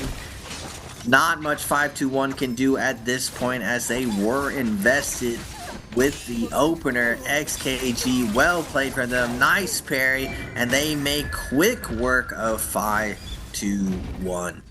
No, Lobby 28 though, 1 second on the clock, boom, exploded, gone. Man, we get an expiration date, bro, gone. And of course for OUG, this is massive for them. They're keeping this lead on standby. They went from the first story to the third story. Now they're at the skyscrapers, you know, at the top of the Empire State. Now, what's kind of interesting is this: for Lobby 28, they still technically have that one player alive. For him not giving elimination, it's great, you know. But between the point threshold, 521 is currently at 70. And Lobby 28 is at 58. A 12-point difference for the next rounds that they're gonna have to try to go for catch up on. And that 12-point difference is only if Akame, or rather, if only if 521 just doesn't concede any sort of points going through there. But I feel like these guys want to go for +3s. I figured, right? They want to take a chance of going to the Rumyang. It's gonna be a free buff.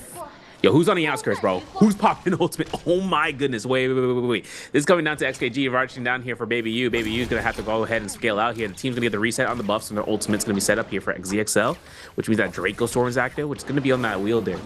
But for ZXL, he's gonna be looking at Baby U into the corner side. It's like, yo, get this guy out the game, man. Get the Draco Storm going through. And OUG are actually gonna play a game of cat and mouse here, because the Orcus ultimate is gonna be used, and then the Viper ultimate is gonna be used in contention, but he can't even break out of this. The team is getting that buff off that other Spear Wheel actually to try to make sure they can go for the reset for any one of their teammates to get gear. But for Baby U, he is still alive. He gets pushed off, and he gets a reset, which now gives him a full armor reset. He gets caught somehow by Tutik on that grapple to go ahead and launch this, and now the drop down comes into play. Will the Draco Storm come up to save the day?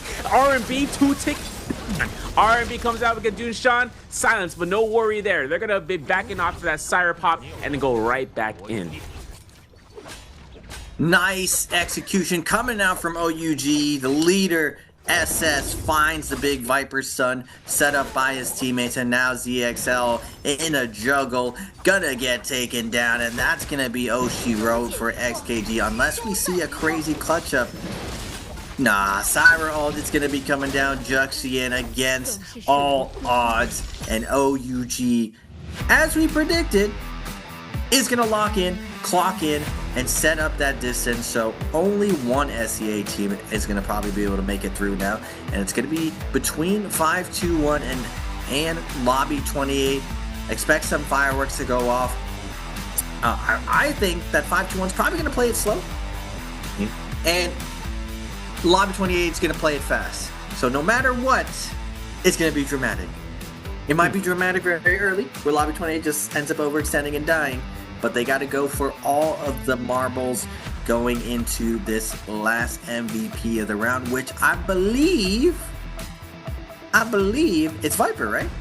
Yeah, it should be. Alka's Viper Syra will be that mirror comp round pick for round 6, at least hold me to it.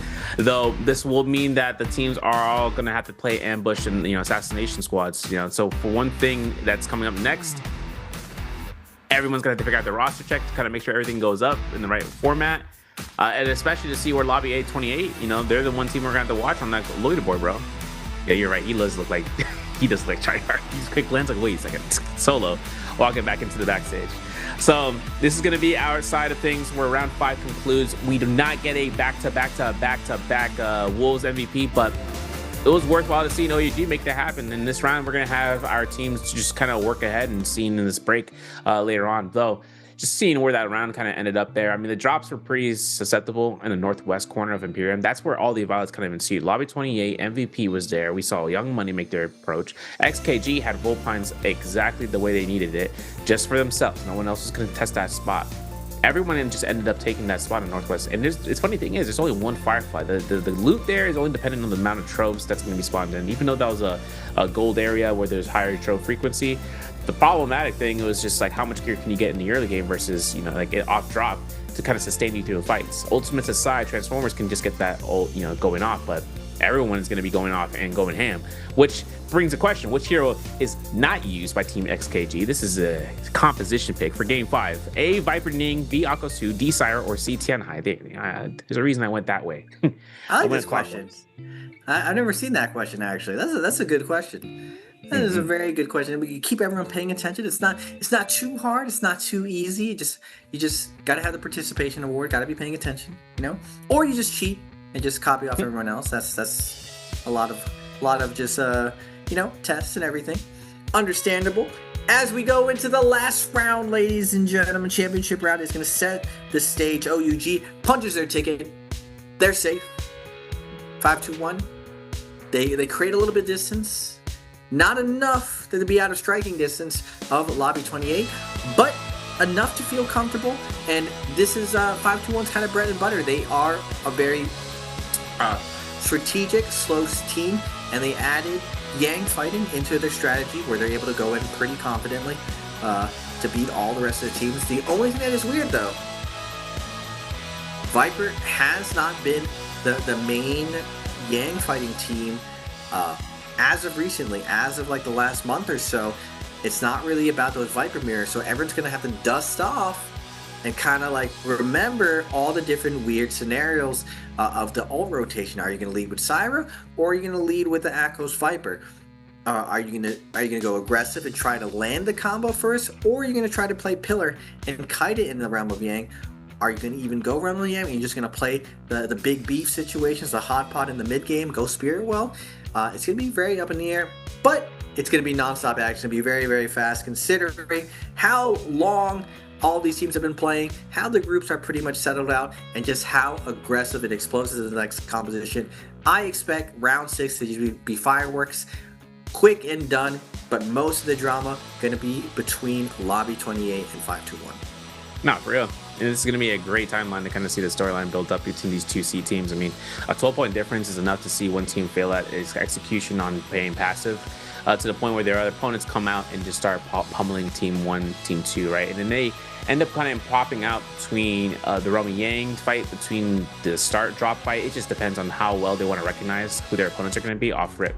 Because we're going to more style, we're going to go to something that's a little bit more understandable for the long term, for what other teams have done and just kind of evolve towards choosing and re-choosing. Though XKG taking 17 points in this game, OUG taking first place, but 15 points going to be earned out there, actually taking XKG their MVP in this round. 5-2-1 taking 8 points in third place, I-28 taking 5 points, 3 points for YM, an MVP for 1, and I believe for the remainder, just not seeing much there. But for our kills and our damage, 6 kills right now for Junchuan, 14.9k damage for his Viper Ning.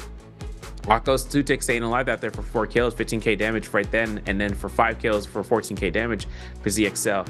Definitely going in Junchuan's favor as a Viper Ning, just being able to kind of, you know, succeed in being there. It was interesting seeing how he rolled up to Lobby 28, and you kind of seen where his bounty scroll was actually not on Lobby 28, but instead it was going to be on hands for another opponent on OUG, if I'm not mistaken. So his position right there was like almost to involve in catching a team that was kind of low on gear, then just roll up to them. Though for our point values, we're going to look at the red line. 58 points for Lobby 28, 70 points for 5-2-1, and then 91 points for OUG. This is going to be the only chance right now for this last dash effort. For 25 points right now for MVP and 20 points for YM. I mean, these teams are at 11 and 12, just to see where the next game leads between them and catching 10th place. But 18 points in this last game. It's going to have to be a miracle play, Raven, as we can see the top 6, 97. We're about to have top 6 teams that have triple digits for XKG. SR with 104, 105 for both TERW, and then 109 for GG, and 113 for Wolves, taking the lead for the most points so far today. 6 teams at the 100 point. Looks very satisfying to look at. Looks pretty horrifying if you're one of the competitors. that you have to deal with 6 monsters essentially in the lobby at all times. That's why day 2, hardest lobby by far created. Basically the finals lobbies plus the 2 global teams 28 and Hex. A tough break, as we are gonna be running through the highlights of XK. This was beautiful stuff against YM in this spot.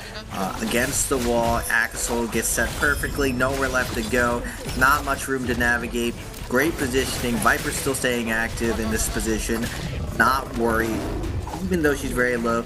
Immediately grabs that soul blue, finds the parry onto Prosper as XKG picks up a nice early game wipe.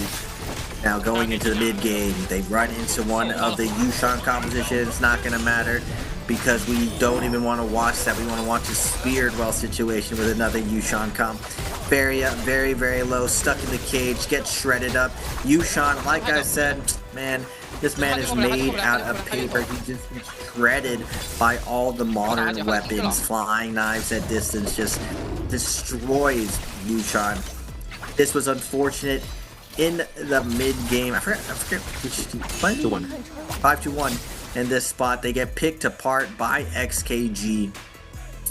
As XKG keeping up the pace, showing that they're very solid, as we got Sue, the 6-piece 100+ points, all coming from the CN teams, as we are going to look at the MVP of Junks, one of the GOATs of the league, on the Viper.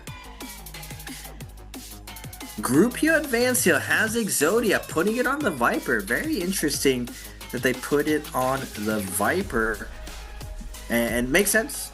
On the back end, she's kind of in and out. As soon as she gets her ult off, she's usually going to take a decent amount of damage, and she's going to have a decent amount of space, considering her ult does zone everyone out, so she will be able to get decent heals onto her teammates. Interesting stuff. Grupio Advancel, usually one of the strongest J trios combinations we've seen. Rarely do we see it on the MVP though, just because usually MVP is doing the most damage in the round. But in this spot, Junks having the highest impact and having the Grupio Advancel. So not only is he doing a ton of the offense, he's doing a ton of the defense as well, as XKG earns their MVP first for the championship round, as we are going to be closing out, leading into the mirror matchup. I was hoping for the Enor matchup, which it hurts me to say out loud, but it's just I know how quick the Viper matchup is going to be. It's going to just be so fast. Yeah, man, it is. Well, we're going to go ahead. We're going to get a break, guys, for Game 5 down to Game 6. We'll see you guys in a few minutes. Don't miss anything. See you then.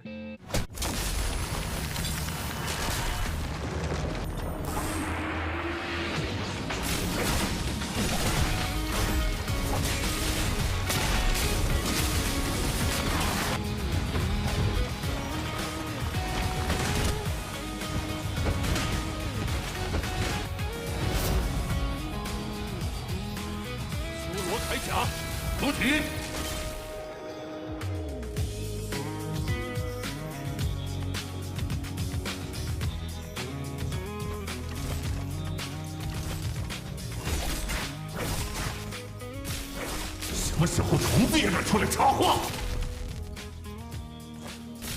是你能支配的人吗？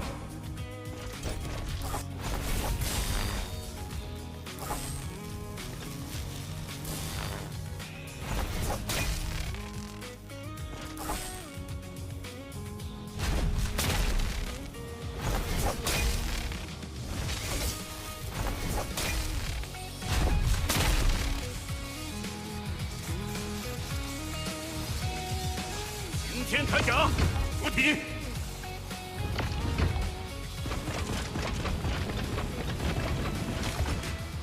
回老家的车马上就要开了。我沉默，并不代表我对你没意见。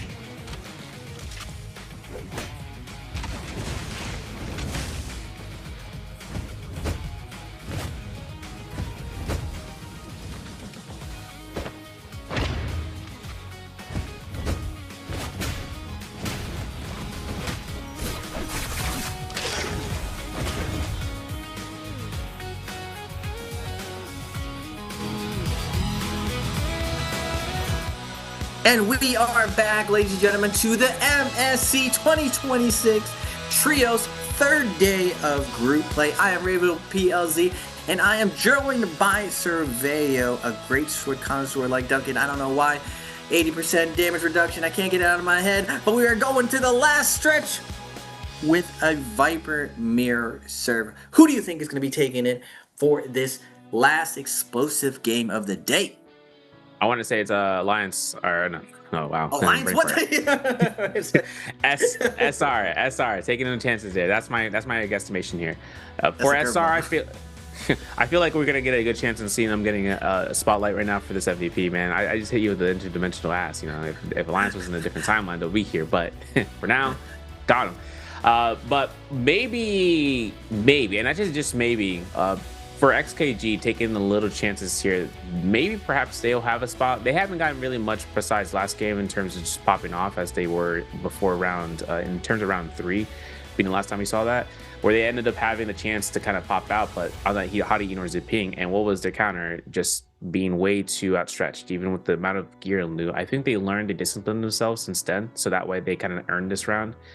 It just because not a lot of players remained after round 2. I mean, there's only like 4 teams there, remaining only 2 teams actually. So maybe this time around, they'll find an opportunity there where they can, you know, take advantage of that momentum from learning from their experiences from today and then succeeding and then carrying that momentum further. Well, maybe, you know, if Alliance was here and NY7 was still part of Alliance, I see how you got that confused with SR. You know, does SR... yeah, SR is still trying at this position, but they don't have the momentum going to this last part. I feel like Wolves... I would normally say SR... You know what? I'm going to... No, I take this all back. I made this mistake already with the Ultimate Caster. I bet against SR when my gut said that SR was the best team. We're just going to go back to SR. I'm never making a mistake again. SR is taking this one. I was going to say Wolves because they have a ton of momentum for the day. Plus, it'd be a very cool timeline. But we got to give it to SR. They did double pick Viper. It's a great point. As we are going to look at the overall leaderboards, NA at 20 points. They need to get 5 more to pass AS. I think the chances of passing them EU is too far at this point. A 23-point game is pretty wild in this tough of a lobby. As we're seeing XKG 3 points away from that top. Wolves crushing it at the 113 for the day. SR at 104. But I just imagine this might be my big prediction too. Is it's going to be the fastest round out of the whole group stage. It's my prediction. Yeah, I mean, last round was quick. Like, it's like phenomenally quick. Like 2 teams by the second round. I thought they were gonna say, you know what, we don't need the extra 3 points. We're gonna go and pushing back. But look at the production team. Yo, shout out to the production team. They knew exactly what this show. C team brethren coming out here. 5-2 on the left, lobby 28 to the right. 2 teams competing out here as captains on terms of with Pampy. We're gonna have to wonder what's gonna come up in this next round. I mentioned it before. We just saw the scoreboard. It's 12 points. A 12-point difference is enough to kind of see where one team completely dominates that lead, which is 5-1, who's in that position at 8th place, or if lobby 28 finds a route, finds a rhythm, finds that tempo to collect, you know, the tab, and then leave it to the, you know, leave it for the date, and they walk out the building, and then it's 5-2-1, just like, what the heck? And then they go down 8th place team. Those type of scenarios can happen. We've seen teams, the CN teams go out in 8th place. All of a sudden, they have nothing else to kind of do. They have to sit back and watch. Lobby 28, competitors aside, praying for the downfall to see what's going to happen next. Because if 5-2-1 ends up not making it, another C team is on the rise for this, especially for the Mid-Season Challenge, especially in the global competition standards, besides J-Cup. Now you see the tenseness for 5-2-1. They've been here before. They've been pretty locked in. They haven't really made massive mistakes. It's just the difficulty of the lobby has put them in tough positions. It's really lobby 28 that has had a lot of streaks, has really depended on a lot of heroic plays coming out, just barely clutching it up versus teams. They're going to definitely have to dig deep into the bag of bags, and pray to the gods that they are able to make it through here, and pray the downfall of 5-2-1. They got to hope that 5-2-1 doesn't have a massive game in this position, but still, nothing to be ashamed of. I think they've done very decent for this tournament, and how difficult the lobby is. Like these are not at all easy lobbies. Some of the hardest lobbies you can put together. Outside of it just being NVPL, only the CN top teams, the mixture of the international teams. There's only one from each region, so it is still majority CN monsters, CN demons, and these guys are super locked in. They haven't really pulled any punches. They've just gone full force. Maybe this last game was a little bit of an overextensions, but it's as I predicted. A lot of the time the CN teams are going to push for those fights when the global teams are in the lobby. They want to take as many fights with them as possible, just to deny kills through them, pick up kills through them, and really snowball the lobby for as much as possible. And if you're just joining us, ladies and gentlemen, this is the 6th game of the day, the mirror matchup. This rule was changed just recently. The most MVP composition is now the mirror matchup. Before it was just the most picked phase 1 composition. This time a little bit different, and I think a lot more fair, so you get really the best team winning by picking the mirror matchup of the day. In the Ditto matchup, in the same composition, there's no excuses. A little bit of it, you can do a little bit of ability finesse, but in this current meta there is no ability finesse. Everyone's running the same thing, so it's really about how you strategize off spawn, inside Yang, in that mid game, get that scale going to challenge the spirit rolls. But I don't think it goes even that far. Just like Sir pointed out, we probably won't even get past second Yang this game. Yeah, I mean, second Yang is something that this is a rare case last round where we kind of end up not having more than 2. I mean, it was greater than 3 teams, right? But we only had 2. This match spawn hand kind of leads us into the next part where, I mean, if you end up seeing how it ends up going, I mean, Artisan's Grove is exactly what I was going to say. That this is the hot spot for this round. Everyone wants the money. And of course, kind of wondering about this, next is going to be the parry from Pampy. Who's going to set up this flow of motion? I mean, on board with this, we lost Akame. Pampy getting channeled with jump LMP energy off of 2 targets.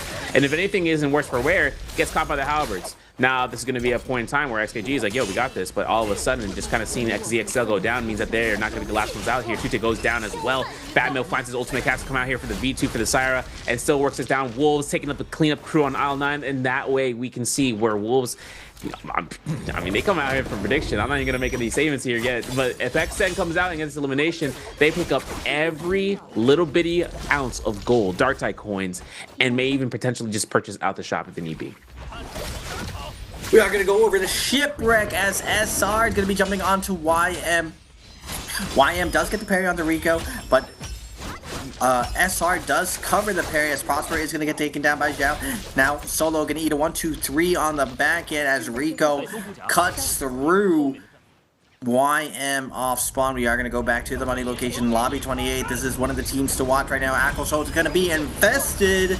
Wolves XN gets the stun right here. Moonbane is out though. Wait a minute, that's lobby 28. Will the Moonbane show up for them? Last time it was just AFK for them. Didn't show up for any of the hits. That lobby 28 Guitar puts down the stun. We need this kill onto ZK to keep the dream alive. They find that the connection, the last hit is gonna go through, but they aren't gonna get the follow-up from the rest of Wolves. They are gonna get away, and the dinner bell is gonna be hit. Everyone's gonna see this Moonbane, see the strat goes in as Loves has Wolves still in the crosshairs. They have to be careful on this chase though. Wolves can regroup, find the res, but off spawn, the struggle of off spawn. Look at that inventory. We got no grapples. Guitar goes though, buys 18 as he sees his teammate chasing. Oh wait, Clo cleansing fight for Guitar. This is actually insane from earlier from this point because they've transitioned over to Artisan's Grove. And the resulting is because MVP, even though they came out here and losing Xion, you know, Hong was kind of pulling the punches out here for a 1v2, but then Akaso comes out. Look at this. Oh my goodness, the flawless execution. Lobby 28 pulled himself out there for that setup there, and now it's going to be up to the next fight. SR taking area invasion against Wolves. Akaso after the Viper ultimate, and NMI7 going ahead and investing 2 ults for 1. Wolves going down there pretty quickly now, as it stands to be. We still got a little bit of time there. Resets always are something we have to keep in mind about, because now it's going to be up to the northwest if they decide to spawn out towards even as further as Sunwing's Rest of Mirrorshard Pond. But in this area, there's only so many spots right now before the zone starts to collect. And now for our next position, we're going to OUG versus MVP. This is over towards the Sun Cave, if I'm not mistaken, actually, to make sure these guys are already on spot right now for these stuns. And inside of Triforce Junction instead, no less. No stun guaranteed. SS cancels it, saves a quarter there. But now for the ultimate for Hong, it's going to be popping this out. Double stun confirmed, and they're lined up. And that's going to be an execution for OUG off of this. Baby U goes ahead and goes down, but a parry like that from the Saving Grace doesn't come out in time, and Sill with a 2v3 Hong pulls up the R&B. MVP still having his lead. The CN teams are going out here in shambles for this early game fights, and of course, nonetheless, is up against MVP, right? One of the bottom placing teams, just make sure they can go out without a fight. Yeah, Viper trying to lay down the law here with the chase down. Still, though, the threat of third party very, very clear, but the all-in is just, with no one's pulling any punches, it doesn't matter. That's how this comp works. You're going for the double ult outside. You're trying to narrow things out, but Viper just can't do anything right here. Is going to get parried, is going to get shredded, and wiped out by OUG. Man, unfortunate. Going down here 1 point. OUG completely cementing the floor beneath them. And now it's up to 5-2-1, right, to kind of see about at this area at Daylily Meadow. They're kind of holding themselves on this reset route, right? This is going to be a spot, right, if they can get at least blue armors across the board, which they now have, to take into this first round. Yeah, I mean, they got ultimates ready to go. Lobby 28, though, purple armor, purple weapon, purple blue armor on D229 in this case. Pole sword with the spear, with a katana, I should say.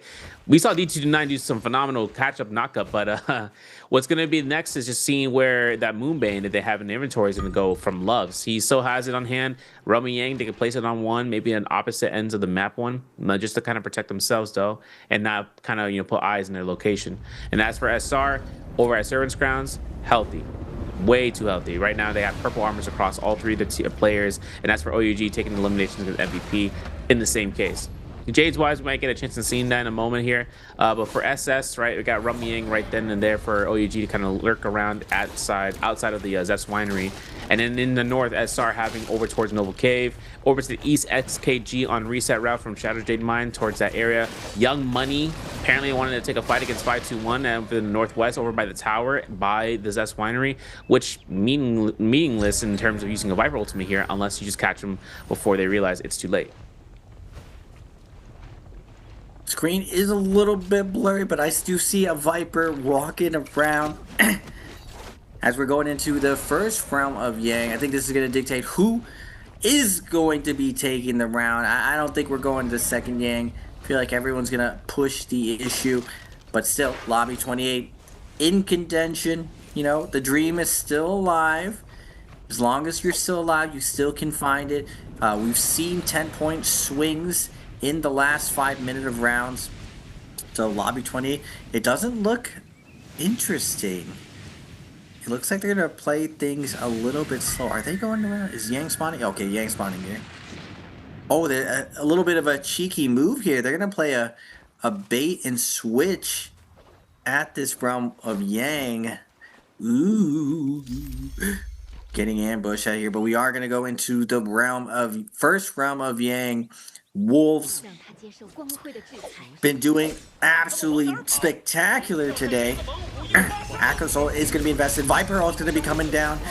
Both Viper ults going to be coming down. Both Akko's ults going to be coming down. Both Cyber ults. Every button's going to be pressed. All buttons are pressed as SR is going to find the extended stagger versus XKG. And this is the problem. You let the rust going in on the Viper composition the day of, and you just get destroyed like XKG versus SR. Oh, and Long Young when he goes out here, Lobby 28's Qatar finds his Viper ultimate around the corner. Doesn't confirm nothing of it because now that he has his teammate for the F2 Roar, there's going to be the Akko's ultimate. And this is going to be the second Viper ult, or the second Akko's ult, which means we kind of lock this down. And Cyber for Cyber ultimate I'm not even certain who was the first one to ult in this scenario. It looks like it's going to be Lobby 28, but it looks like SS just out of range. And a peek as well, making sure the tap dodges are good for Qatar, but the F2 ward confirms a blistering edge. DT29 can't save Qatar's life. Goes down to Baby U. F2 ward, though, from DT29 delayed to his death. And now up to OUG eliminating this team so far. I mean, it comes down to this. It just comes down to how fast it eliminations from the Realm Yang. And now we're looking at fights immediately outside the Realm Yang. Looks like 5-2-1 finding themselves up against the odds against SR's victory. And of course, having the Realm Yang themselves.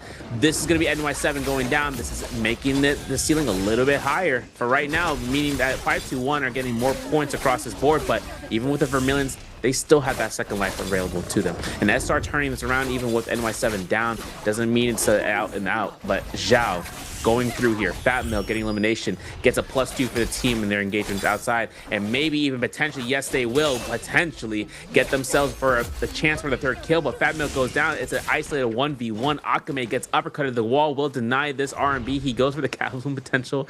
If he wanted to release, he is going to go ahead, walk out. He's got no combo breaker. He's got his ultimate. He's looking for the catch for neutral off the LMBs. He's not going to be really staying here for much longer if XKG makes their rotation around. Yeah, tough break for Lobby 28 on the outside. You see 5-2-1 make the veteran play, man.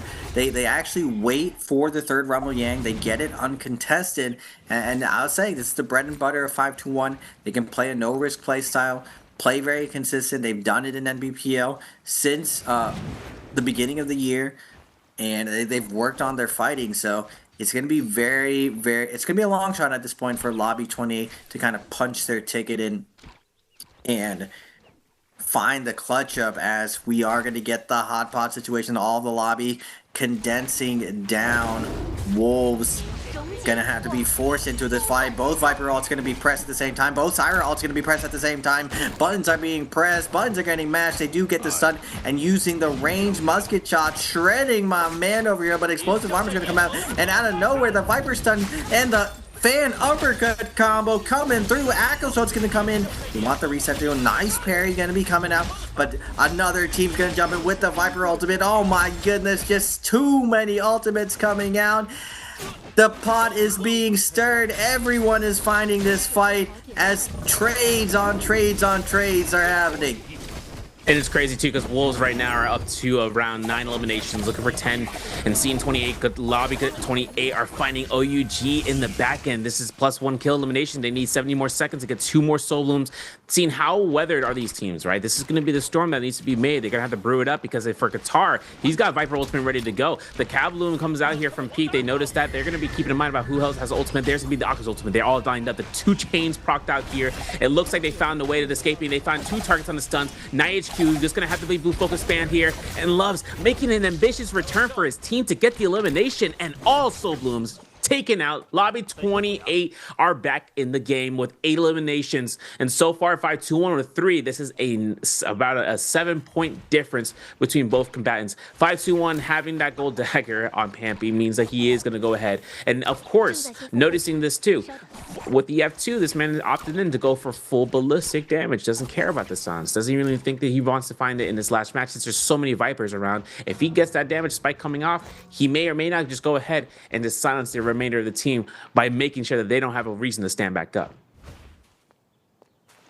7 points, you know, crazier things have happened. 7 points is not enough. I'm not gonna lie, I thought Lobby 28, they were out after losing that first Yang. It's really hard to clutch up, but again, they won't go down. They got the alligator blood in their system. They just keep finding a way to clutch up and keep their dreams alive. 5-2-1 has to watch out though. If Lobby 28 keeps this up, it's gonna be very, very tough. Now both of these guys gotta watch out for SR. They are showing everyone and putting the lobby on notice. You guys got to work on your Viper if you think that this composition is gone for this grand finals coming up. And considering that Bampi right now is just kind of going ahead and just keeping eyes out for Lobby 28, unbeknownst to them, them being there, this would be a generational fight to happen in this MSC for them, for the standings alone. Though we are going to see XKG taking a fight against SR in his zone, and might be the end for XKG this round, going down with 1 elimination on the board in 6th place. Seeing how that comes down, that's money on the board, right? I don't even want to look at the Dark Tide coins on this. All right, that thing looked like it was like 80K plus on addition. I'm not too sure. Lobby 28 pulls himself around between SR. What's kind of interesting is this. Now, with Lobby 28 having on eyes on SR just finishing up those kill eliminations, I mean, they don't have an ultimate. They don't have a Viper ultimate, at least for NARAKA's ultimate as well, since D229 doesn't have it, where we end up having this fight in the Rummy Yang. 5-2-1 are making their approach. I don't know if they want to go in there immediately. They can. They did it before. If they go up against them immediately, and if a Lobby 28 follows the same ordeal, they might even end up going for the Spearwell instead. And this is going to be important, right? They get the Spearwell. That gives Akame the armor increase he needs to be able to survive, gold weapon scaling and all that aside. But more importantly, just making sure that they can go ahead and catch the dub at the end of the day. And for this Rummy Yang entry is going to be only delayed for 28, making sure that another team can enter, and then they can take the second round potentially, not just for free, but against a lesser-wear team. And that's only if they allow it, if 5-2-1 doesn't want to go through with that. Well, we're wrong in the prediction that second round of Yang wouldn't be ended. We are going to get a Lobby 28 inside second round of Yang, but on the outside, 5-2-1 is going to be invested. Look for the Akosol. No. But we are going to go back inside the realm of Yang. This is do or die for Lobby 28. The drama. Can they find the win? Is going to be a tough matchup. This is for all the marbles. Taking to the sky, bow shots coming out. I don't know about this. We stam dumped here. Ooh. But armor is completely shredded. Very, very tense opener as Viper is going to make their room. Viper ult's going to be invested. Cyber ult's going to be invested. We are around the corner. We are going to be safe, but the teammates, are they safe? Can they survive this? We come in with the flank right here, looking for the parry, not able to get it. We get double charge in the back. Akos is going to be coming out.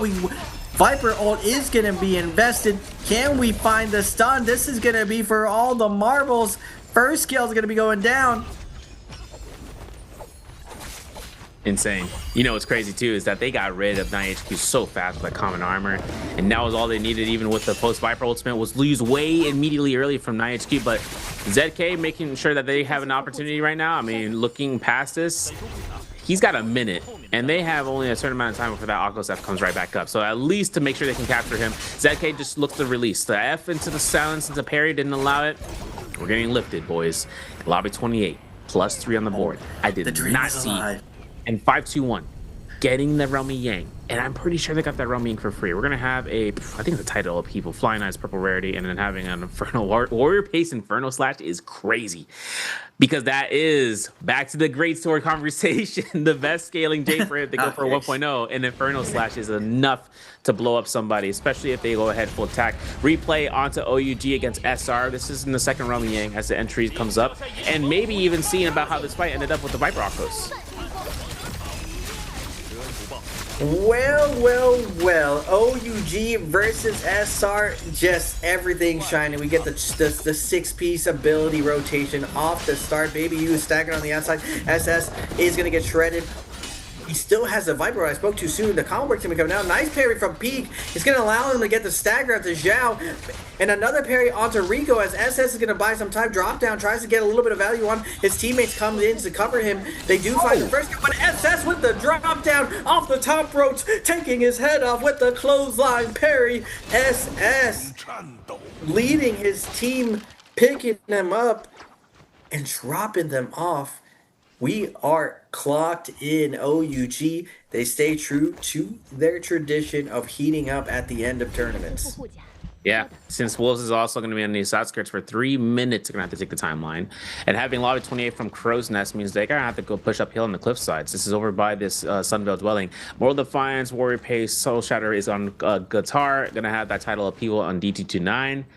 Honestly, kind of seeing how that swatch is going to come out. But in terms of guitar, OUG is right there in the distance. Kind of such if they kind of want to work around that. But if they're going to be pulling up here at any point in time, SS are just going to be looking for those fights that are happening as a third party. They don't want to be the first ones to take the engagement unless you see this man. I don't know. He coincidentally stood still, started looking at him, bro. just blank face stare.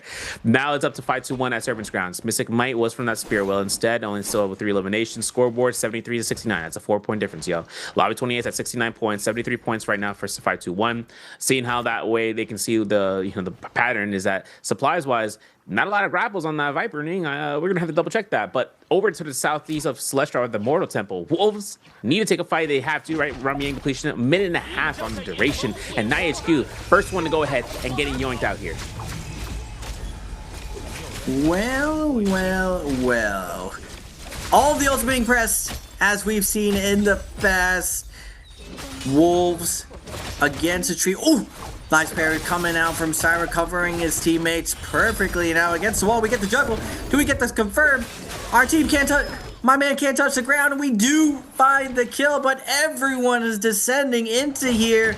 This may be the deciding fight of this last round. 5-2-1 in Lobby 28. This is going to be big right here for Lobby 28.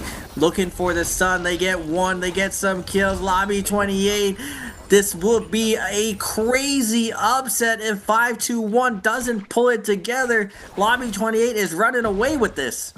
And this is going to be the opportunity. Bell Strike gets in. The vision is made. 28 Qatar having enough money right now to decide upon pulling for an armor increase or just Jade roulette, because now that 5-2-1 has vision on this, and they are in the high ground of the Immortal Temple. They can see everything. Loot, pattern, scare rush opportunities to go for a drop down for the Viper ultimate, for the stun. But then again, if they do, what's going to be in the hands of their opponents? Spacing? Do they have an ultimate on the back end? Wolves' ZK has been spotted out here by OUG, and OUG make themselves known. Lobby 28 as well, thinking about, wait a second, there's another team here, not just that one. Wolves ZK pushing to the zone, 1-2 grapples to his name, not having a lot of work here with that weakness escalation to heal in the zone, though he still makes his approach. And as for OUG, they're going to tempo off there and tamper into the northeast, because that Yang Spearwell of Raven's about to show up here. We got a minute left on ZK. If they get the +1 there, massive in this overall scoreboard. Well, Lobby 28 going to be challenged to Spearwell. They got to be careful here, though. You see 5-2-1, they're just playing it safe, waiting to see what happens. They don't really know where Lobby 28 is. They just want to get as many points as possible and take with the least amount of risk, as they are going to find SR here on the side looking for the res. NY7 does a good job of pushing off Bambi, but now 5-2-1 going to get a very critical kill here, but MVP may be going towards Lobby 28. They are looking in prime position to close this out. Wait, I don't want to curse them. Last time XKG hands up. They had triple gold armor. It's my bad. It's just, we got triple gold armor as well. They're looking in prime position, likeliness, but it is a Viper. Bro! I think it's one of the first. I haven't seen that before. Yo, bingo card for Hitbrain has been extinguished. He was not here for the moment, bro. He was saying that. Insane. Lobby 28, though, like you said, I mean, triple gold armor, who knows? Because D229 getting himself a little bit sustained off of that August ultimate to kind of push away from this. I'm seeing loves. I'm seeing OUG. I don't even know who's going to get priority off of this. The August ultimate vested from D229, and they have to spread out. I think they're going to leave him down here. OUG's baby, you wanting that blistering edge release, can't go for it. And the crazy thing is, 28 Qatar has that long sword tome. That is the guaranteed stun. As long as he doesn't get knocked back by any sort of skills, he will be able to get that guaranteed stun for his teammates to line up for blue focuses.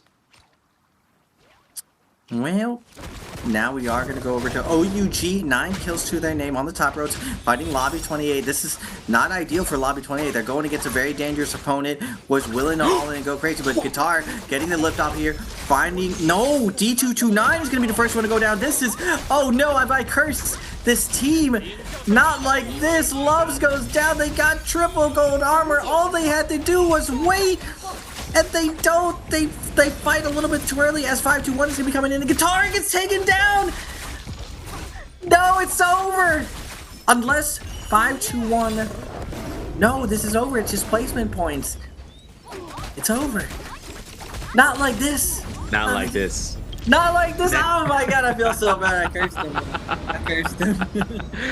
It's crazy too, because here's the problem, right? Even though they were taking that fight, they could have waited it out. That Yang Spearwell is being cleansed or picked up with the Spearwell itself. That gave a 100% reset for OUG, allowing those ults, allowing the armor. I thought we were about to see the end of SS there, but then he gets 1,000% HP in the blink of an eye. Pambi playing for placement points in the zone, farming aura, dies. Though this is going to be going into the last point. This is going to be the last death. This is going to be the last match. 4 trios for Day 3's MSC in the group stage, and giving our MVP to you already know who they are. It's OUG. Bringing out for round 6 in this Mirror Comp Viper Akko Syro matchup. No, bro. No, man. No, dude. That's gonna hurt That's gonna hurt Lobby 20. For 5-2-1, they can take a deep sigh of relief that they just faded that. I just, what an emotional roller coaster. Lobby 28 literally fights through the fire. They go the hardest route to clutch up, while 5-2-1, with that experience, they play it slow, nice and easy. They don't take any risks, and those 1 or 2 kills for SR punch him over the finish line. I cannot believe Lobby 28 is going to go back and look at this and they're going to be like, why did we all in OUG? And in previous rounds, we saw a ton of the veteran CN teams, especially in day 2, even though they had triple gold armor, they never initiated. They just played defensive, they sat back, they ran away from confrontation just to guarantee the double spirit well to lock things out, forcing the Yang depletion teams to go at each other first before they engage. And today, man, Lobby 28, that's going to be one of those memories in NARAKA that just get tattooed into your brain of just like, I wish we played this situation a little bit better. Yeah, for real. And the way it kind of worked out was just the back of your head. You know, you never really think about those spear wells being held on for so long, thinking that there might be an expiration date on them, but all of a sudden picked up in the favor. Just a flow of battle. Although Lobby 28 did a massive game there, having probably the 3rd highest point in the, tied up for 3rd, right? Or tied for 2nd, basically, with OUG with 13 eliminations, taking it as strides against any of the other CN teams that round with the Viper comp, and they did great. I mean, you've seen how it worked from the beginning. Their first eliminations from that pool of cleansing led their gank into Artisan's Grove. All of a sudden, you see them come back to Artisan's Grove, where this Kamash Posh, after round 1 happened, and every single one of those teams fighting in that creek, giving them an opportunity by the time that the day arrived. And then all of a sudden, taking that buff, taking the White Tiger's powers nonetheless, means that they were able to kind of keep things going after that second round of Yang, and just pressuring off those teams that are fighting off the Immortal Temple, such as SR and Wolves, especially SR and Wolves, right? Because we make those predictions going out there, and suddenly, all of a sudden, getting exodiated out of the lobby, where we end up seeing a team from the C server, another team I should say, making strides in the match, so close to the effort to make sure that even though they don't play in CN as often as 5-2-1, that they have some sort of that playstyle to mirror into this competition for the MSC. For this position though, 9th place overall, they go out here, but with their heads held high, I think, in this position, because they take all of this experience and all that position. Raven's like, man, what did I do? Why did I say it? I tried to back it out. I was like, no, not again, bro. XKD, Lobby 28. Oh my god. I feel for Lobby 28. That's gonna be a hard one to hold, especially because they just played out of their minds. They won so many impossible fights, and 5-2-1. Kudos to them. They executed their strategy beautifully. They never overextended. They've been here a million times before. NBPL definitely ironed out a lot of their flaws, and they just clutch it up when it matters, and they punch their ticket into the top 8. And you just see this lobby. It's like OUG, SR popping off, going crazy, but you see Lobby 28 right there with them, getting tons of kills right with Wolves. So they definitely show that they belong at the top of the world. But unfortunately, only 8 teams are going to be going through, as OUG, they heat up at the end, they get things clicking, they get things fire up for the finals day. Hopefully, they can lock things in a lot tighter, so they don't have to wait to the later end. Because when all the veteran teams are in the lobby, you need every inch you possibly can. So getting the mindset right for the early martial arts into the first 2 rounds is going to be critical to, I think, who is going to win this tournament. A late start is not going to be enough, I feel like, but for today, it was enough. They had a little bit of a scare with the SCA teams creeping up on them, being like, OUG, we're trying to come for this spot. But no, oh my gosh, 77 to 70. It was 73 to 72, and then Lobby 28 just all in OUG, and I just knew OUG was about it. They're just like, you're all in on us, we don't care, we're safe, we're down the fight, and 5-2-1 just came in with just an easy third party. Yeah, man, that whole reset was a turnaround in terms of the whole flow of combat, and then seeing how this leaderboard comes out, top 6 has triple-digit points. We made it, boys, we made it. And for everything coming down, Wolves 1, 2, 3, even, and the highest points so far, 119 for SRs in their performances today, and then 109, 108 between GG to OUG, RW with 105 tied with TE. That's the standard there. Now we get our positions right now to see some of the highlights. Now this is gonna come out hopefully from the beginning, but we go for the first Ramyang for OUG, and they're going to be pummeling out, man. The moment this man gets Blistering Edge, it's like the lobby is secure for them. Do you notice that? That's kind of a crazy coincidence, because every single time this comes out for a Baby you've seen his point of view, you'd see where he gets these pole swords. The moment he gets higher scaling, he can switch out, but old trusty Steed, he confirms a parry, he gets the dash parry riposte, and he just goes ahead and switches right back to it. Rarity staggers into heavy blows off that pole sword, the heavy weapon.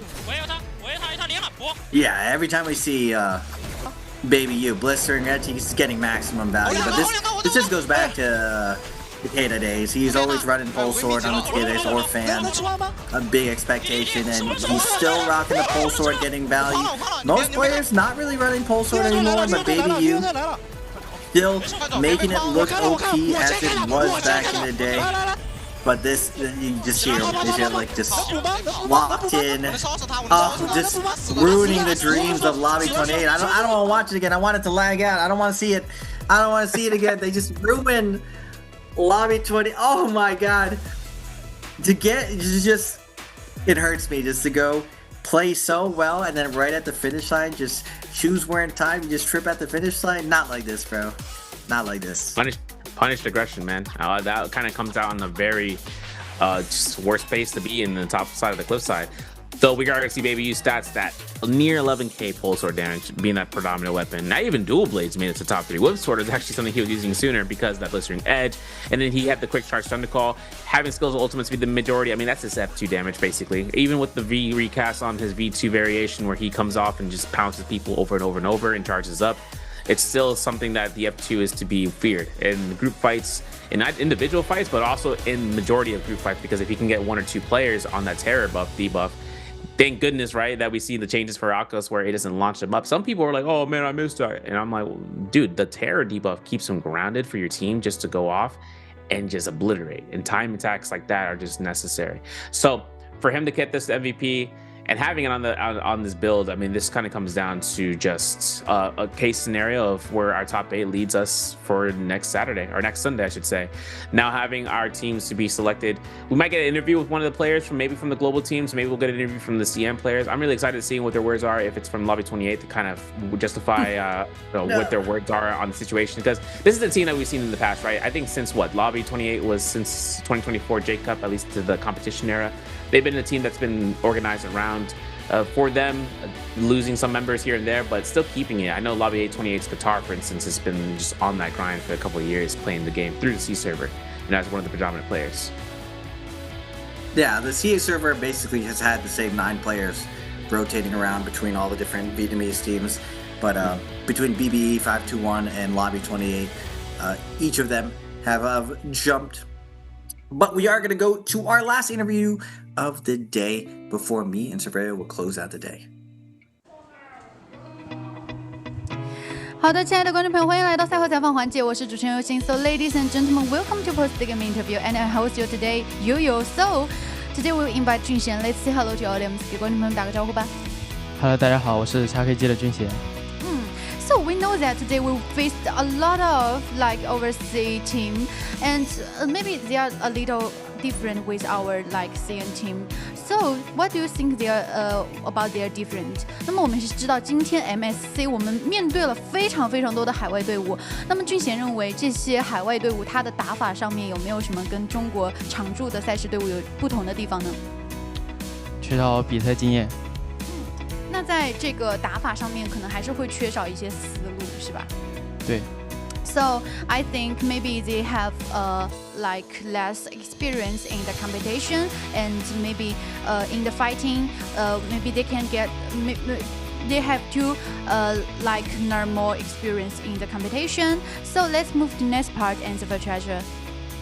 Today's question is, what is the total point of CHAKG after today's match? A is 96, B is 98, and C is 100, and D is 102.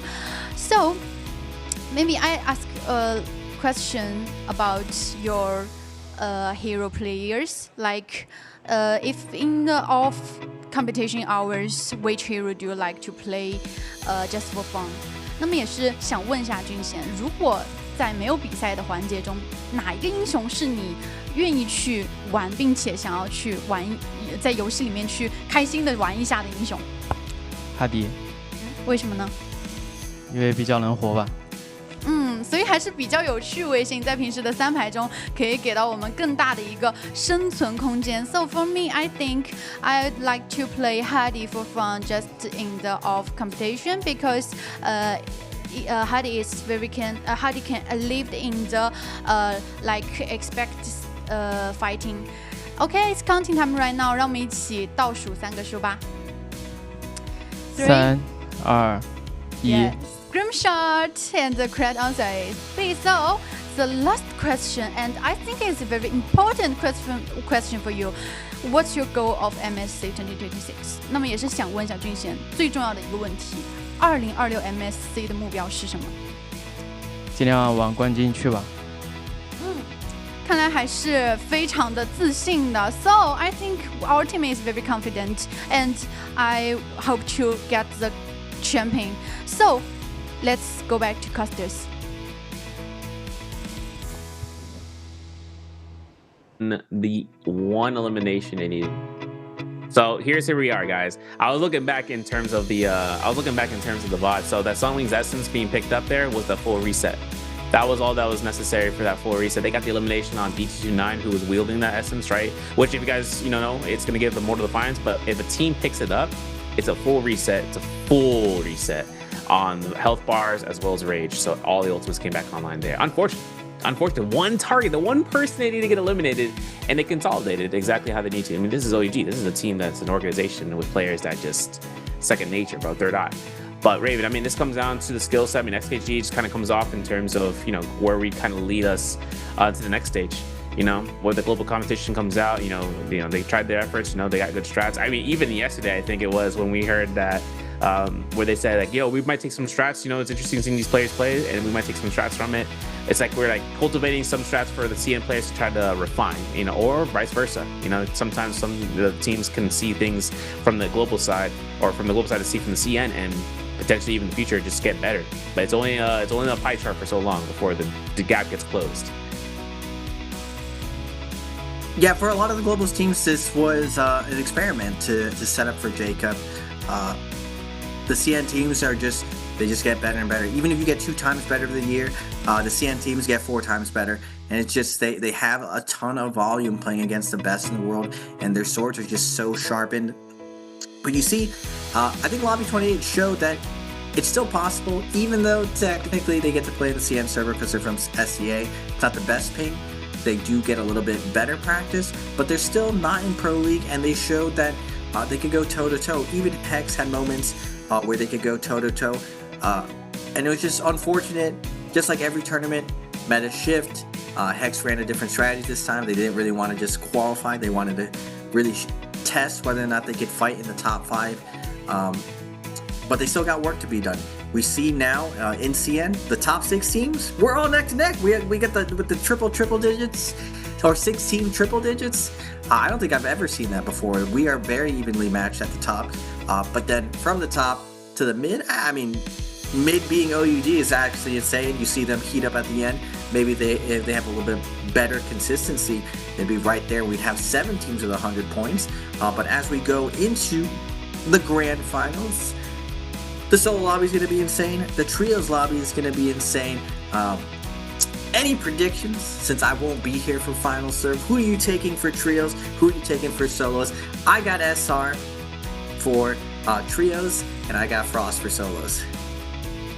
Yo, I'm thinking about it. I'm gonna go and play it safe for OUG on this round for trios.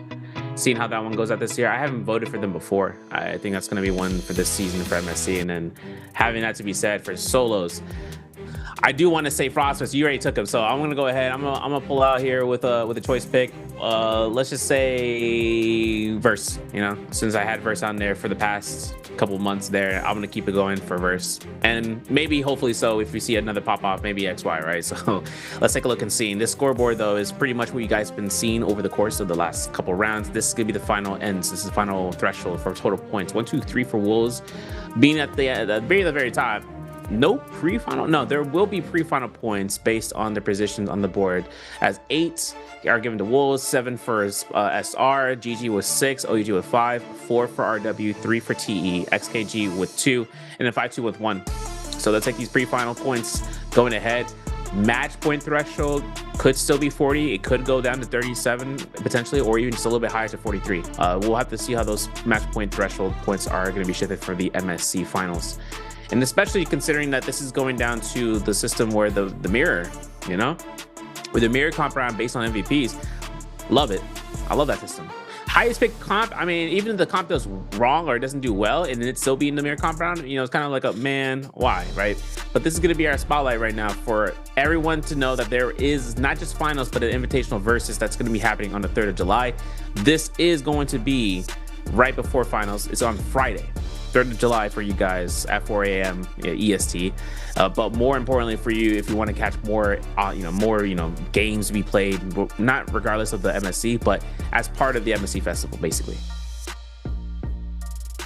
Yeah, what an exciting group stage.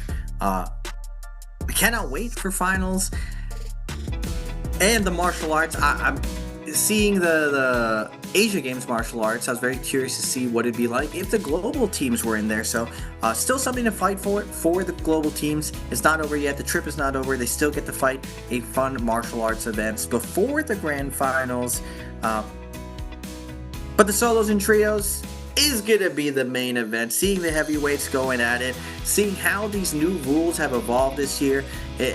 I've gotten so accustomed now to the 8 round down from 12 that it seems very normal. At first it was very jarring, but now the tempo makes sense. I feel like a lot of the competitors have gotten a good footing into the new meta, into the new shift, and everyone's finding a little bit of new expressions this time, a little bit of counter stratting as far as getting that diddle round in solos, and in trios a little bit of interesting counter stratting from SR. But that's gonna be it for us today, ladies and gentlemen. I am Raven PLZ. I was joined by Serverio. Goodbye to Dunkin' Donuts. And for everyone else out there, make sure to tune in to finals next week. And good morning, good afternoon, and good night to everyone. Stay safe out there. Bye-bye.